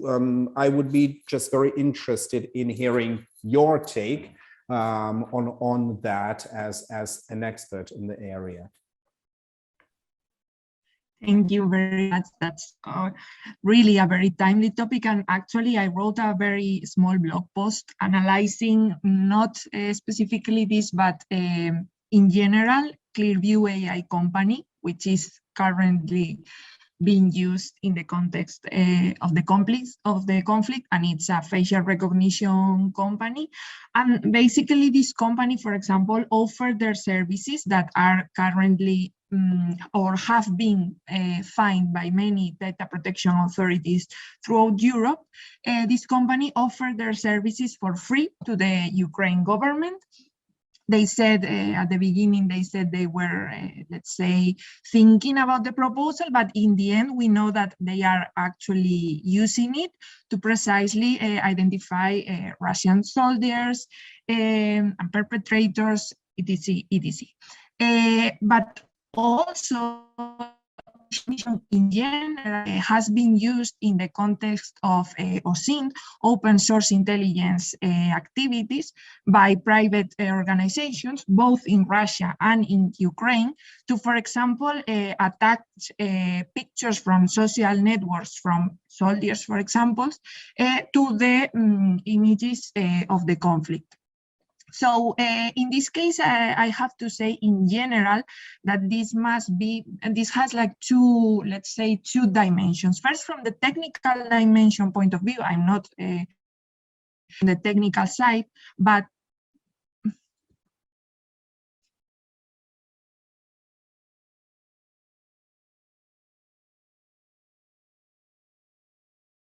can you hear me? Yes, we seem to have lost you for a few seconds, but now we can hear you. Okay, I will turn off my video then in case it was the connection. So I was saying that from the technical point of view, the main issue is that facial recognition does not operate perfectly when the accuracy of the images is not favorable. So if we are talking about images of a conflict, maybe images of people dead or maybe hurt, it won't be easy to obtain, let's say, or to avoid false positives. So in this case, we have to take also into account the human rights dimension, because we can communicate in a family, for example, that its relative is dead or injured in the conflict when it's not true, because the facial recognition technology performed under certain standards. So that would be like the technical dimension. And now moving more to the legal dimension, if we go to international law and we attend to the protocols regarding conflicts by the United Nations, we have to take into account the human dignity, for example, of prisoners in times of war. So the use of these technologies, for example, to identify again victims or also soldiers, and to communicate to their families as it has been done, might also be in violation of international law. So I think it's highly problematic, the use of facial recognition in the Ukraine-Russia conflict. I think the threshold might be higher than again, this is a case of proportionality, and I think the threaten or the harm it can entail could be much higher than the benefit it could entail, also if we take into account that from a technological point of view is not perfect. Thank you very much. And because I try to prioritize other people's questions over mine, I will pose my own question, because in chat, we have a question from Bertrand de la Chapelle, whom we will also hear in our keynote presentation. So the question is, can panelists address the development of algorithmically generated NFTs, such as the famous Bored Ape Yacht Club and similar collections? So I think the question might be primarily geared towards Julia and Karen, but perhaps Natania would have something to say as well. So whoever wants to start. Yeah, I'm happy to start, and I have a question as well, so keep that in mind. Well, thank you for the question, and I think that in terms of my research, NFTs is great in a sense that it's another way of expressing oneself or offering a wider choice to consumers, but it raises a lot of risks, and there are regulatory risks and legal, and then with NFTs, is it property? What laws do we apply to that? How do we transfer them? How do we ensure that if they're stolen, that they can be returned or traced, or so an array of things. But from the perspective of my research, it just strengthens my argument that if we value human creativity, if we want humans to be creative and remain in the loop, then we need to look for ways to provide some sort of advantage to humans over AI, and not necessarily an advantage so that human human created items would be sold at favorable prices, or I don't know, humans would be chosen over AI. It's just making this informed decision so that people could make an informed decision when they choose. So if consumer picks what they want, they know what they're picking. So they know that it's AI created and they are able to make that informed decision. And also they would be able to choose human created item if they value that humanness or artness in the art or in other creative output. But I think that there is no way back. We in the era where creativity is everywhere and it's also created by machines, we just need to adapt and see how can we as society ensure that the rules that we see as acceptable can be applied in different areas, in different spaces, beyond the nation state and the matter that we are used to living in, but also in the virtual spaces. And we've been grappling with the regulation and and governance of the internet, and now we're moving into yet more spaces. So it's a challenging time, but exciting time as well. And also just a point on a comment by Karen, who said that our messages are different. I would disagree. I'm just looking at human creativity from a different perspective. So I'm not discarding intellectual property rights. I'm not saying that they're relevant, and I'm not arguing for expanding them to AI creations or non-expanding them to AI creations. That's a different argument, and it could go both ways, and it could have bonuses, pluses and minuses on both sides. What I'm saying is that if we value human creativity, it's the right time now to think how and in which ways we're gonna incentivize humans to remain active, because they will face increasingly more and more challenges when we have creative AI. Well, thanks. And I give the virtual microphone to someone else. Could I go ahead? All right. So I'll just, I think I will concur with Julia when she spoke about NFTs. At present, there's like suboptimal regulatory environment. There's a lot of legal risks when it comes to NFTs at the moment, and it's quite the hype. And one must not go ahead and ban the same. Look at it as some sort of asset that one must not invest in. One must create that regulatory framework, and try to address those risks that arise from these AI generated NFTs. And with respect to digital art, I mean, it's seeing a huge explosion right now. And I think, as Julia pointed out, humans would always, there's the element of humans would be present when there's creativity involved. So even when you're going ahead and trying to train an AI system, the data that you're inputting into the system could primarily, the training data could most probably be created by humans, because it's from those works that you get the final output. It's based on maybe works that are created by humans. So if you're basically taking, say, a system that autonomously or uses augmented AI or other forms of AI such as machine learning, you're probably going to use some sort of data which has human elements in it, and then it is the AI that then works upon the human element and then generates that AI creativity. So human creativity in a way is not going to go away, but AI creativity in a way is obviously going to upscale in the coming years. So that's about it. I hope that answers the question. Thank you. Natalia, would you like to say something on the NFT matter? On the NFT matter, I think both my colleagues have covered it perfectly. But if I may also pose them a question that occurred to me while listening to their answers about deep fakes, in the sense that they are an AI creation, or they are created using AI. And in this case, maybe we cannot call them art or a or creation, but evidently it's generated by AI. And in this case, because unlike, for example, the papers, the stories, or the images that you both presented, in this case, there is a potential for deepfakes to have, let's say, harmful effects. We have seen cases of impersonation, and they could also be used for revenge porn reasons, and many others that you probably know.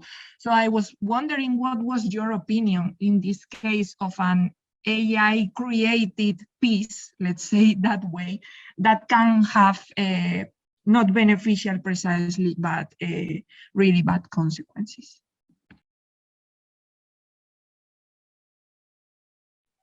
Should I go ahead? Yeah, you can if you wish. All right. So I think when it comes to creating such AI artworks, there should always I think that there will always be a human operator behind the AI system. So when you're generating the outputs, even though it's being autonomously or it's being generated by the AI system, the person who will select the ultimate output would be the human, and that human element may not always it would not necessarily be eroded, so to speak. But when you're trying to, when you're going ahead and putting these sort of data sets into it, we need to make sure that these biases or discrimination, or sort of the data set that you're entering in itself is not discriminatory in nature. So there has to be human oversight over the entire process. And when it comes to deep fakes, and if it's something which is discriminatory in nature, I think I think the previous panel, the previous sessions covered the topic of ethics by design. So that's obviously going to be used in every AI systems. And I think under the proposed AIA Act, the Artificial Intelligence Act, there's this definition of AI systems and how these AI systems must have ethics, or ethics by designs applied to the same, in order to give an output which is not something contrary or offensive in nature. So I believe, again, human oversight, the human element will be present, and it is again dependent upon the human to make sure that such outcomes are not really spread out into the world, or circulated across the globe. I think that's about it. Yeah, well, I would say let's not open that can of worms. But okay, well, with AI, I think that, as many technologies, it can have good applications and bad applications. And at the moment, research shows that it's mostly used for bad purposes. Over 96% estimated are used for porn. So first of all, I think that the most important thing is raising awareness, because there is no way we can regulate everything. And even if it's regulated, then we can't catch all of the abuses and we can't prevent it. And there are lots of instances when we can't even detect whether it's deepfake or not. So what is important is to learn to live with that, with this technology. But for that, we need, and there is a lot of talk about media literacy, and things like that. And it's part of it. It's important to talk about it. It's like many years ago, photographs were something new and outrageous and something that seemed unimaginable. And then we went into phase where we thought, oh, we see that in a photograph, so this must have happened, right? And then we found out that that's not the case, because you can alter photographs, you can Photoshop, or before that, you could alter it in other ways. And well, now you see a photograph, be it evidence in court or just a human being, oh, that's an Instagram photograph. It's probably been, filters have been used, and you have a bit of the critical thinking in the back of your mind. But then with video materials, we're so used to the fact that, it's authentic. Nothing can be done with it. Well, you could cut it, right? But other than that, it's pretty much safe from manipulations, or has been to date. So it's important to now raise awareness so that people don't believe everything they see, even if it's a video, because increasingly deepfakes are of a very good quality. And if you see something in a film, like, I don't know, an animal speaking in a human voice or a robot, behaving like a human, you don't believe that this has happened. You accept that that's manipulated. So it's important that even in the real life, when you get presented something, you question and ask the questions. And legal regulation is not always the answer. First of all, we have to be mature enough to have this critical thinking and ask questions. And then we can look at legal regulation, and there are, we can apply the laws that exist. And of course, there are people behind it. Then the fact is of actually tracing those people. And also we have this issue, and it's not only with deepfakes, but with many things online, is that whatever abuse it is, it spreads like a wildfire and damage is done instantly. But whatever legal recourse we have, it takes time. It's difficult because of different jurisdictions. It's difficult because of the anonymity online. And I'm not saying that we would have to scrap the anonymity. It's not the argument. I'm just saying that there are lots of difficulties and lots of obstacles to actually go down this path, which we have been going down throughout the years in a Westphalian system, where we have a state which regulates and legislates, and then you have someone enforcing those rules. So this is part and parcel of whatever other challenges we have in the digital space. Thank you. And Yulia, you also mentioned having a question.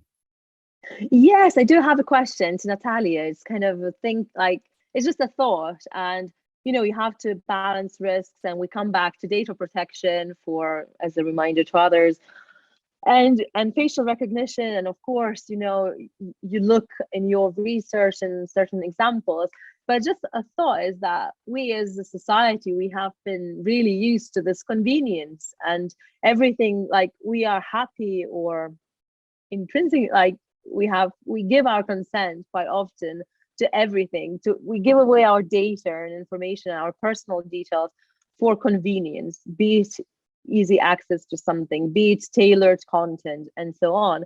And you mentioned this example in schools, and I remember there was an example where facial recognition was suggested, or maybe even implemented, rolled out in schools, I think in the UK, for payment for lunch. And I'm thinking, how long will it take until we kind of give up to all this balancing act and just say, look, it's so much easier to just kind of pay by looking at a camera or smiling. Let's just kind of go with it. So it's just a thought rather than a question, but maybe some thoughts. How do you weave into all this our human need or natural lenience towards being lazy and not doing things and getting everything done for us and tailored to us? And how does it kind of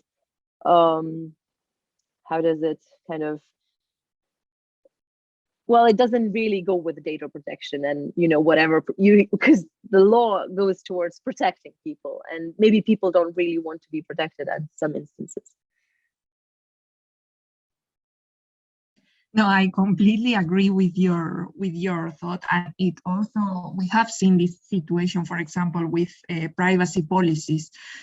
I shall say almost nobody reads completely privacy policies when they have to consent to use any services, not even people who is more or less literate, for example, in law or in data protection, precisely because they are in a way designed to obtain the depletion for people and to avoid reading them and to obtain easy consent. But in the specific case of facial recognition, I'm hopeful into let's say dimensions. First, I think data protection authorities, if they perform their work right, which I think they are doing, taking into account the resources they have, will more or less protect citizens, in the sense that, for example, in many schools, but also, for example, when it was used to monitor attendance of employees to their workplace, the DPAs declared that consent was not really freely given, because there was a power relationship between, for example, in the case of schools, students or parents, when they were given the consent on behalf of their children, parents and the school board, for example, because children needed to attend the school. So what will they say? No, I deny and then I'm out of the educational system. No, that won't happen. So the data protection authority said there's a power imbalance here and consent is not frequent, so facial recognition cannot be used, at least in grounds of consent. And the same happened with employees and employers. When an employee gives their consent to be subjected to facial recognition, for example, for monitoring their attendance, but again, there's a power imbalance because they are afraid of losing their job or have worsened their conditions, the DPAs have declared that this was not a lawful use of facial recognition. So data protection authorities give me hope. And also in general, let's say public society or NGOs give me also hope, because I think there's a really huge movement against facial recognition in general, but more of that against facial recognition for mass surveillance. Probably you are all aware of big campaigns at European level that have, from my point of view, have had a very important role on the legislative process. I think they, for example, influence in some way the EDPB and EDPA's opinion that call for a ban on facial recognition. So I think also public society movements are not ready, I think, at least now, at least from not today, to give up in this respect. So I think we can have some room for hope.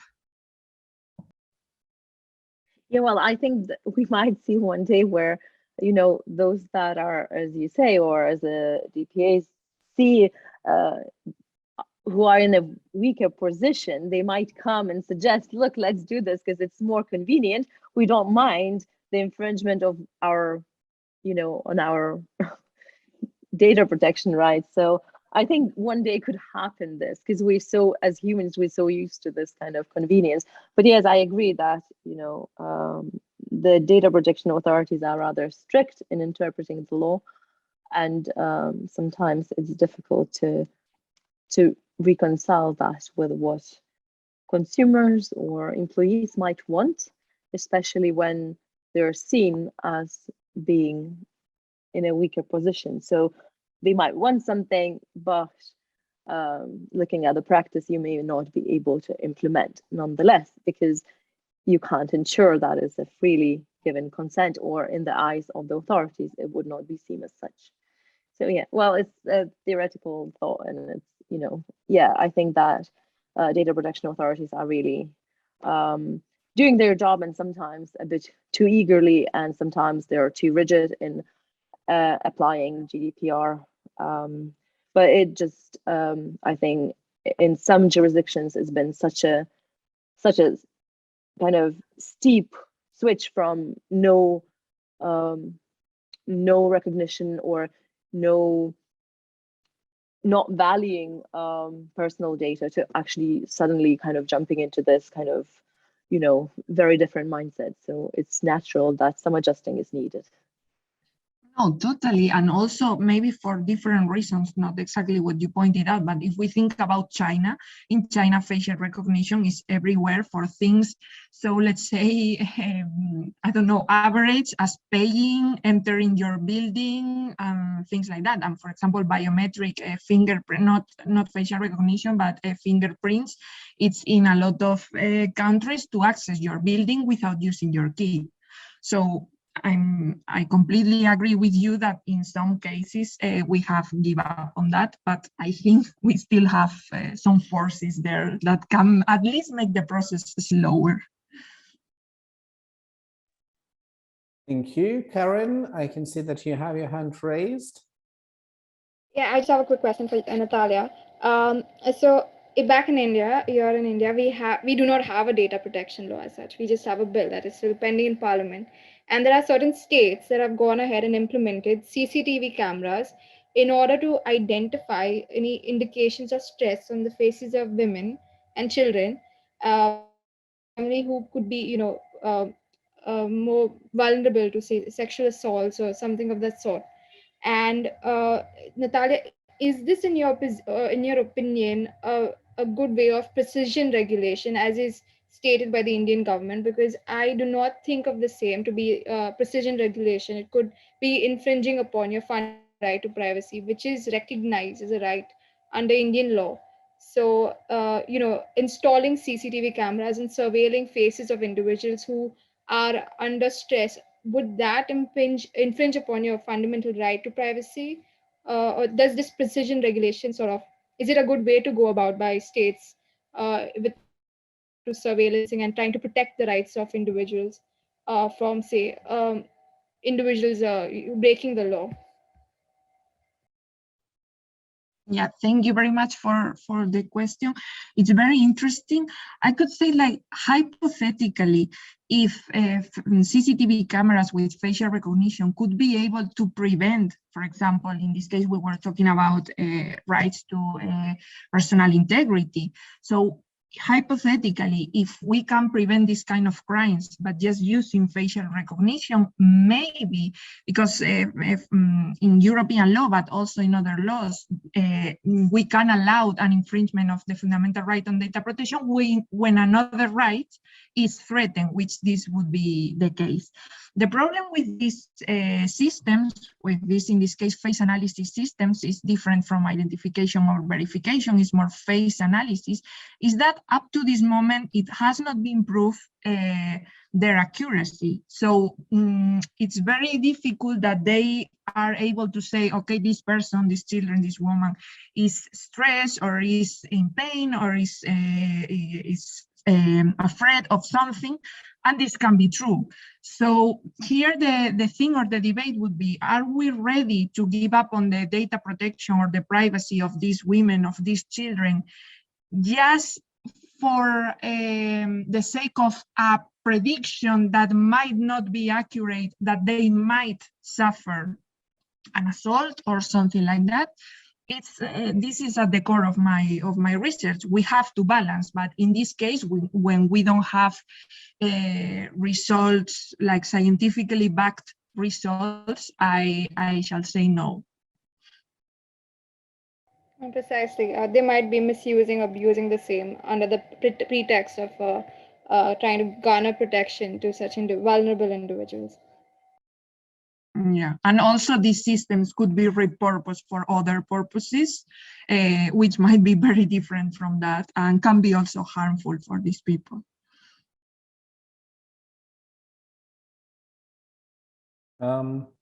Any other follow-up questions?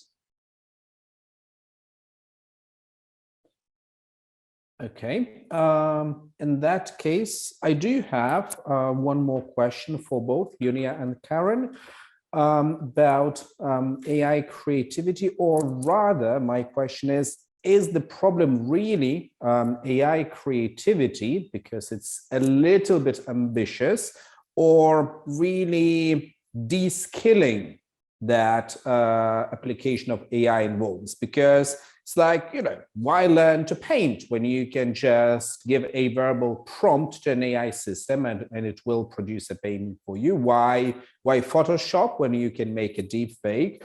Why study biochemistry when AI can discover new drugs and vaccines for you, and so on and so forth? So perhaps it's kind of just a provocation that hopefully you will respond to. Perhaps the real issue is this kind of reduction of exclusivity of human capacity and ability, as opposed to, some kind of quasi-human creative capacity of AI. Shall I start?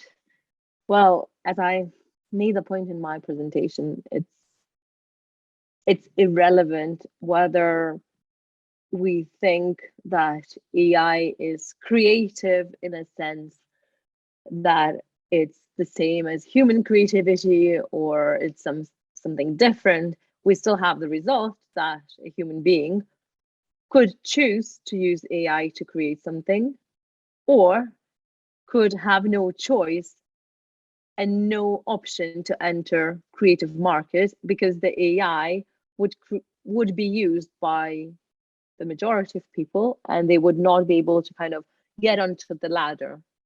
So yeah, it's both, but I wouldn't say that, AI creativity as such is the issue. No, it's just the change in the landscape and the ways we can use technology.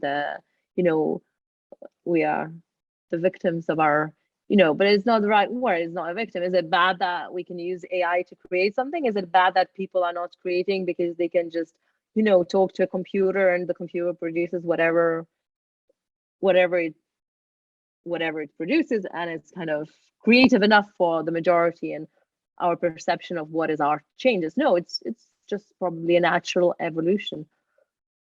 But my argument is that so far, we as a society have valued human creativity, and if we want to preserve it, because one day it may be too late, as you say, it would be the de-skilling of people as well, and one day we may, get up in the morning, open our eyes, and realize that we don't have an artist who could paint. And at the moment, there are instances where we look back and we know there are some crafts that are disappearing, and we want to preserve them for the future generations, and therefore we have geographical indications, we have promotion of folk art, and and different programs, and UNESCO and things like that. So it seems that we as a society, we want to preserve whatever we had before to show it to the future generations. So it could be just that. But even if you want to do that, we need to look for ways how to actually do it before it's too late.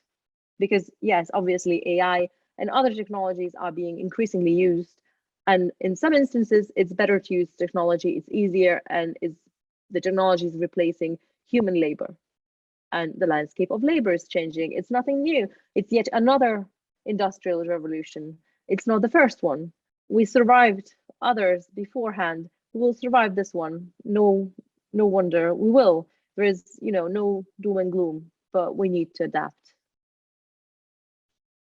Thank you. And Karen, you have the honor of the last remark of this panel. Right. Yeah, sure. So I think when it comes to AI creativity, if it's being too ambitious, I think when you go to the basic definition of AI, the very first definition that was conceived by Professor John McCarthy back at Dartmouth, he said it's the art of making machines intelligent, and essentially the systems are trying to mimic human behavior at the end of the day. When it comes to trying to push these creative boundaries by including technologies, I think as Julia pointed out, it has to be a balancing act, because you need to complement the role of humans have to of technology in their lives, because as I said, I think we're going into the fourth industrial revolution, and you're going to see this uptick in technologies, whether we like it or not. So we need to find a way to sort of balance it out. And I understand there have been several several individuals who are not pleased with the same, because they believe that the artwork that they might have created is being distorted or mutilated, and that affects the right to paternity, it's associated with a particular artwork that's protected under copyright law. So while these sort of this agreements do exist, I think it's going to be the way forward, whether we like it or not. There has to be some sort of balance that has to be maintained between the two, and it has to complement each other. Thank you very much. And with that, I'm officially closing this panel number 3. Thank you to all 3 speakers who took part in this panel. It was really a pleasure and an honor listening to you. And now I would like to ask Julia to introduce the keynote of our conference. And I just want to remind also that those that are joining us on watching live stream on YouTube, feel free to use the comments section to ask questions, and we're monitoring the feed, and we will relay the questions should you have any. And we move to the keynote, and I'm really pleased that today we are joined by Bertrand de la Chapelle, who is a great visionary and experienced and knowledgeable in the matters of technology and internet governance. And Bertrand is a delight to be around and work with, and I have a pleasure of working with him. Bertrand is the co-founder and chief vision officer at the DataSphere Initiative. And I mentioned one of the projects that DataSphere Initiative is engaged in earlier panels, but do check out their website. datasphere.org. And also he is an executive director and co-founder of the Internet and Jurisdiction Policy Network, which is celebrating its 10th anniversary this year. And he has been a determined promoter and pioneering implementer of multi-stakeholder governance processes for more than 15 years. Building upon his diversified experience as a career diplomat, civil society actor, and tech entrepreneur.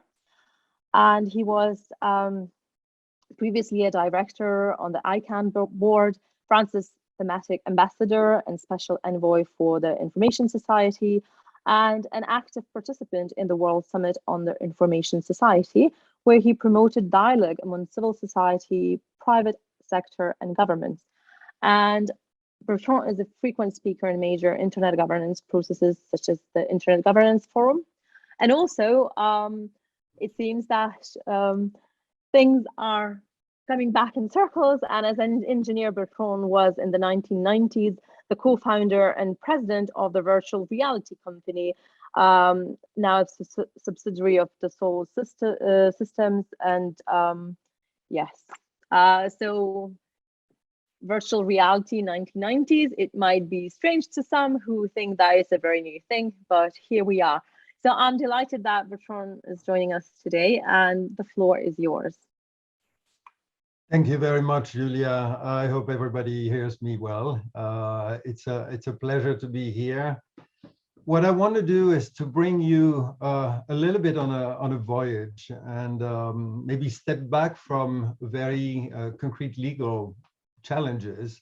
I very much enjoyed the session that is just finished, because it is quite mind-boggling to see the impact that technology can have on traditional legal questions. What I want to address today is to allow you to step back a little bit and look at more generally the question of policymaking and governance in general. And if I can share my screen, I will try to do this. It should be this one, and I will move into presenter mode if it works. Do you see it? Yes. But you may see both the slide and the next one. Yes, we do. Okay, so that should be better. Yes, now we see just the slide. All right. So the topic that I proposed for this session is governing the global digital society from regulation to governance protocols. And I will just go very simply through every single word of this title to try to paint a picture of the challenges that we have regarding the general question of governance, and more on a policy making level rather than the very precise legal conclusions to governance. And I want to start by quoting a very old friend of mine called Wolfgang Kleinwächter, which basically, when dealing with the issues of internet governance, as he said, we had technical problems, and the governance of the internet had political dimensions, and we have now political problems that are constantly intertwined with technical dimensions, because the technology revolution is bringing new problems and also sometimes elements of solutions for the policy issues that we have. So if I go back to the title, the first word that is interesting to explore is the notion of society. And once again, I'm telling you, I want to talk about a large arc and a long historic arc of the question of the governance of society. When we talk about revolutions in communications, there are basically four big information revolutions. We invented language, we invented writing, we invented printing, and we invented now the internet. Of course, you can use many other different ways of distinguishing those revolutions, but what is interesting is that each stage, the communication revolution and the information revolution, had a direct impact on the human systems and the political systems that we've had.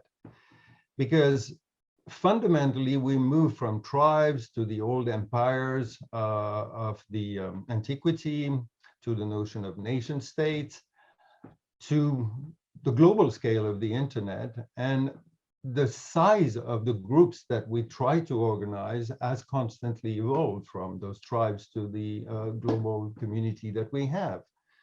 And we may be told that history is basically a series of wars and the definition of frontiers and so on. But if you look at it on a larger scale, it's basically the constant effort of mankind to organize itself in larger and larger groups, sometimes failing and then restructuring in different ways.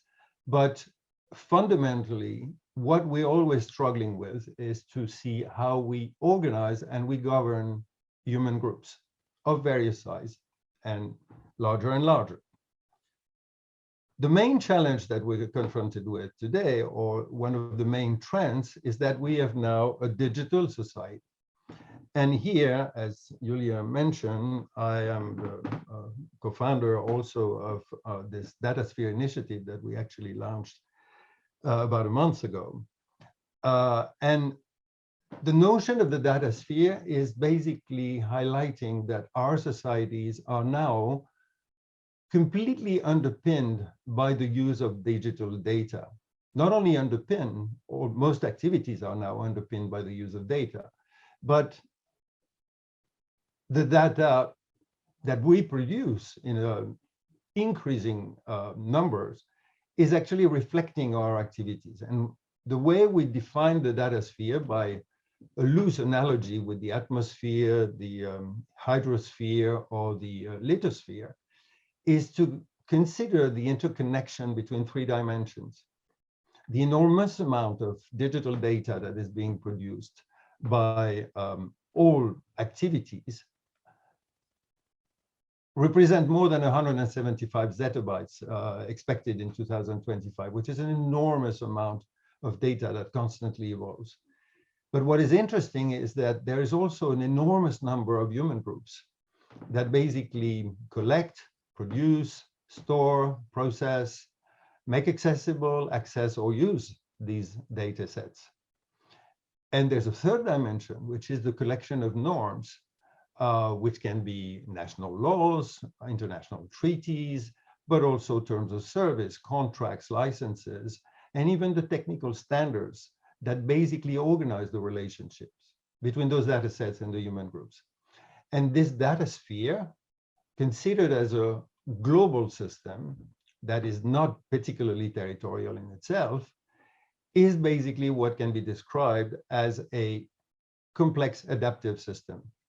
It is the interconnection of myriads of actors that basically produce activities online, and these activities are reflected by the data that is being produced. And it is clear that the solutions for the future for any of the problems that we're confronted with also rely on how we're going to govern this data sphere. And it is basically going to determine what is the society that we want to build.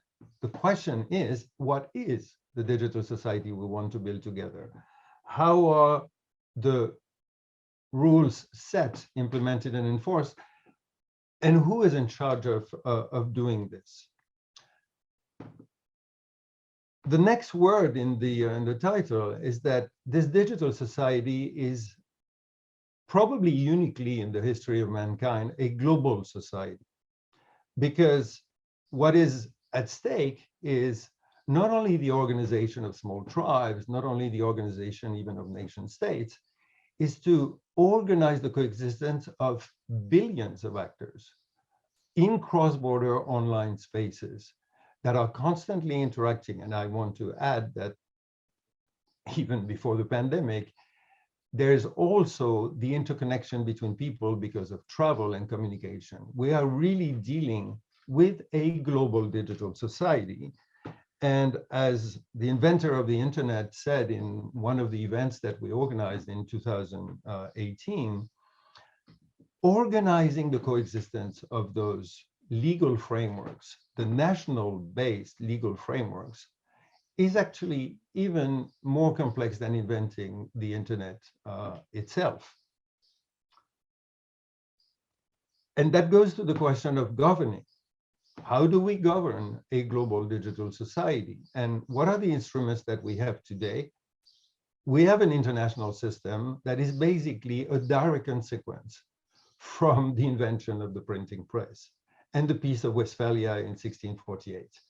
I don't want to belabor, but it's a whole story in itself. When you think about it, the invention of the printing press is basically what created in Europe the religious wars that led to the 30 Years' War and the Peace of Westphalia, which was, in a nutshell, I know it's an oversimplification, but which was and still is the foundation of the international system and the notion of nation-state sovereignty and the territoriality of law. And this is the fundamental international architecture that we're living with.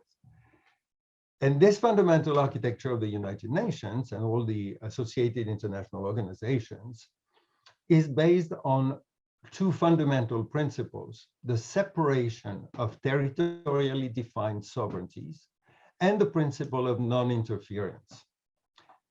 The end result, I have to say, for someone who has participated in many international processes, is that non-cooperation is actually the default. The international system is not meant to promote cooperation, but to avoid conflict at best. And unfortunately, we're seeing in the last few months that it is failing at that, not only at cooperation, but also at preventing conflicts. What is interesting is, I don't know how many of you are familiar with the work of Thomas Kuhn in the work, The Structure of Scientific Revolutions. But his main argument is that from time to time, there are scientific paradigm shifts when an existing model or an existing paradigm for science is challenged by new discoveries, and there is a race and a need to find new paradigms that allow to move forward. The typical example is when the telescope was invented by Galileo, the observations that were made through this telescope were contradicting most of the Ptolemaic astronomic system. And the end result is that after a period of crisis, a new model emerged. There were competing alternative models, and the Copernican model that we are working with today emerged as the solution. It was a scientific paradigm shift. I argue that today the internet is doing the same critical challenge to the Westphalian governance architecture that is based on nation states and separate sovereignties, and that we need a sort of political paradigm shift. Why is that? Because fundamentally, this very hierarchical intergovernmental system was perfectly okay for a world with few countries, and particularly countries that were very clearly separated by frontiers. And we know that we have shed billions of lives to establish exactly those separating frontiers. And again, the last few months are showing that this is not completely disappearing. The fact is that this international intergovernmental system was adapted to countries that were clearly separated by frontiers with very few cross-border interactions. And the reality is that this architecture, this international architecture, is challenged because our complex societies are now connected through the internet with cross-border online services, and cooperation is needed to manage common spaces, which was not the articulation and the principle of the intergovernmental system with separation of territories. So if we move from this statement and we go to the way we address the governance of society in general, the notion is that we use the term regulation. And I want to make a preliminary comment that we often do not make a sufficient distinction between what could be called enabling regulations and constraining regulations. And I'm taking the example here, sorry, I'm taking the example of rules of the road. A very simple enabling regulation is the convention, what Nobel Prize winner in economics, Thomas Schelling, was calling focal points, the convention that we're driving on one side of the road. And from then on, there's no major need to enforce this because it's a self-enforcing enabling regulation. You could say the same thing with the priority to the right or priority to the left, depending on the country, to organize the traffic at crossings. However, when the traffic increases, you can get the situation that is described on the picture here, which is at a crossing, things are potentially blocked when there's too many traffic. This is why we invented those notions of roundabouts or traffic lights, which are still enabling mechanisms and regulations that just organize the fluidity of the interactions. When we talk about speed limits, on the other hand, in as much as a speed limit can be an indication when you are getting near a curve, which is more a recommendation, when it is established on general roads, it is for another purpose. It is to increase safety. There can be enforcement. There can be mechanisms that are actually preventing people from going at a particular speed because of larger public interests. And this distinction between enabling and constraining regulations is something where we sometimes lose the perspective of, because there are many ways to organize the coexistence of and the behavior of numerous actors in environments with things that are not necessarily constraining, but that can be just the organizing principles that people will respect.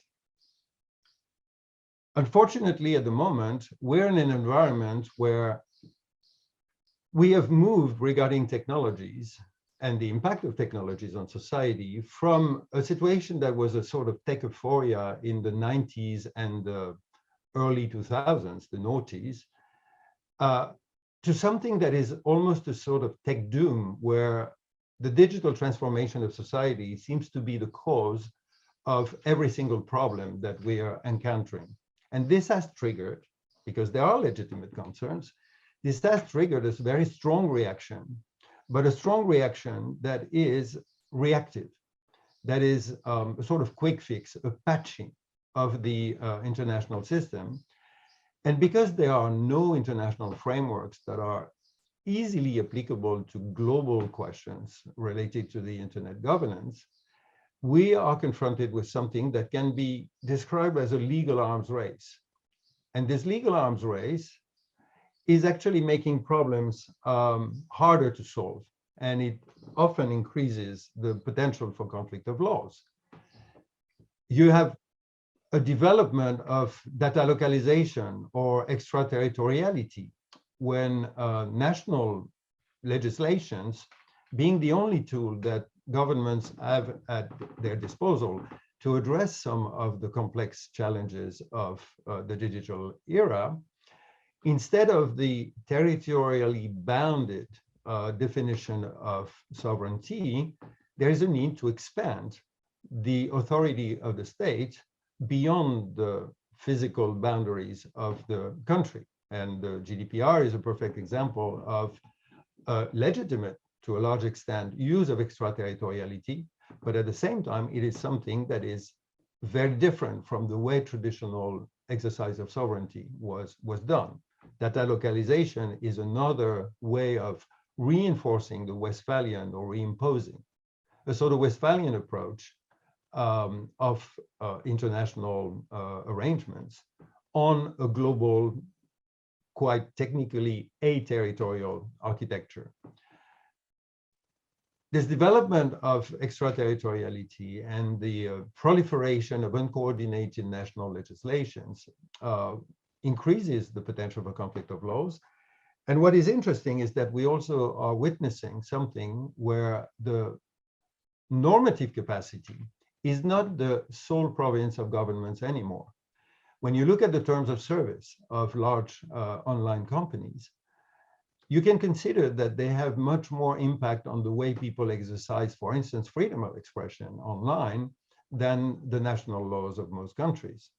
And when you are using a platform like Twitter or Facebook, the terms of service of those companies impose a certain number of rules that go beyond the pure implementation of national laws. The final element, among many that I want to mention here, is that when we talk about regulation, we have an approach that basically makes a very strong distinction between the regulator and the regulated. And the goal is usually to develop a regulation that is intended to last for a long period of time. This is beyond the question of the transnational dimension. It is a major challenge because the technological evolutions are going much faster than was the case in the past. And we're constantly confronted with new innovations and new services that raise new questions. And the panel just before me illustrated one dimension among many, where this rigidity of regulation is causing a certain number of problems. This is not a new problem. And back in 2004 already, Kofi Annan, who was then the Secretary General of the United Nations, was calling for innovation, for inventiveness, in order to build mechanisms and governance mechanisms that are as creative as the internet was itself. And on a side note, unfortunately, when we're trying to look at paradigm shifts in international organization, it usually happened after violent crisis. The Peace of Westphalia came after 30 years of war, the Vienna Congress after the Napoleonic Wars, and the United Nations basically required 2 world wars to create a new international system. Unfortunately, again, the last few months have shown that the international system that we have is not only unable to deal properly with the digital issues, but even the traditional war and peace issues.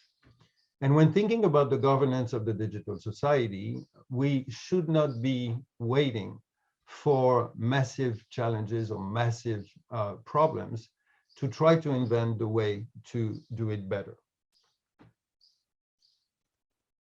Regulation is one approach, but another term had emerged during the last 20 years almost, which is the notion of governance. And there was one place where the notion of governance and internet governance was newly defined. And for those of you who may not know, between 2003 and 2005, there was something called the World Summit on the Information Society. And in 2005, it produced a definition of internet governance, which is the following: the development and application by government, civil society, business, and international organizations in their respective roles of shared principles, norms, rules, decision-making procedures, and programs that shape the evolution and use of the internet.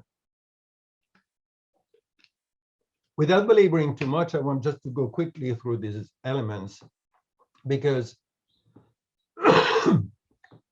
shared principles, norms, rules, decision-making procedures, and programs is what is traditionally the definition of an international regime.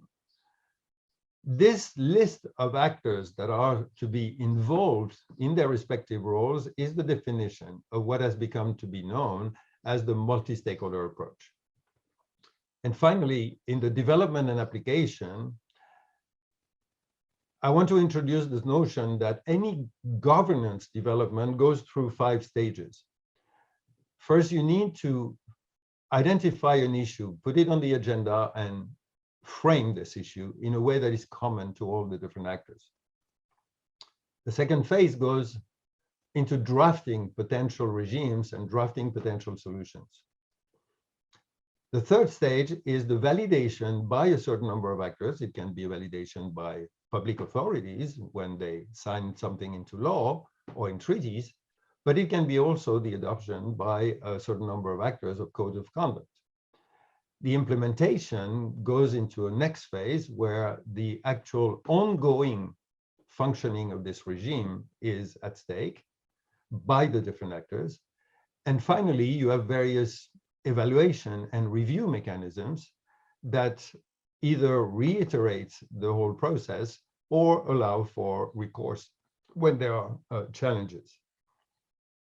And finally, the expression that shaped the evolution and use of the internet is important to introduce a distinction that we sometimes tend to forget, which is that the evolution of the logical infrastructure is what can be called the governance of the internet. And what happens, why we use the internet, is governance on the internet.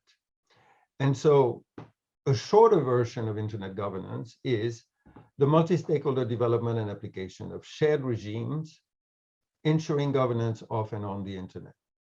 And I want to highlight one dimension, which is important because the term in their respective roles has been extremely hotly debated between actors who consider that there's a monopoly of authority by governments in determining what the rules for the internet should be, and the multi-stakeholder approach that insists on the involvement of all the different actors. And the way to reconcile those things is to consider that those 5 stages see a different degree of engagement of the different actors.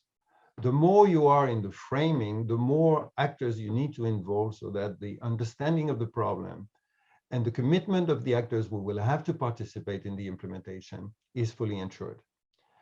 The number of actors that need to be involved in the drafting of the validation is potentially more reduced. Sometimes you have a very interactive and iterative and inclusive process for developing something, but the actual validation is the enshrining of this in a particular treaty or a piece of law.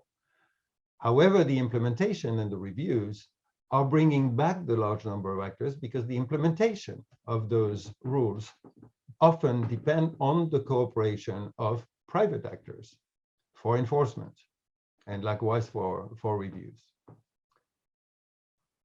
When we talk about the governance of the internet, we have an international system with a certain number of technical groupings, the IETF, the World Wide Web Consortium, ICANN managing the DNS operators, the root servers, the regional internet registries that distribute IP addresses.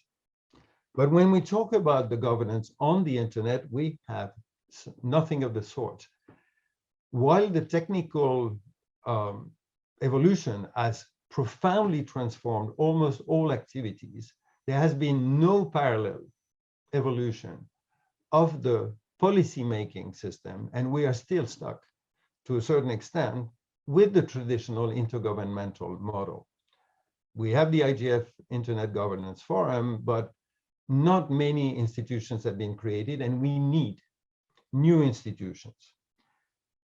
When you look at this picture, I had described the bottom part where we were moving from tech doom to legal arms race and thinking that this was bringing solutions.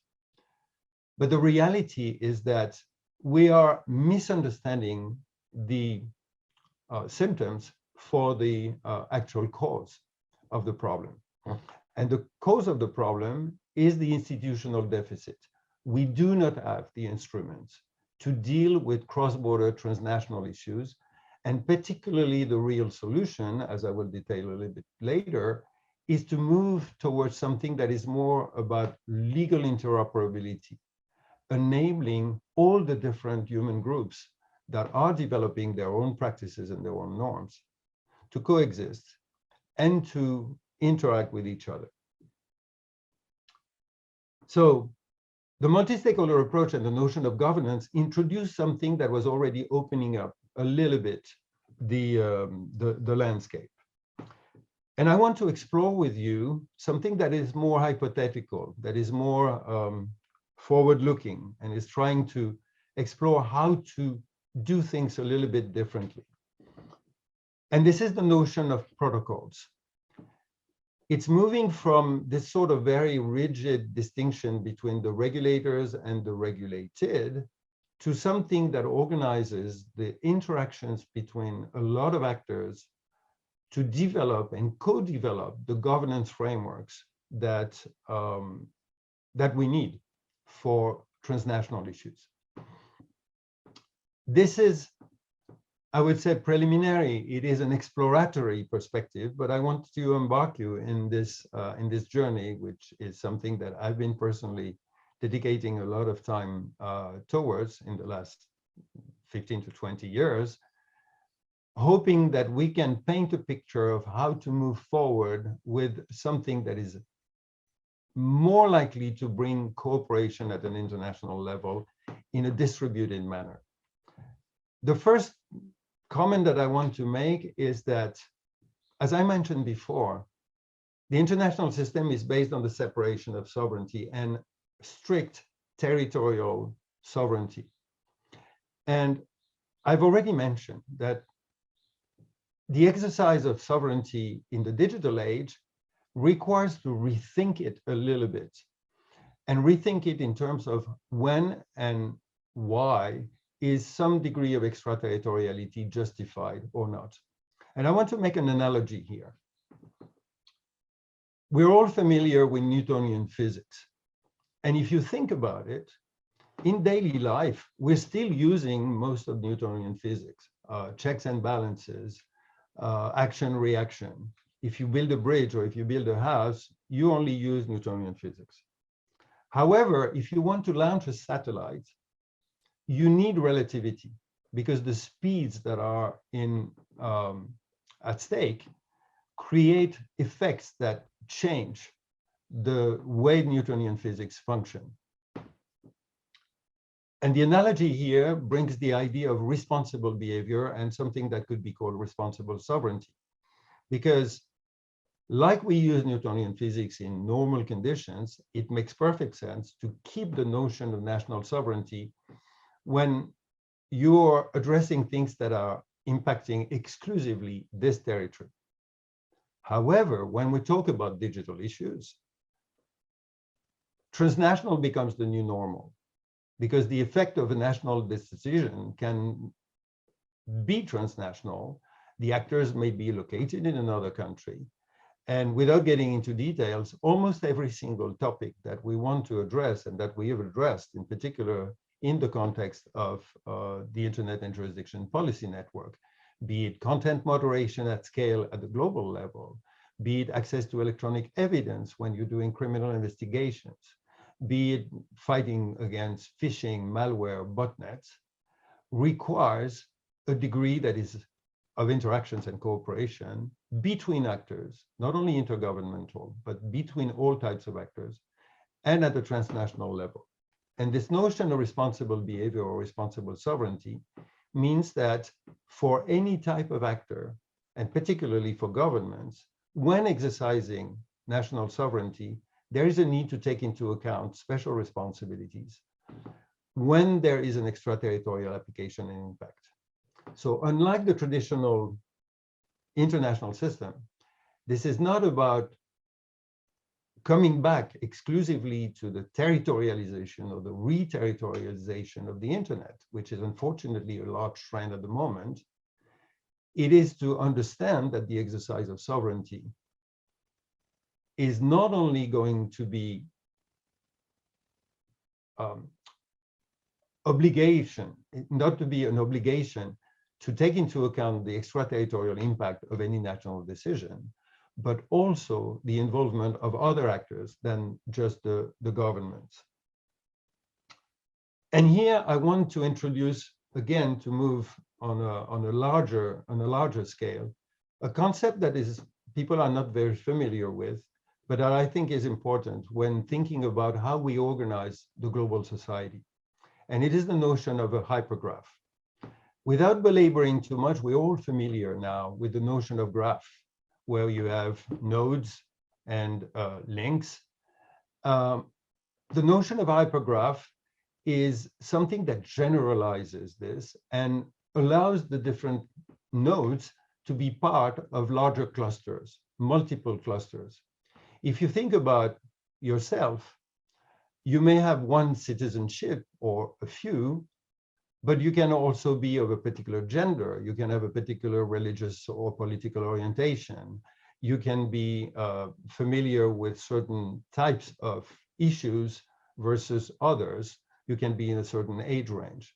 So unlike the international system that is fundamentally based on only one dimension of those stakeholderships, which is that you are just the citizen of a country, and international issues are being dealt with only by the representative of your government in international processes, and I've been one of those representatives. We need to think about all the different interests that each individual, each entity, each human group has regarding digital issues. And interestingly enough, when you look at a given country, different ministries in the same country sometimes have very different perspectives on how to deal with a particular digital issue, which can be the tension between privacy protection and security, for instance. Prosecutors across the world have more in common between them than they usually have in common with the data protection authorities of their own country. And I wanted to highlight this notion of hypergraph because it's actually something that you're more familiar with than you think. If you think about astronomy, any celestial body is an entity in itself, but it can be part of a solar system. The solar system itself is part of a galaxy. This galaxy can be a cluster of galaxies. And likewise in brain structures, any single neuron is part of multiple networks and plays a different role according to the function that is at stake at that moment. And you can take another illustration, which is regulatory networks in genetics. Why is this important? Because this notion of hypergraph allows to think about humanity as a hypergraph. And here I jotted down all sorts of human groups. It can be religious groupings, it can be ethnic groupings, it can be companies, it can be a mafia, it can be the governance systems of various states, it can be a group of friends choosing the film that they're going to watch on a Saturday evening, it can be a sports team that has its own rules or a particular sport that has its own regulations. Think of every single human group as a governance structure. All scales structured in a hypergraph because every single human and every single entity is part of multiple governance frameworks. The governance frameworks for their own functioning and the governance frameworks that they participate in. It can be the rules of your own family. It can be the rules you respect when you go and play a game. It can be the rules you respect when you're voting for an election. And the reason why this is an interesting concept is the following. The reason why I'm talking about a protocol approach, once again, it is largely exploratory at the moment, is if you look at the internet, the radical invention was packet switching, a protocol TCP/IP that allowed for the interoperability of heterogeneous networks. The World Wide Web functions the same way. You have heterogeneous information systems. You don't care whether they are Oracle database, MySQL, or whatever. The principle of hypertext and HTML HTTP protocol provided interoperability that created the World Wide Web. And if you look at the pattern here, you have a series of heterogeneous things, a paradigm shift from what existed before. Packet switching was a paradigm shift from switch networks. Hypertext was a paradigm shift from structured documents in the traditional way. You have protocols, and it produces an emergent unification through interoperability. Can we think about the same thing? All those heterogeneous governance frameworks that I just described, if we look at the paradigm shift of the multi-stakeholder approach, can we envisage a protocol for governance that produces a sort of global policy network and the capacity of interoperability, of legal interoperability between all those different governance frameworks. This is an architecture that is more network architecture that uses and accepts an extended notion of self-determination. When you think about the Charter of the United Nations, it makes a reference to self-determination. However, it only addresses the self-determination of people considered as nations, as the foundation of nation states and the whole United Nations architecture. But if you think at the digital environment and extend the notion of self-determination, the question is, how do those individual groups connect with each other, keep the capacity of determining what their governance rules are for what matters only to them, but also take into account the responsible approach that I mentioned before in terms of how they interact with others and their responsibility towards other groups. And here I want to highlight two things to finish, again, in an exploratory way. When you think about a governance protocol or an architecture, is this possible to think about building blocks? And when I mention building blocks, I've always been fascinated by the notion of generativity. If you think about it, the invention of an alphabet is absolutely unbelievable in terms of the generativity that it produces, because you can write any document, any book, just with those 26 letters in the ASCII Roman alphabet and other alphabets as well. If you think about the entirety of life on Earth, the whole DNA system is based on just a certain number of very simple building blocks, the 4 bases of adenine, guanine, cytosine, and thymine. If you think about the World Wide Web, there are only a few commands that were used at the beginning to build the first steps of the World Wide Web, and it's the same for the TCP/IP protocol.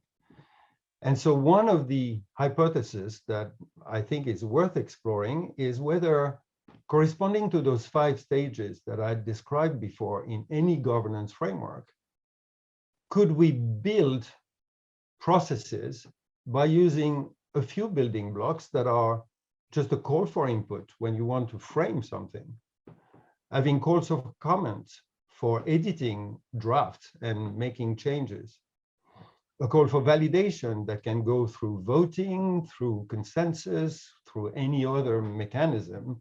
It can be just the signature by a president on a draft law, or it can be just the implicit agreement by a certain number of actors on a code of conduct. A call for action regarding implementation when an order is being given for subsidiary entities to put in place the rules that have been elaborated. And likewise calls for reviews when there is an initiation of either a recourse mechanism or the reactivation of the iterative development of regulation or a regime in general. That's one of the avenues for trying to think in terms of building a protocol for a global governance approach that is distributed and based on the interoperability between heterogeneous framework. And finally, in the context of the DataSphere Initiative, one of the objectives and the mission of the DataSphere Initiative is to build agile frameworks to responsibly unlock the value of data for all. Without belaboring, our belief is that the data century, which is this 21st century, is fundamentally going to be about how do we maximize the well-being for society and how to make this as beneficial to the entirety of society and not only leading to massive inequalities as is the case at the moment. And one of the objectives in that regard, or one of the ambitions, is to facilitate the creation of data collectives that can share data, digital data, in a way that is responsible.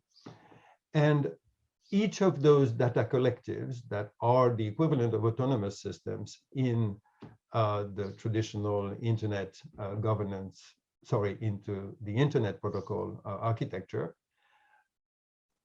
all those data collectives have their own governance frameworks. What are the components for such governance framework? What is the constitution of data collectives? And you know that in the field, in the digital field at the moment, there's a lot of discussions around the notion of decentralized autonomous organizations, DAOs. I won't belabor on this, but clearly the notion of developing governance frameworks for autonomous data collectives is something that will be a stepping stone towards interoperability. Those data collectives at the moment do not have a particular legal recognition across borders. However, you may know that there are 2 states in the US, I think Wisconsin and another one, that have recently adopted legislation to recognize decentralized autonomous organizations, whatever they are, as limited liability companies. Having the legal recognition of data collectives across borders is going to be a major challenge, but a major enabling architecture component. The notion of licensing templates comes from the analogy with Creative Commons. You know that Creative Commons has a limited list of particular templates for enabling the circulation of creative works. You can imagine, for access to data sets, a set of licensing templates that would determine the conditions for reuse, the conditions for access, so that this can be later on, through the use of smart contracts, which, by the way, are not necessarily implemented through the blockchain. There are many other ways to do this. Through smart contracts, you can have what could be called automated handshakes, where the stewards of particular data sets can define the conditions under which those data sets can be accessed and used. And actors, for research or for private benefit or for non-for-profit activities, can adhere to those licensing templates to abide through mutual affirmation of commitments to the provisions that they have to follow. And the final element is that when I was talking about the rigidity of regulation in general, one of the objectives is that when we deal with data governance and when we deal with governance in general, we need to be much more flexible. We need to have things that are much more iterative, where the agility in developing the frameworks is taking inspiration from the concept of agile development in software. And we need to think more regularly about regulation and legislation the way we think about software, as frameworks for processes, as mechanisms that are modular, where you have building blocks in arrangements that can be implemented also at a technical level. So this techno-legal architecture is one, developing this techno-legal architecture, and the legal interoperability that is attached to it is one of the biggest challenges and the most exciting challenges in terms of a new approach to the governance of the digital age. So this is an exploratory field. I hope that it was a journey that you enjoyed, and I want to finish with one quote from somebody I have tremendous respect for, was Elinor Ostrom, who was the Nobel Prize winner in economics and the founder of a whole discipline regarding the governance of commons. And I think this is a driving message, which is the core goal of public policy should be to facilitate the development of institutions that bring out the best in humans. And in the current environment where it is so easy to basically feel this tech doom and believe that problems are going to be intractable and that we're losing the control of the trajectory of our societies, I want to finish with two messages, which is we have the capacity, if we work collaboratively, to develop new approaches for the governance of the digital society. And we can only do this if we are driven by a common vision of maximizing the well-being of society, rather than trying just to address the problems, because there is an enormous potential moving forward, particularly in this data and digital century, to bring a lot of good out of a smart governance architecture. Thank you. And please, you can go to internetjurisdiction.net and the datasphere.org to learn more about those elements. Thank you very much. And first of all, also apologies for the time it took to get the intruder out. It seems like the tech support, which was supposed to be at hand, was slightly more than a hand's distance away. So really, really sorry about that happening. Now, I would also like to use my position and ask a question, because governance matters are really, really interesting to me personally. And of course, in order to have a governance model that keeps everybody happy, we need to make sure that there is proper cooperation, that everybody is willing to contribute, and that nobody is going to go rogue and hijack the conversation, hijack the governance model, a little bit like we had with the presentation today. So how do we make sure that we have this situation where all the stakeholders involved actually have positive motivation for a new governance model and have no ulterior motives in what they are doing? It is an extremely important and difficult question. Let's not hide. There are several challenges to this. And there are lessons also to be drawn from, that I draw from both my experiences as a governmental representative, as a member of the board of ICANN, and as the founder of the Internet and Jurisdiction Policy Network and the Datasphere. One, what you say is absolutely fundamental. What are the incentives? Why are the different actors going to actually move forward and participate? Unfortunately, as I was mentioning the reference to Thomas Kuhn, there is a waiting time before people realize that an existing paradigm doesn't work. Because the paradigm, by definition, has organized the behavior of everybody. And without belaboring, what we're seeing with the Ukraine situation is a fundamental reassertion of the notion of territorial sovereignty and integrity.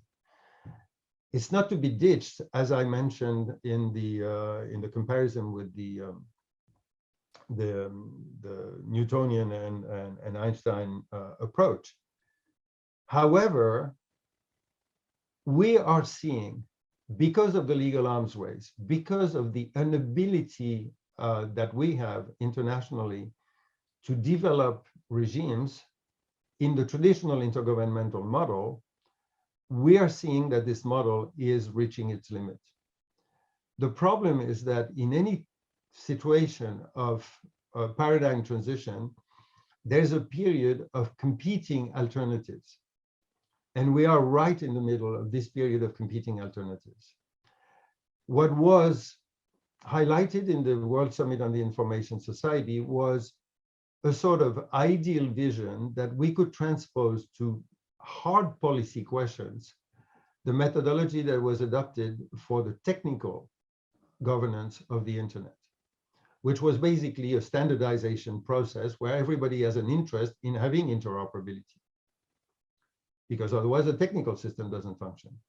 In the policy system, there are competing interests that do not look for interoperability, because there is a belief that if you assert your authority, you can impose your own norms internationally. And this is what we're witnessing with the legal arms race at the moment. And so behind a lot of discourse regarding the importance of the multi-stakeholder model, it is actually not implemented easily. The second thing is, there's a vision of the multi-stakeholder model that basically says everybody should be in the room at all stages with the same role. This is not true. As I described with the ARC, it is extremely important to be extremely inclusive for the framing of a problem so that all the perspectives are taken into account. But the way you draft things and the way you actually validate things is necessarily a more limited number of actors. You need to take into account all the perspectives, but you need to have smaller groups so that things are manageable.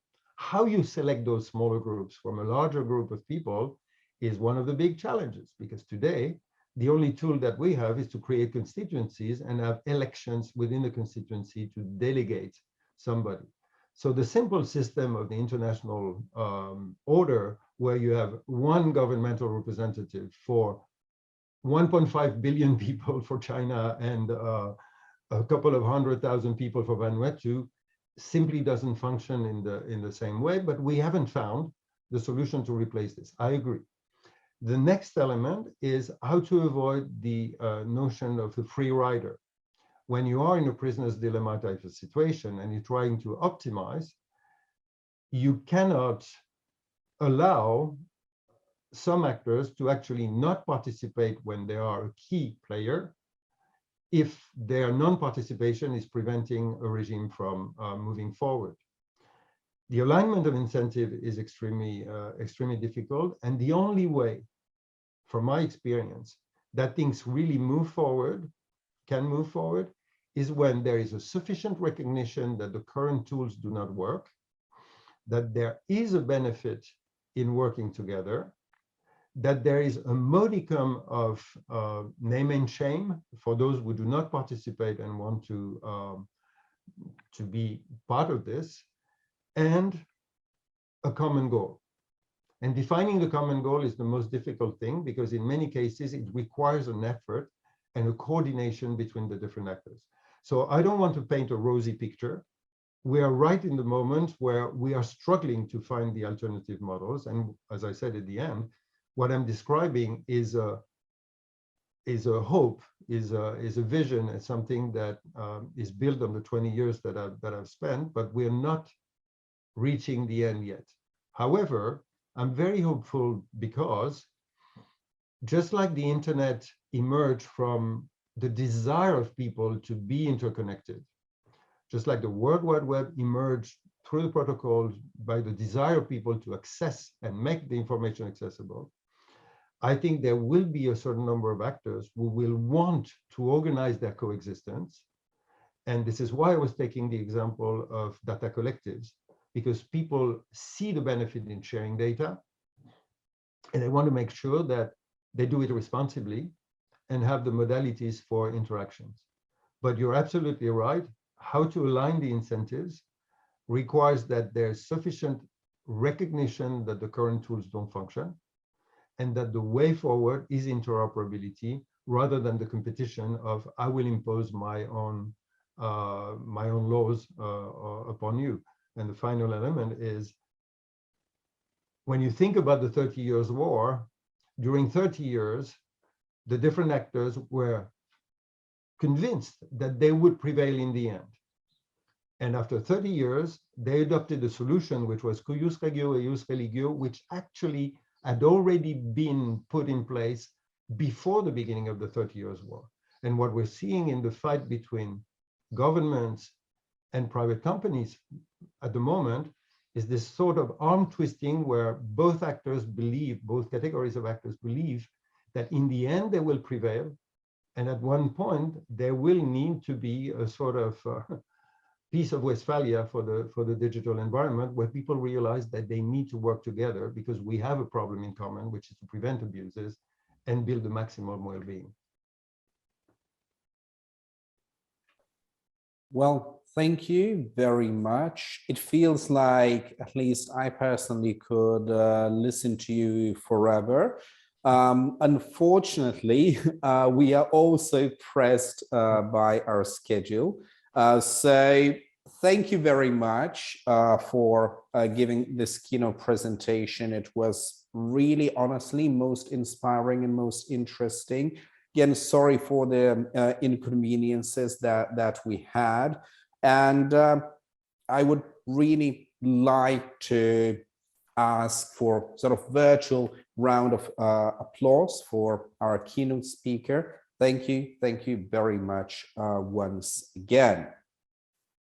And now we are going to move to our panel number 4, which will be the final item on today's agenda. The first speaker for that panel, who has really waited quite long, I saw her in the participant list all the way from panel number 1, that's Federica Cristani. She's going to talk about digital solutions during the COVID-19 pandemic in Europe. So Federica, please, now the floor is very justifiably yours. Thank you so much. Thank you so much for having me in this conference. Thank you for organizers. Thank you for the keynote. It was really great. And I'm sharing my screen if I'm not able to. Okay, you should see something at this point. Yes, it is working. Thank you. Thank you so much.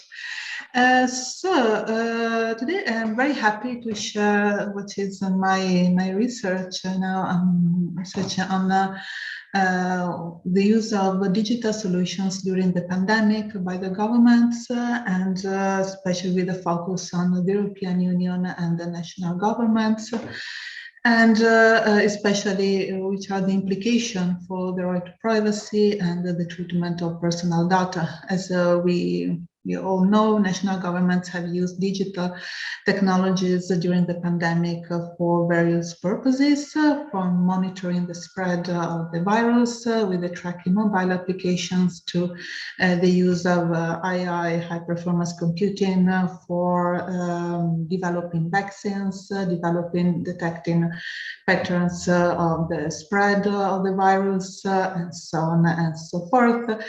And I think it was I found this table. I think it's very nice because it was developed by the OECD in 2020, but it mapped very nicely the different example of AI applications at the different stages of the crisis, from the detection to the prevention, responses, and recovery. Actually, my aim in the paper was to have a little bit of overview of everything, but of course it's too much. So also for today, for the talk, I'm just focusing on one specific issue, which is contact tracing. And so the development of national tracking apps and the implication for data protection and privacy. And the focus will be on the European Union, especially on the attempts of cooperation in developing national tracking apps and developing tracking apps that would guarantee data protection, and with a focus more specifically also at the national level on Italy, Also, because I was also in Italy during when the pandemic hit, spread, and so I could follow also the discussion there about privacy and data protection for the development of the national tracking app. At the European Union level, there has been some attempts to develop a common protocol for tracking app, and for example, there was the Pan-European Privacy Preserving Proximity Tracing and the Decentralized Privacy Preserving Proximity Tracing. Actually, the idea was to create a code that could have been used by all member states for developing national tracking apps. So the idea was to have tracking apps that were similar in the architecture, in the development, but in the end, these attempts were not very successful. Only few states actually followed and used these codes. So most of the states actually developed their own code, or they were inspired at least by this code, but they developed their own. And so the next step was trying to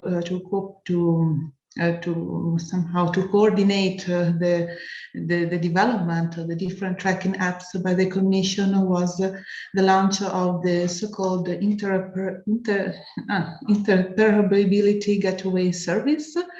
The idea was to have a platform to connect the different tracking apps in order for the tracking app to dialogue with each other.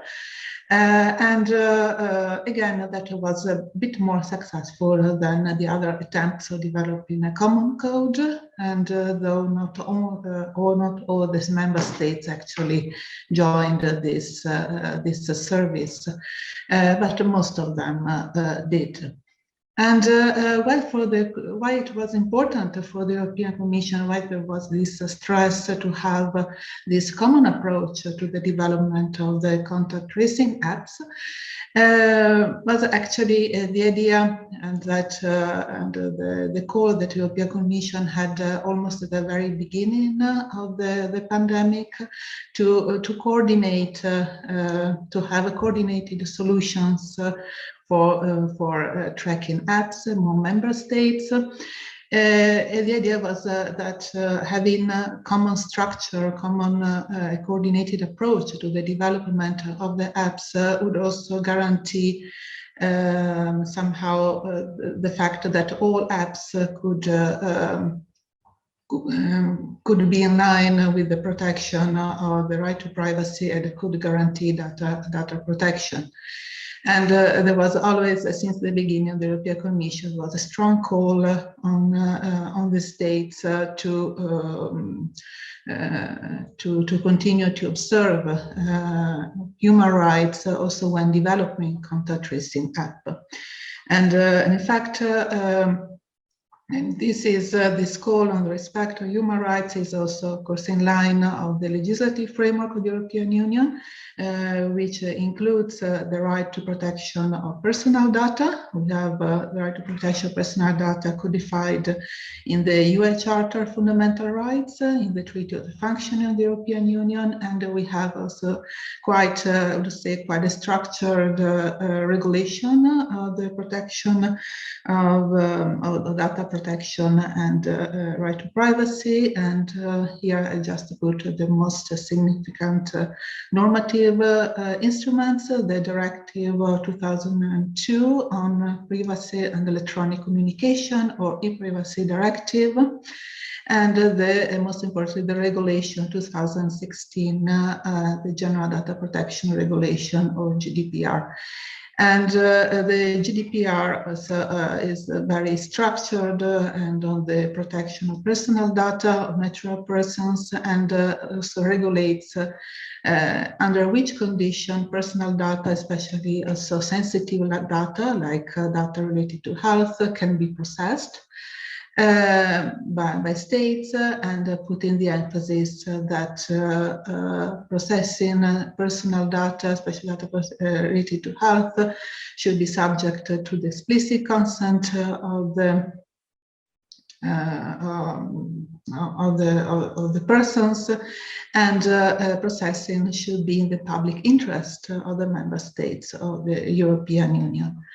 In order to have an harmonized, a coordinated approach in the development of the contact tracking apps, in order also to give member states a sort of guidelines how to develop mobile applications that would guarantee the respect of the right of the users.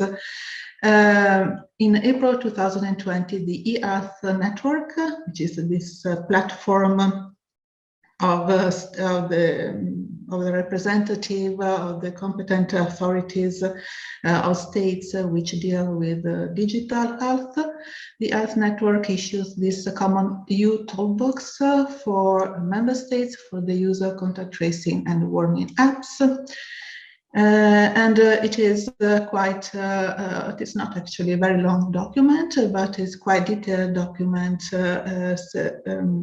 including a set of specific technical requirements which mobile applications should have in order to respect data protection and the right to privacy.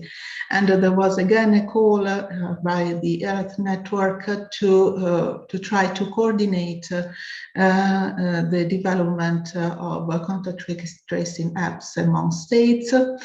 In fact, the aim of this common toolbox was to avoid a fragmented and uncoordinated approach to contact tracing apps that could have detrimental effects also to human rights and more generally also to the aim to approach also the pandemic.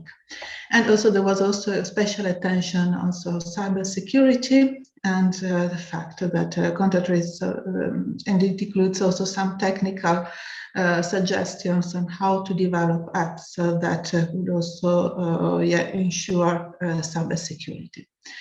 And the day after this common EU toolbox, the European Commission issued also a set of guidelines for the development of contact tracing apps. And still in April 2020, also the European Data Protection Board issued its own guidelines on how to develop contact tracing apps. So April 2020 was very busy month for contact tracing apps and for the European Commission to have to think about how contact tracing apps should be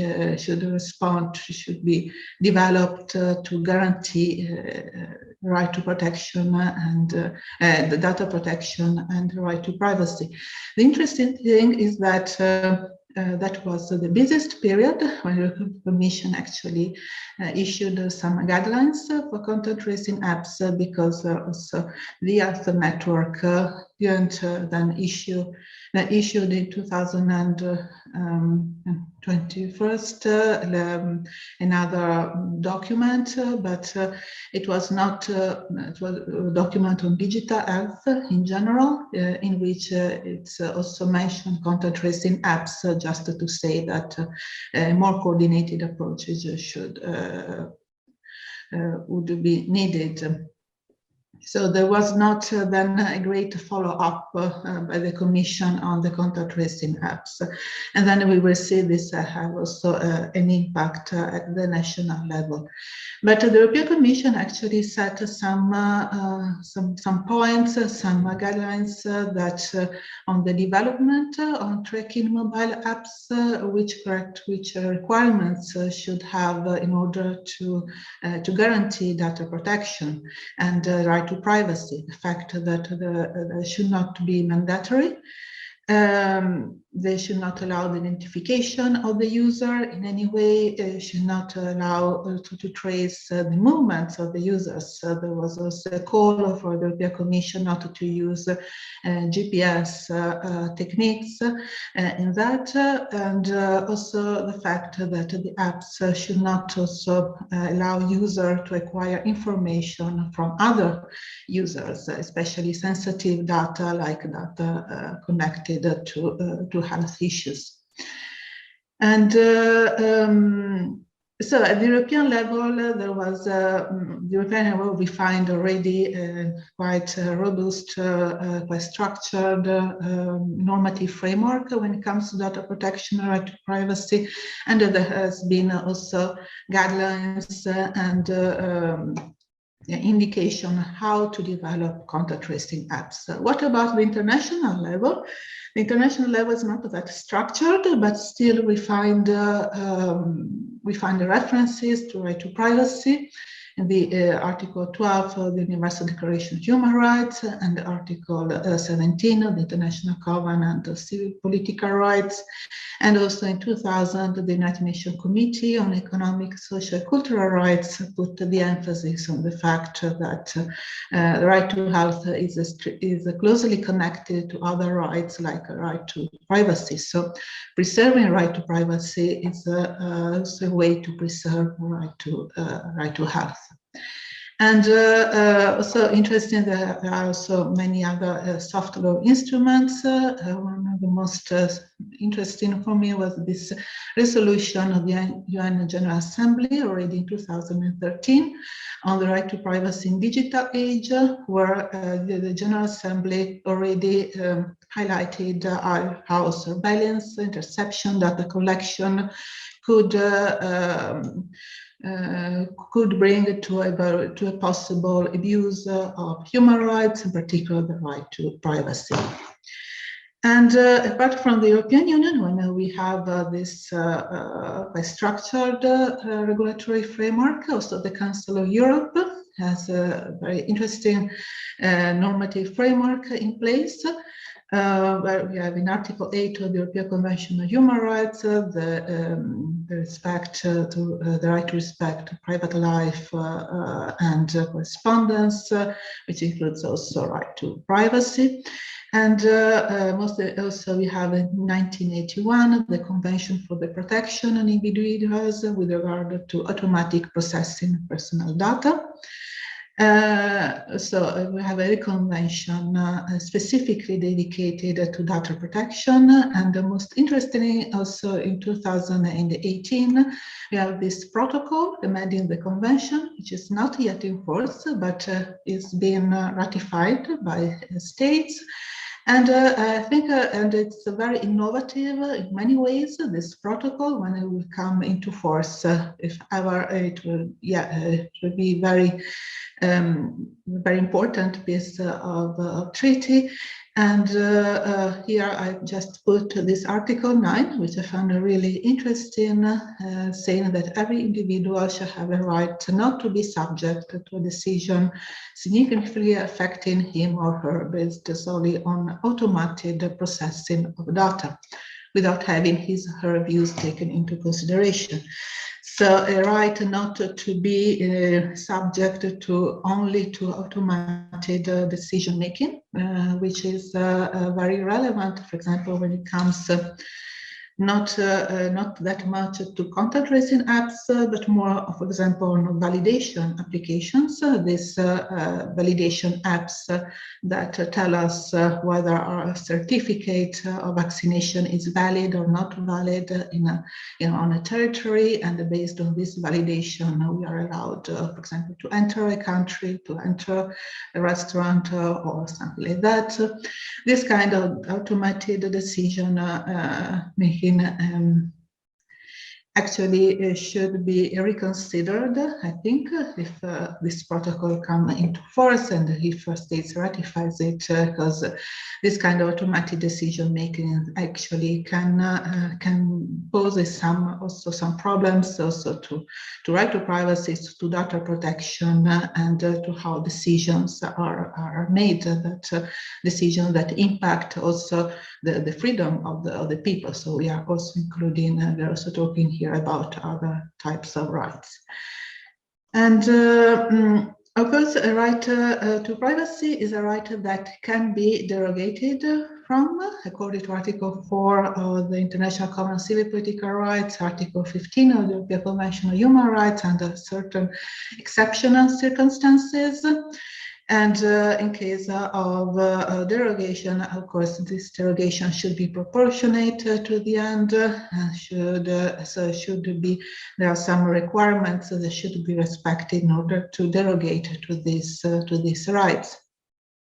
And though it is possible, there has been also some calls from the UN, from civil society, also during the pandemic, to the fact that though pandemic constitutes, of course, an exceptional circumstances, and this doesn't mean that states should comply to human rights in general, including right to privacy, also when collecting personal data. So there should be some requirements. There should be some limits to it. Now, what about Italy? Now I see that I'm starting to go out of time, so I will be quite quick on this. Actually, what I wanted to say, in Italy, there has been the development of this tracking app at the national level. And quite interestingly, and this has not been the case in all member states, there has been also national normative act, a legislative decree,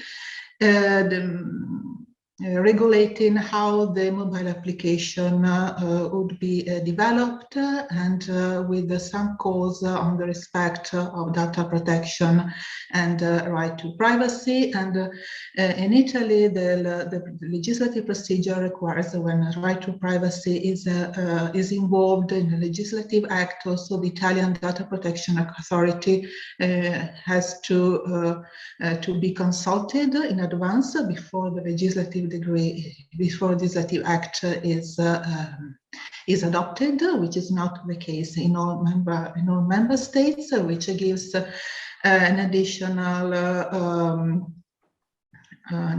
guarantee that the act should be in line with the right to privacy.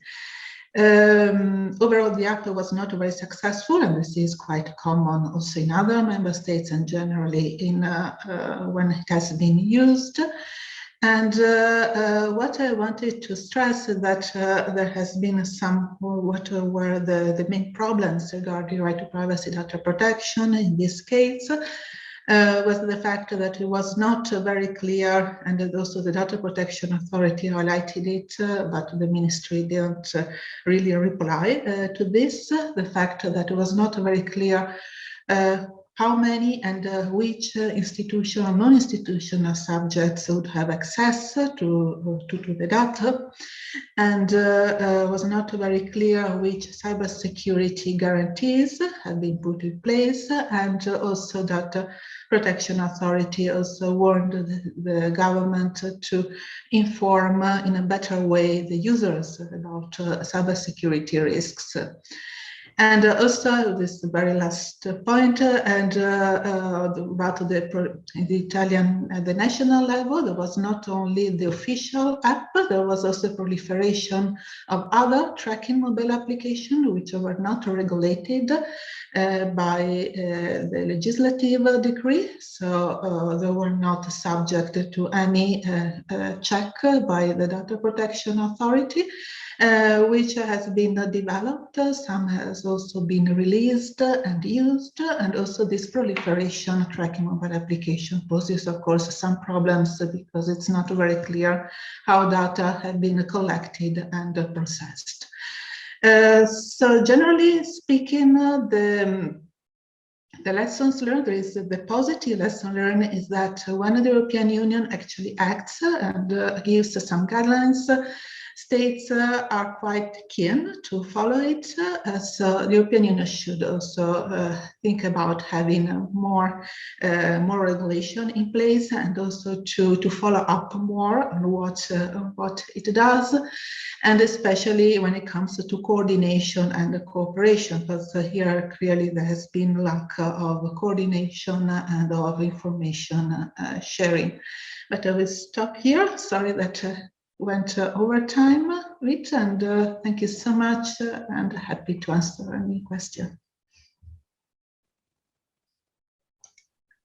Thank you very much. So we will have a Q&A session after all three presentations. So now I would like to use the opportunity to ask the second presenter of this final panel, Ushnia Pasmanskina from Vilnius Magnus University, to talk about fundamental right to technologically enhanced education. So please. Hello. I will share my screen.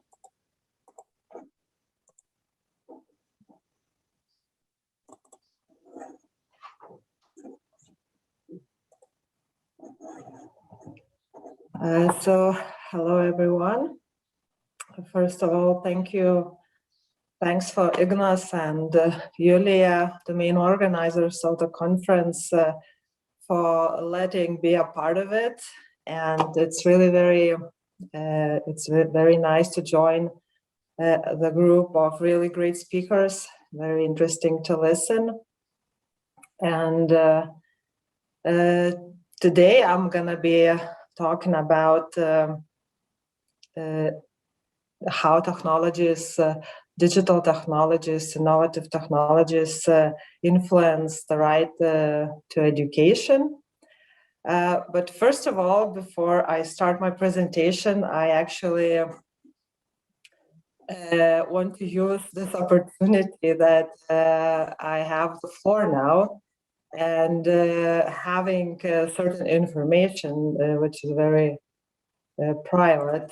I want to say happy birthday to the next speaker of the conference, my colleague from Pompeu Fabra University. So happy birthday, Migla. I'm afraid that I might not be able to have this opportunity a bit later. So really best wishes to you.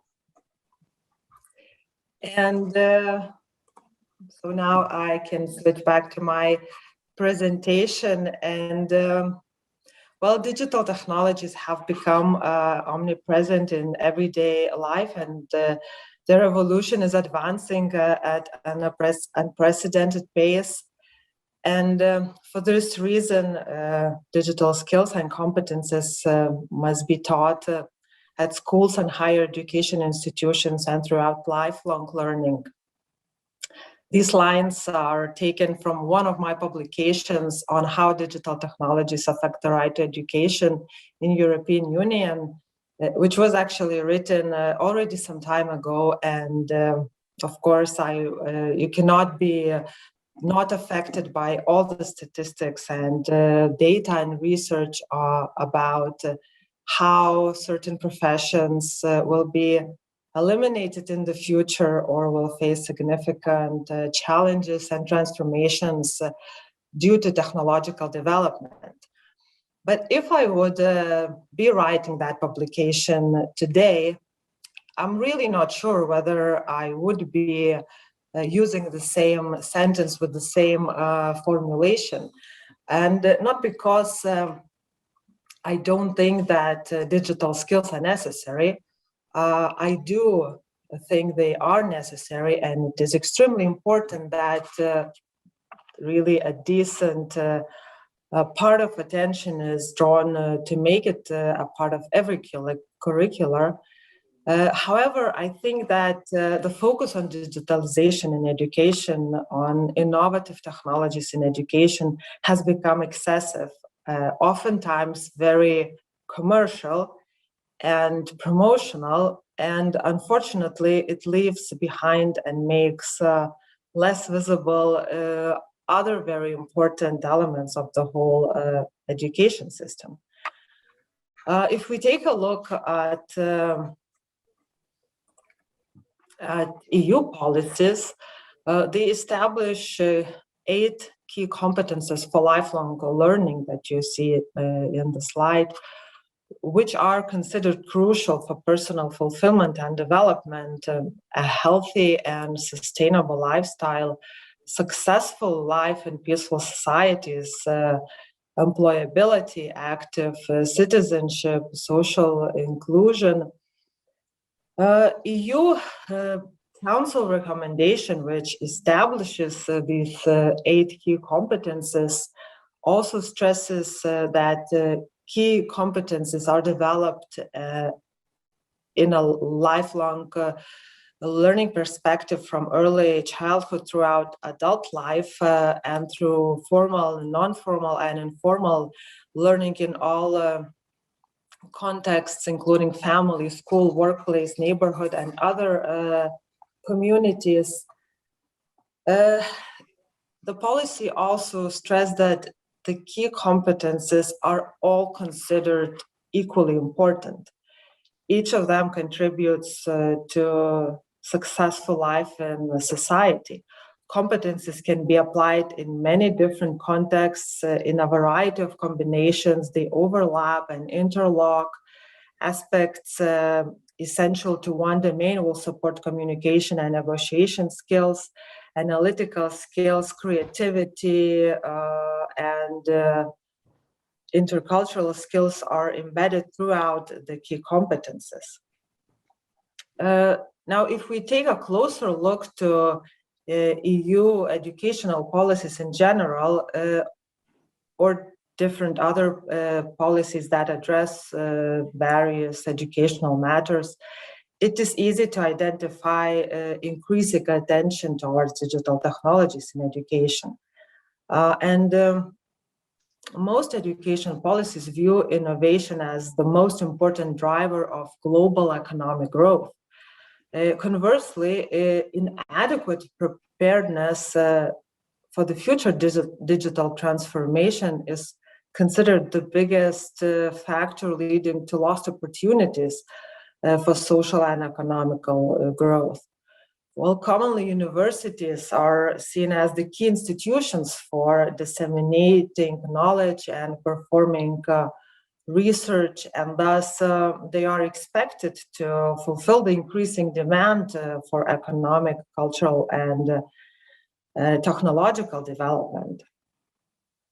However, technology-driven policies predicated mainly on enabling economic success have been criticized by different authors as a technocentric, utopian, and economic-driven mindset.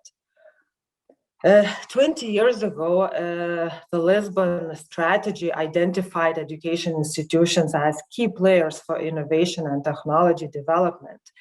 And this message was echoed 10 years later in the Europe 2020 document. Since 2015, the digital single market strategy has been a leading driver of the Europe 2020 strategy, aiming at better access to online goods and services for consumers and businesses, as well as appropriate conditions for digital networks and services to flourish and maximize the growth potential of Europe's digital economy.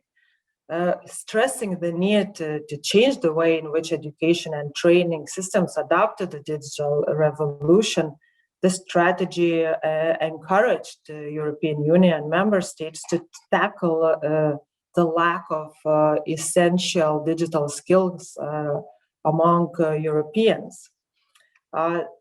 G20 Digital Economy Ministerial Declaration shows a global recognition that all forms of education and lifelong learning may need to be adjusted to take advantage of new digital technologies and to develop the skills required by the labor market. In 2017, the leaders of 27 member states and European Union institutions agreed to make the European Union stronger and more resilient and committed, among others, to work towards the best education and training for young European Union citizens who could study and find jobs across the continent. Following the solid message on the need for a stronger and more coherent digital Europe, education systems fit for the digital age were listed as one of the main accelerators for its successful creation. The new skills for Europe placed the need for digital competence as a priority and called on member states to ensure they have comprehensive strategies in place for improving the digital competence of people. But one major concern is that all these policies mainly concentrate on two elements, digitalization and employability. And although I would not dare to deny their importance, I think that education policies should be inspired by a more human-centered perspective and strive for combination in finding the balance of all 8 key competences for personal fulfillment and development and successful life in a society. I checked our latest national Lithuanian trends and policies in education. Well, maybe it will not be the perfect translation of our Lithuanian, of the name of the Lithuanian policy, but it sounds similar to something like digital transformation, education that is ready for tomorrow. The word literacy in this policy was used only twice and only together with word digital.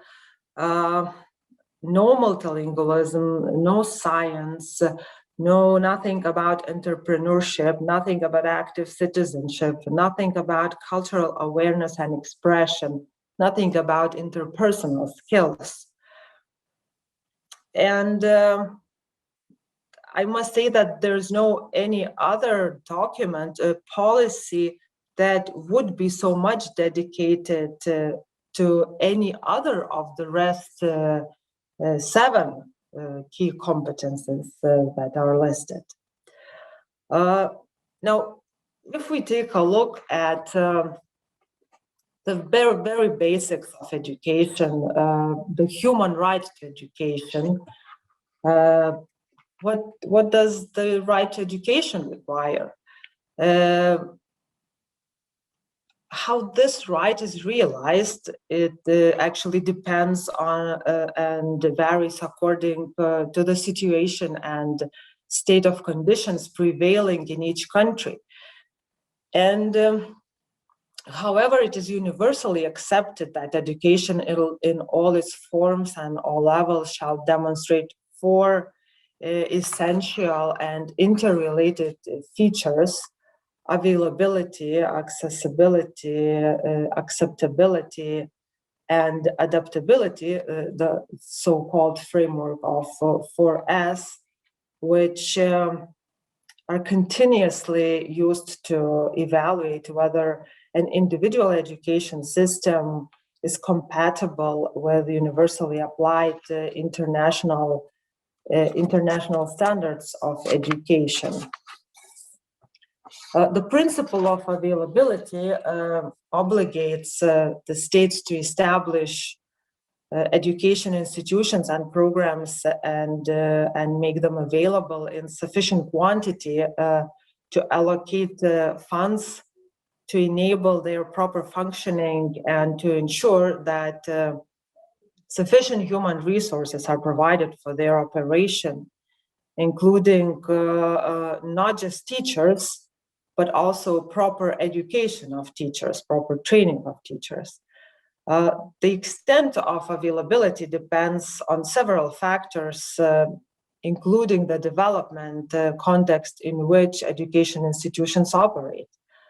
The standard of availability in a particular country can range from elementary infrastructure to well-equipped libraries, computer facilities, and smart technologies.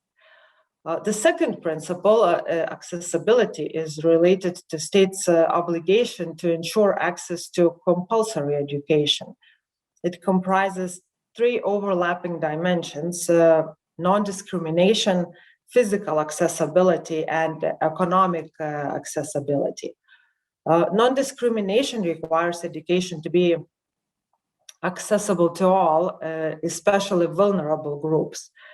Physical accessibility guarantees education within a safe physical reach, either by attendance at some reasonably convenient geographic location or via modern technology.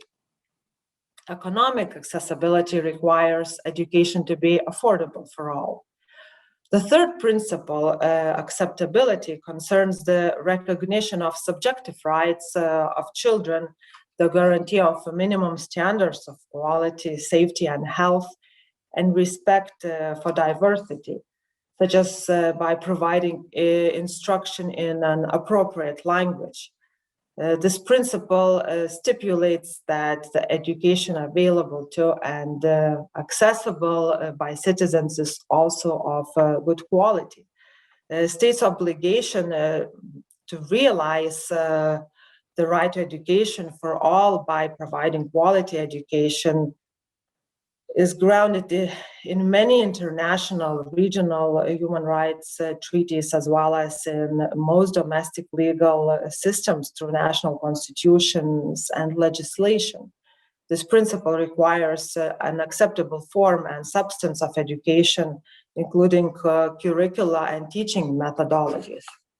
And finally, the adaptability means that the content and process of learning must be flexible, adapt to the needs of changing societies and communities, and compatible with the needs of learners within their diverse social and cultural settings. The usual approach to ensuring adaptability is to review the content and process of education from the learner's viewpoint, to consider whether their interests are treated as a priority. That implies providing relevant content and using relevant teaching and learning methods in education, which also provides the skills that should be determined by the learner's future needs.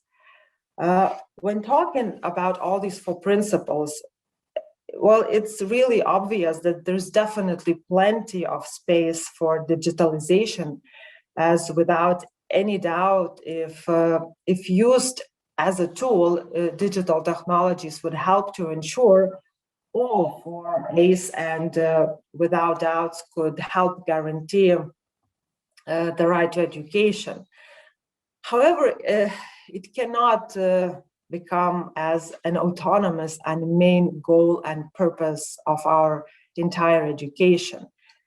It has to remain as one of the key competencies and overlap, interlock, and serve as a tool to apply other competencies in many different contexts and in a variety of combinations. Notion of education cannot be restricted only to technical aspects, but rather has to be kept in a broader meaning. The intellectual, spiritual, emotional development of the human being, of his or her intellectual, spiritual, and emotional potential, as a prerequisite for an individual to understand the world and to discover personal identity as a human being. So therefore, as some authors argue, education technology is not only about technology, and we should not strive for what is technologically possible, but we should rather seek to determine what makes pedagogical sense. So that would be my presentation about the human right to education and technological impact. Thank you. Thank you very much. And now, last but certainly not the least, and also adding happy birthday, Miglia Lokita. Okay, can you hear me? Yes. Okay, good.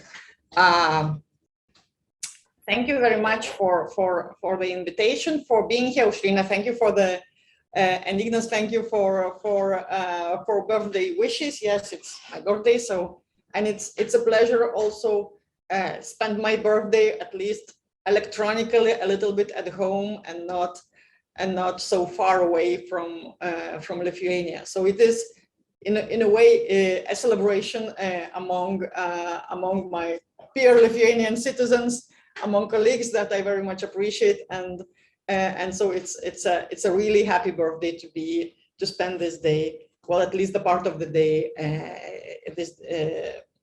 together.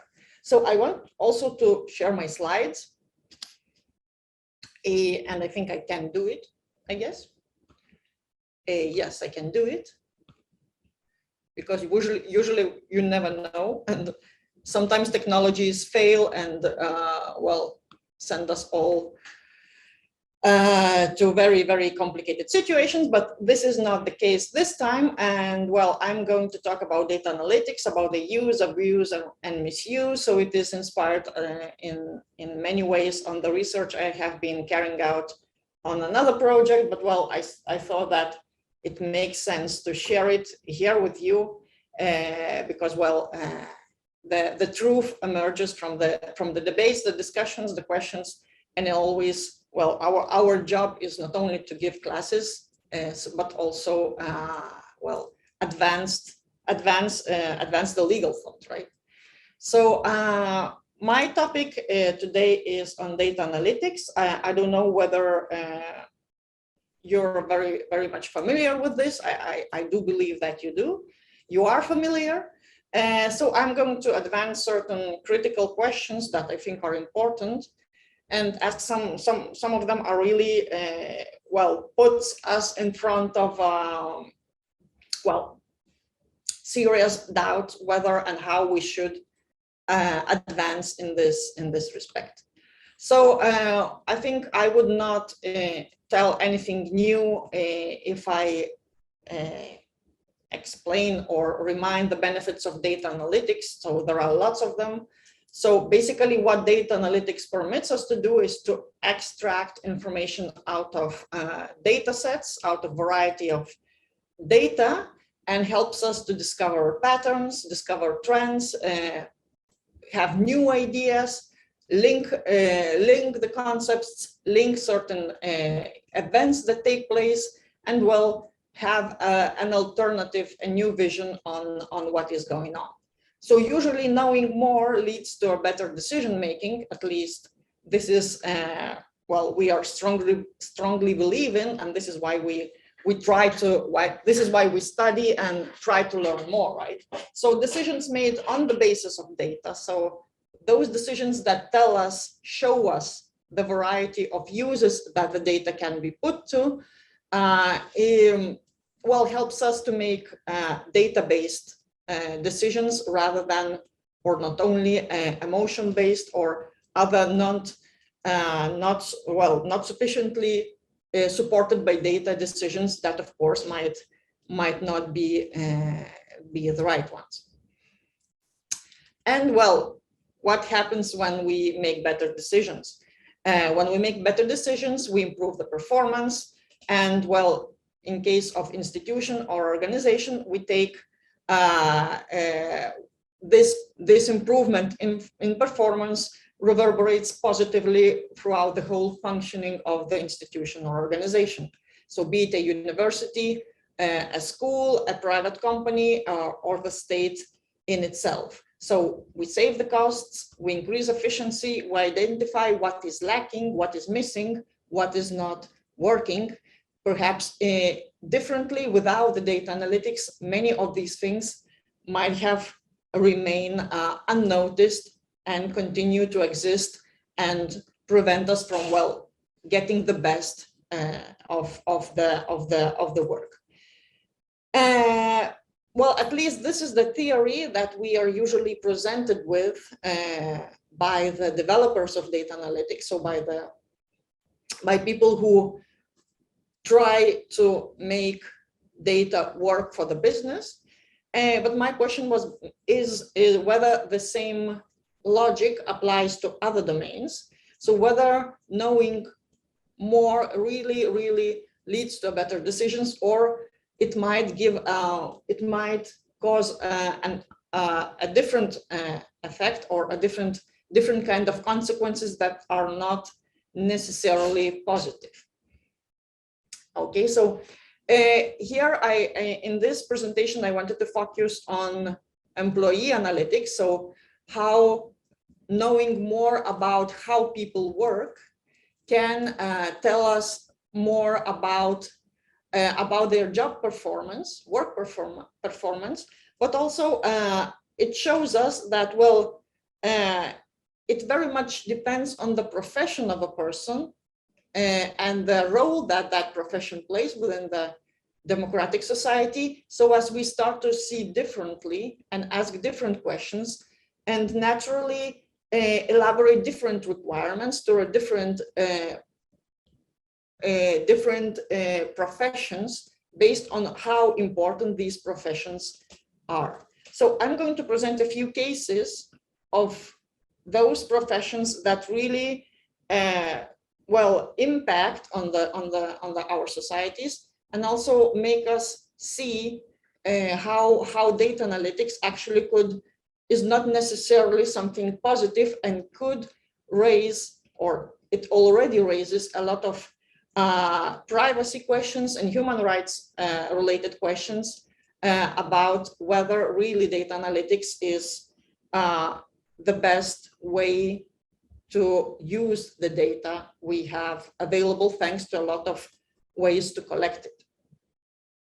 So data analytics can be used in courts. So usually court analytics are related to judicial proceedings, to how long the process takes. Well, we have these applications which are very, very popular in the United States. So you can compare different courts, you know, how you can learn how they work. You can learn what precedents they cite. You can learn a lot of things. But out of this court analytics, you can also get judge analytics. So detect patterns in how a particular judge is judging similar cases. Also, you can compare different judges, and also knowing how the judge is working and thinking in legal terms. You can also elaborate, of course, with your lawyer, a particular strategy that would fit the specific judge you have been appointed. And also these systems are used to predict the outcomes of the case. So I think if you Google, you'll Google data analytics in courts, you will get a lot of different programs that perform these tasks. So they're really, really popular in the United States. So it is something that you have also, you get all the personal data of the judge about the address, the telephone number, so how much time he or she is working, what kind of language he or she mostly uses, and many more things that helps you to understand whom you will have on the other side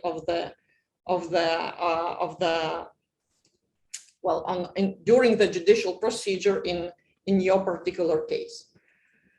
The question is, however, whether it is a question of transparency. So the judge's work is completely transparent to the public.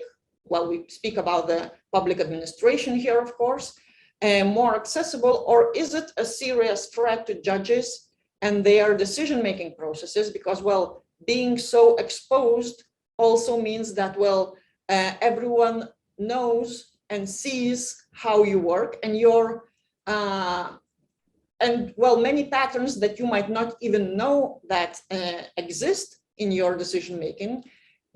So exposure of these patterns also could impact, your autonomy and impartiality, right? For instance, if the system says, but well, you prefer usually in the divorce cases, you're always on the side of women, or you're always on the side, or 90% of cases, you're more willing to support female side, wife side, then again, it also already predisposes you in a way that, well, I should either change the decision in my next case so as to, cheat the system a little bit, or that I would not look such a wife supporter, or I would stick to my decisions already, well, because the system already says that I'm wife supporter, so I will not change it right now. So these are the questions that emerge from the data analytics applied to the judicial system in the United States. In France, the judge analytics were banned. So the scandal emerged because of well, researcher Benesti's research. So because of the results that his algorithms have carried out and discovered that, well, there are different ways, well, different treatment in similar cases by the judges of the same court in as concerns immigration rules to asylum seekers. So although all people who came to the court, right, who came to this specific court with applications to have the permission to stay in France, well, the results, so whether these applications should be accepted or not, were very different. So in some judges have accepted 100% of the applications, whether others have accepted almost none. So when the rules should apply the same to everyone who qualifies, right, for the asylum, the Benesti research show that it is not the case. It very much depends on the judge, right? And this is what has been discovered thanks to these predictive algorithms. And the reaction of the French legislator was to publish the law that, well, the identity data of judges may not be reused for the purpose or effect of evaluating, analyzing, comparing, or predicting their actual or assumed professional practices. So basically the law said, well,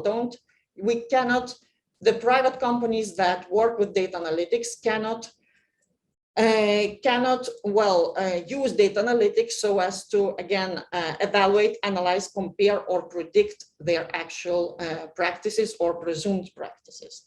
So again, what does it mean?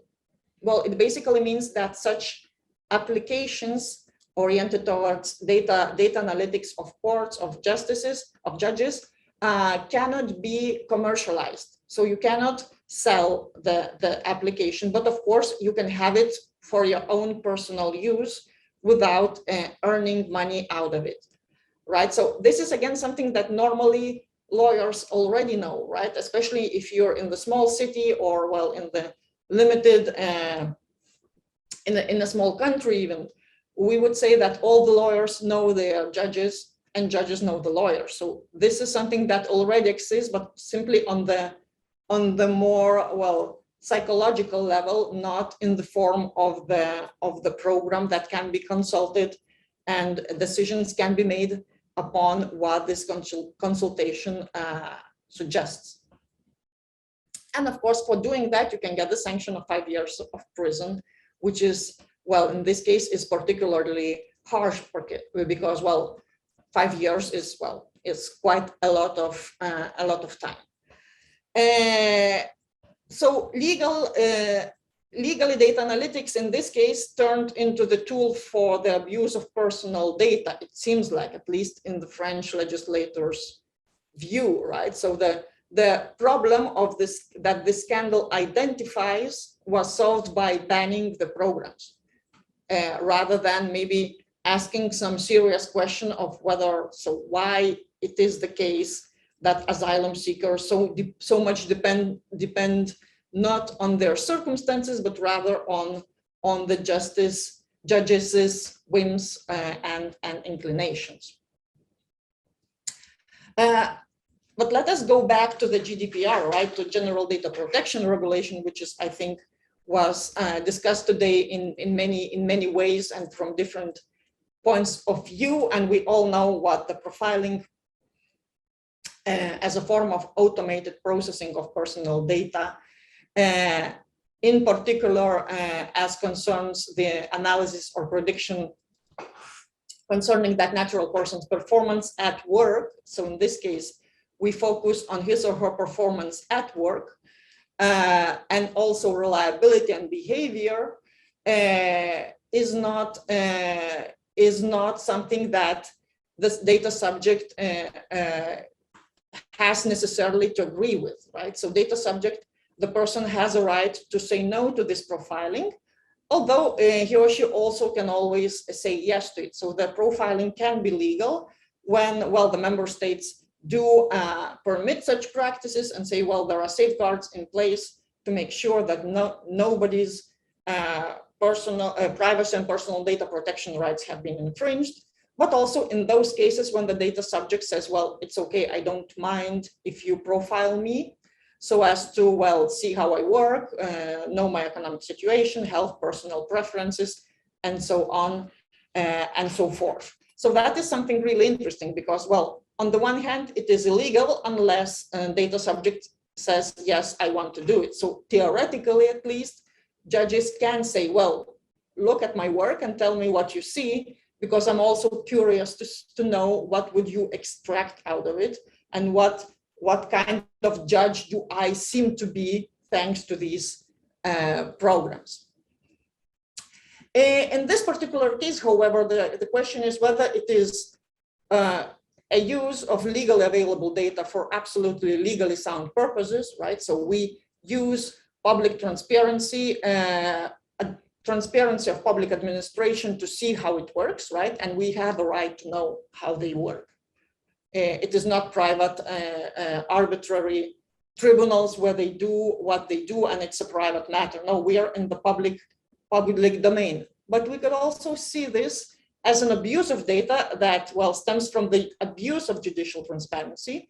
Well, it can be seen not as a way to make the justice accountable, but as a threat to democratic institutions. And this is how the French legislator actually saw this case. Or we can also see as a misuse of data that, well, leads to elaboration of profiles, even though unwillingly, because, well, many applications could eventually not even refer to the judge directly, but still out of court analytics, so out of the analytics of their decisions, it is very easy to get to the particular judge and see how he or she works.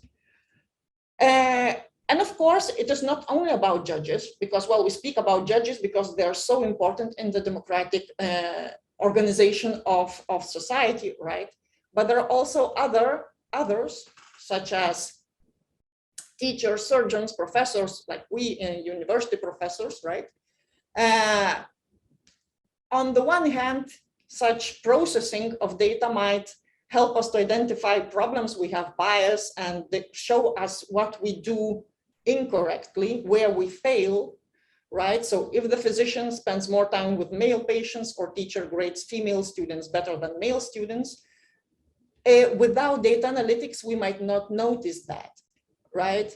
But on the other hand, would also affect us, affect our autonomy, privacy, our dignity, and we could be, and the people who are subject to the data analytics could become the scapegoats for the employer who, well, does not want to address a structural shortcomings of the institution, of the company, and simply looks to identify someone whom to blame and avoid accountability and responsibility related to that.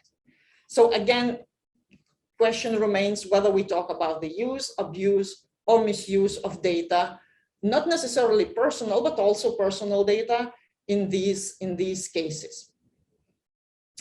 Of course, there are additional complexities related to specific professions, such as profession of physicians, of doctors, of a medical profession in general. So whether the data related to surgeon analytics should be available for the patient. So success rates, for instance, so much so that the patients do have a right to information about, among other things, as you can see on this slide, all that scientific research and technological innovation makes available. So they do have a right to know as much as possible. Does this include the results of data analytics is a huge question that we still have to answer.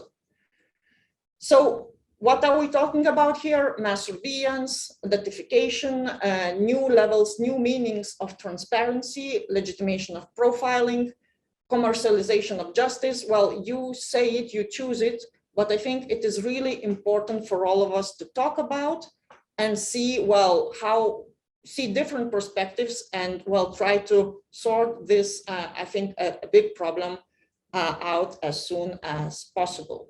So, well, data analytics is about data use, abuse, misuse, so we have to decide how to call this and, well, see how we think it is best to solve this situation. And that is all. Thank you for your attention. I'm sorry if I took a little bit more time than I had. Thank you very much. So we still have around 20 minutes for our final question and answer session. And first of all, I would like to invite questions from the audience. Perhaps any members of the audience have questions, or any of the presenters have questions to each other. Well, I had one question. Okay, please. Okay, so I had a question for Shirina. She was talking about lifelong learning, right to education. And well, what I think you might also see in Lithuania, and we also see around us, is that, well, lifelong learning is directed towards adults, right? Not children, not teenagers. So in many sectors, there is no duty, right? This is the right to continuous education, right to digital education, which is a right, so not a duty. So you can choose whether to do it. But in many places, university is one of them, the employees, especially public employees, don't have any duties to update themselves digitally. They don't have a duty to learn new things, right? And well, as it is a right, so they don't have to do it. But when it is not something they have to do it, they don't do it. But without making it a duty, we cannot guarantee these advancements, changes in the society, because, well, we stick to the certain level that we cannot move out of. So my question is, what would you see as a possible solution to that? Thank you, Migla, for your question. Actually, I wrote, my PhD was about academic freedom. So I was researching on how free is a university professor to choose what to teach and how to teach, whether, any restrictions or certain requirements can be added to his position, and also regarding technologies, whether you can force a professor to be innovative in his classes or her classes, whether you can force them to use innovative tools or to make their classes somehow technologically advanced. And actually, I was trying to argue in my doctoral dissertation that, and research in general, those who are writing about academic freedom, so the opinion is that it's it's not obsolete, and of course it correlates together with the right to education. If the right to education requires relevant education, that means that professors have a duty to provide that kind of education to those who study. So actually we have an obligation to be to a certain extent innovative, but the thing is that it's up to the professor to decide what is the best way to teach his or her course. If you think that your course, well, it depends, of course, what you are teaching, does not need technology, any type of technology to give relevant and necessary information to the students, and this method is the best method to teach your course, then you don't have that kind of obligation. But if if teaching the course requires certain innovations, because then you cannot perform the best quality, then you are obliged actually to use certain technologies to reach maximum quality and to provide the best knowledge to the students. So this is how I would argue that that there is actually an obligation to be to reach a certain level of quality, and if that requires to use technologies, then you should do that. Thank you. Thank you very much. Yeah, so it's also really interesting how we can have this, or could have had this debate about optionality of technology, and then COVID happened, and suddenly we were all on Teams by default, or Zoom, depending on institutional policies. So actually, I would like to start my questions on the COVID point. So my first question would be to Federica. So definitely contact tracing apps prove to be, how shall we put it, controversial in terms of privacy and data protection. But there's also this argument that, well, it was a time of emergency, and perhaps, when there's a global health emergency and things have to be developed much more quickly than you would develop an app normally, perhaps, some of the standards should be looser, and therefore, both states and private companies could be allowed to be more relaxed in terms of protection of privacy and other rights. Would you see this argument as having any value, or would you say to the contrary that, regardless of the circumstances, privacy rights are fundamental and therefore should be at the heart of every consideration, regardless of the emergency situation that we were in? Oh, thank you so much. This is a very, very difficult question. Actually,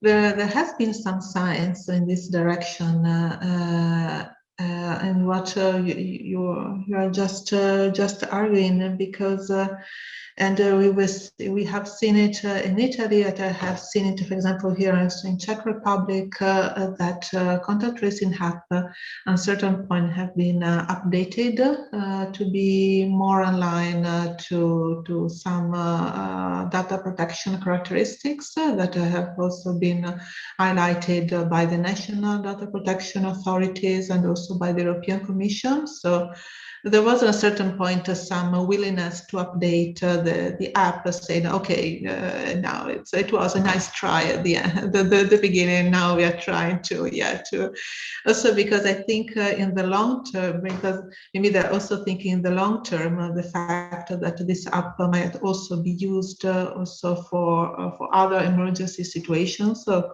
can be reused for different purposes. For example, in Italy, the same app was also used to collect as a way to have the COVID certificate of vaccination in the app. So, which was not a great idea, because actually the app has not been downloaded that much, because but it was the idea of the government is, okay, we have an app, let's try to, we have invested some money to develop it, so let's try to make some use of it. So yeah, I think there is this direction, especially in Europe, because I think, and this is also thanks, I think, of the European Union that has this strong call on right to protection. Of course, if we go outside Europe, things have been developed a bit differently. So yeah. Yeah, definitely. Some countries do have very different understanding about personal data and individual rights as such. If there are no other questions pending, I would then move to Oshirina. So my question to you would be, also actually privacy related. So where would you put the balance between some of the technological innovation that could be achieved, whether it's personalized educational process tracking, personalized exercises and so on that could be done by tracking student progress and then adjusting teaching content automatically, or let's say metaverse classrooms. Let's say in Lithuania, the Ministry for Education recently proudly teamed up with Meta to develop some sort of prototype Horizon classroom.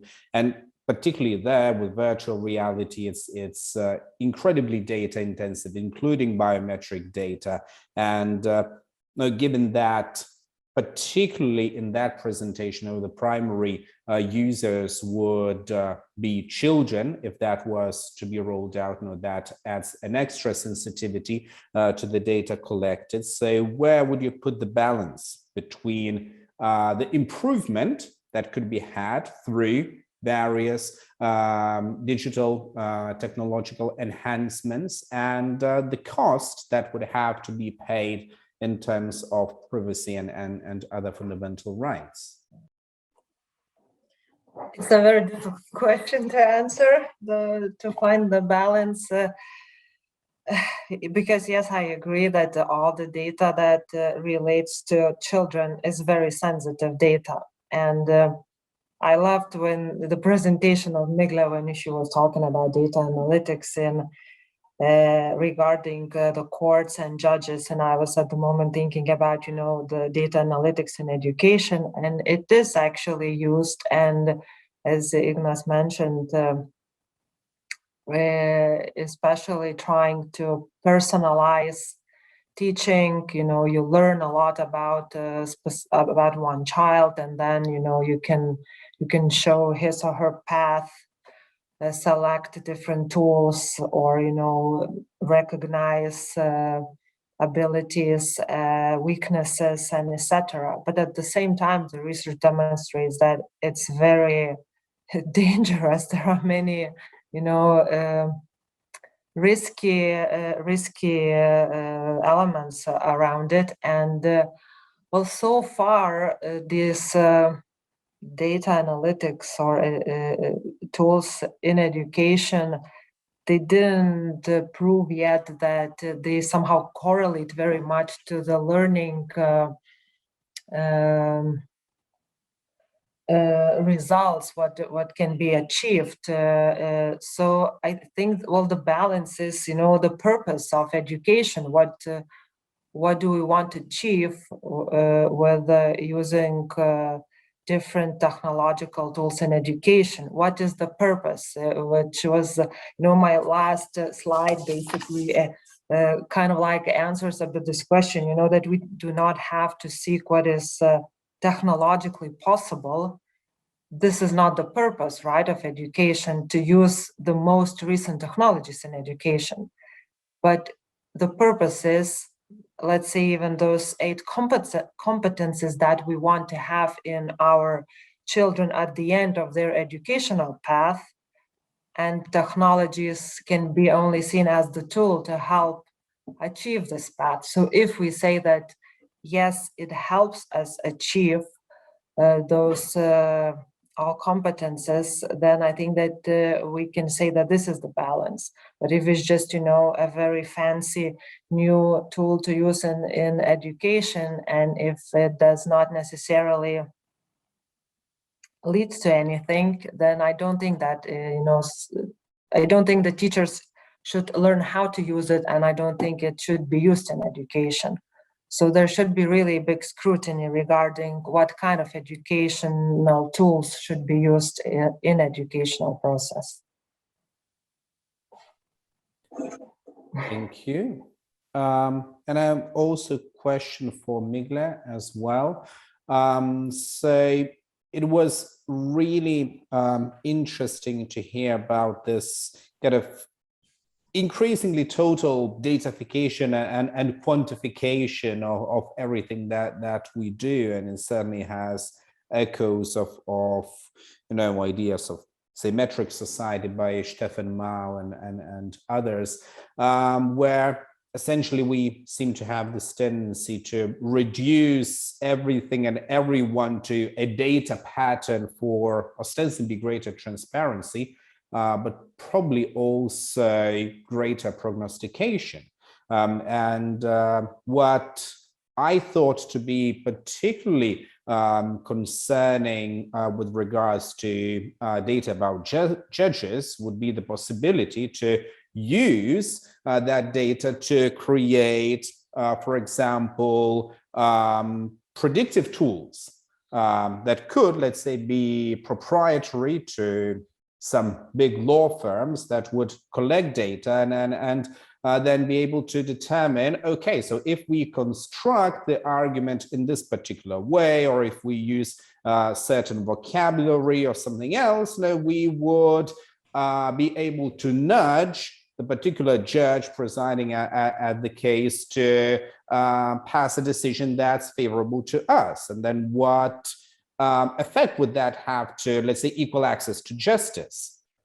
And likewise, you know, if somebody was to develop some kind of commercial tool where if you paid for access, you would be able to, let's say, model a potential success rate of a certain surgery with a particular surgeon, given your particular condition, et cetera, again, would that affect universal right to healthcare in a meaningful way, and so on, where, you know, we essentially commercialize those opportunities. So would you see a realistic danger in that? And if there is a danger there, would there be any ways to avert those dangers? Thank you, Ignas, for your question. It is a really complicated question. If I had a solution, I think, well, I would have already sold it to someone, first of all, and but as I do not have it, I very see your point, and I would be, you know, on your side to claim that, well, there are a lot of dangers for the human rights, for the fundamental rights, and you're absolutely correct when you say that, well, these tools actually bring forward expectations. So people do not see analytics as a predictive tool in the sense that it says probability that something will take place. They usually take it for certainty, right? This is the algorithmic bias. The machines do not make mistakes. And in addition, they tell the future, right? They tell the future with precision. Whereas analytics is a prediction that it is probably the case, or this percentage is normal, would be to expect that, well, at 80%, the judge will think this way or another way. And of course, people, when they forget that it is only a predictive tool, so no certainties, they usually will say, well, I thought that it will solve the case, I already won it, and well, that's not the case. And again, I think it is also very important, the reaction that the system provoke among those who are being object, right? So my question is, if I know that these tools exist, and if they say that, well, Migle will judge that it is very, very high possibility that Migle will stand on the side of the woman in a heterosexual divorce, right? So in Lithuania, I know that it's not possible, but here in Spain we have different kinds of marriages.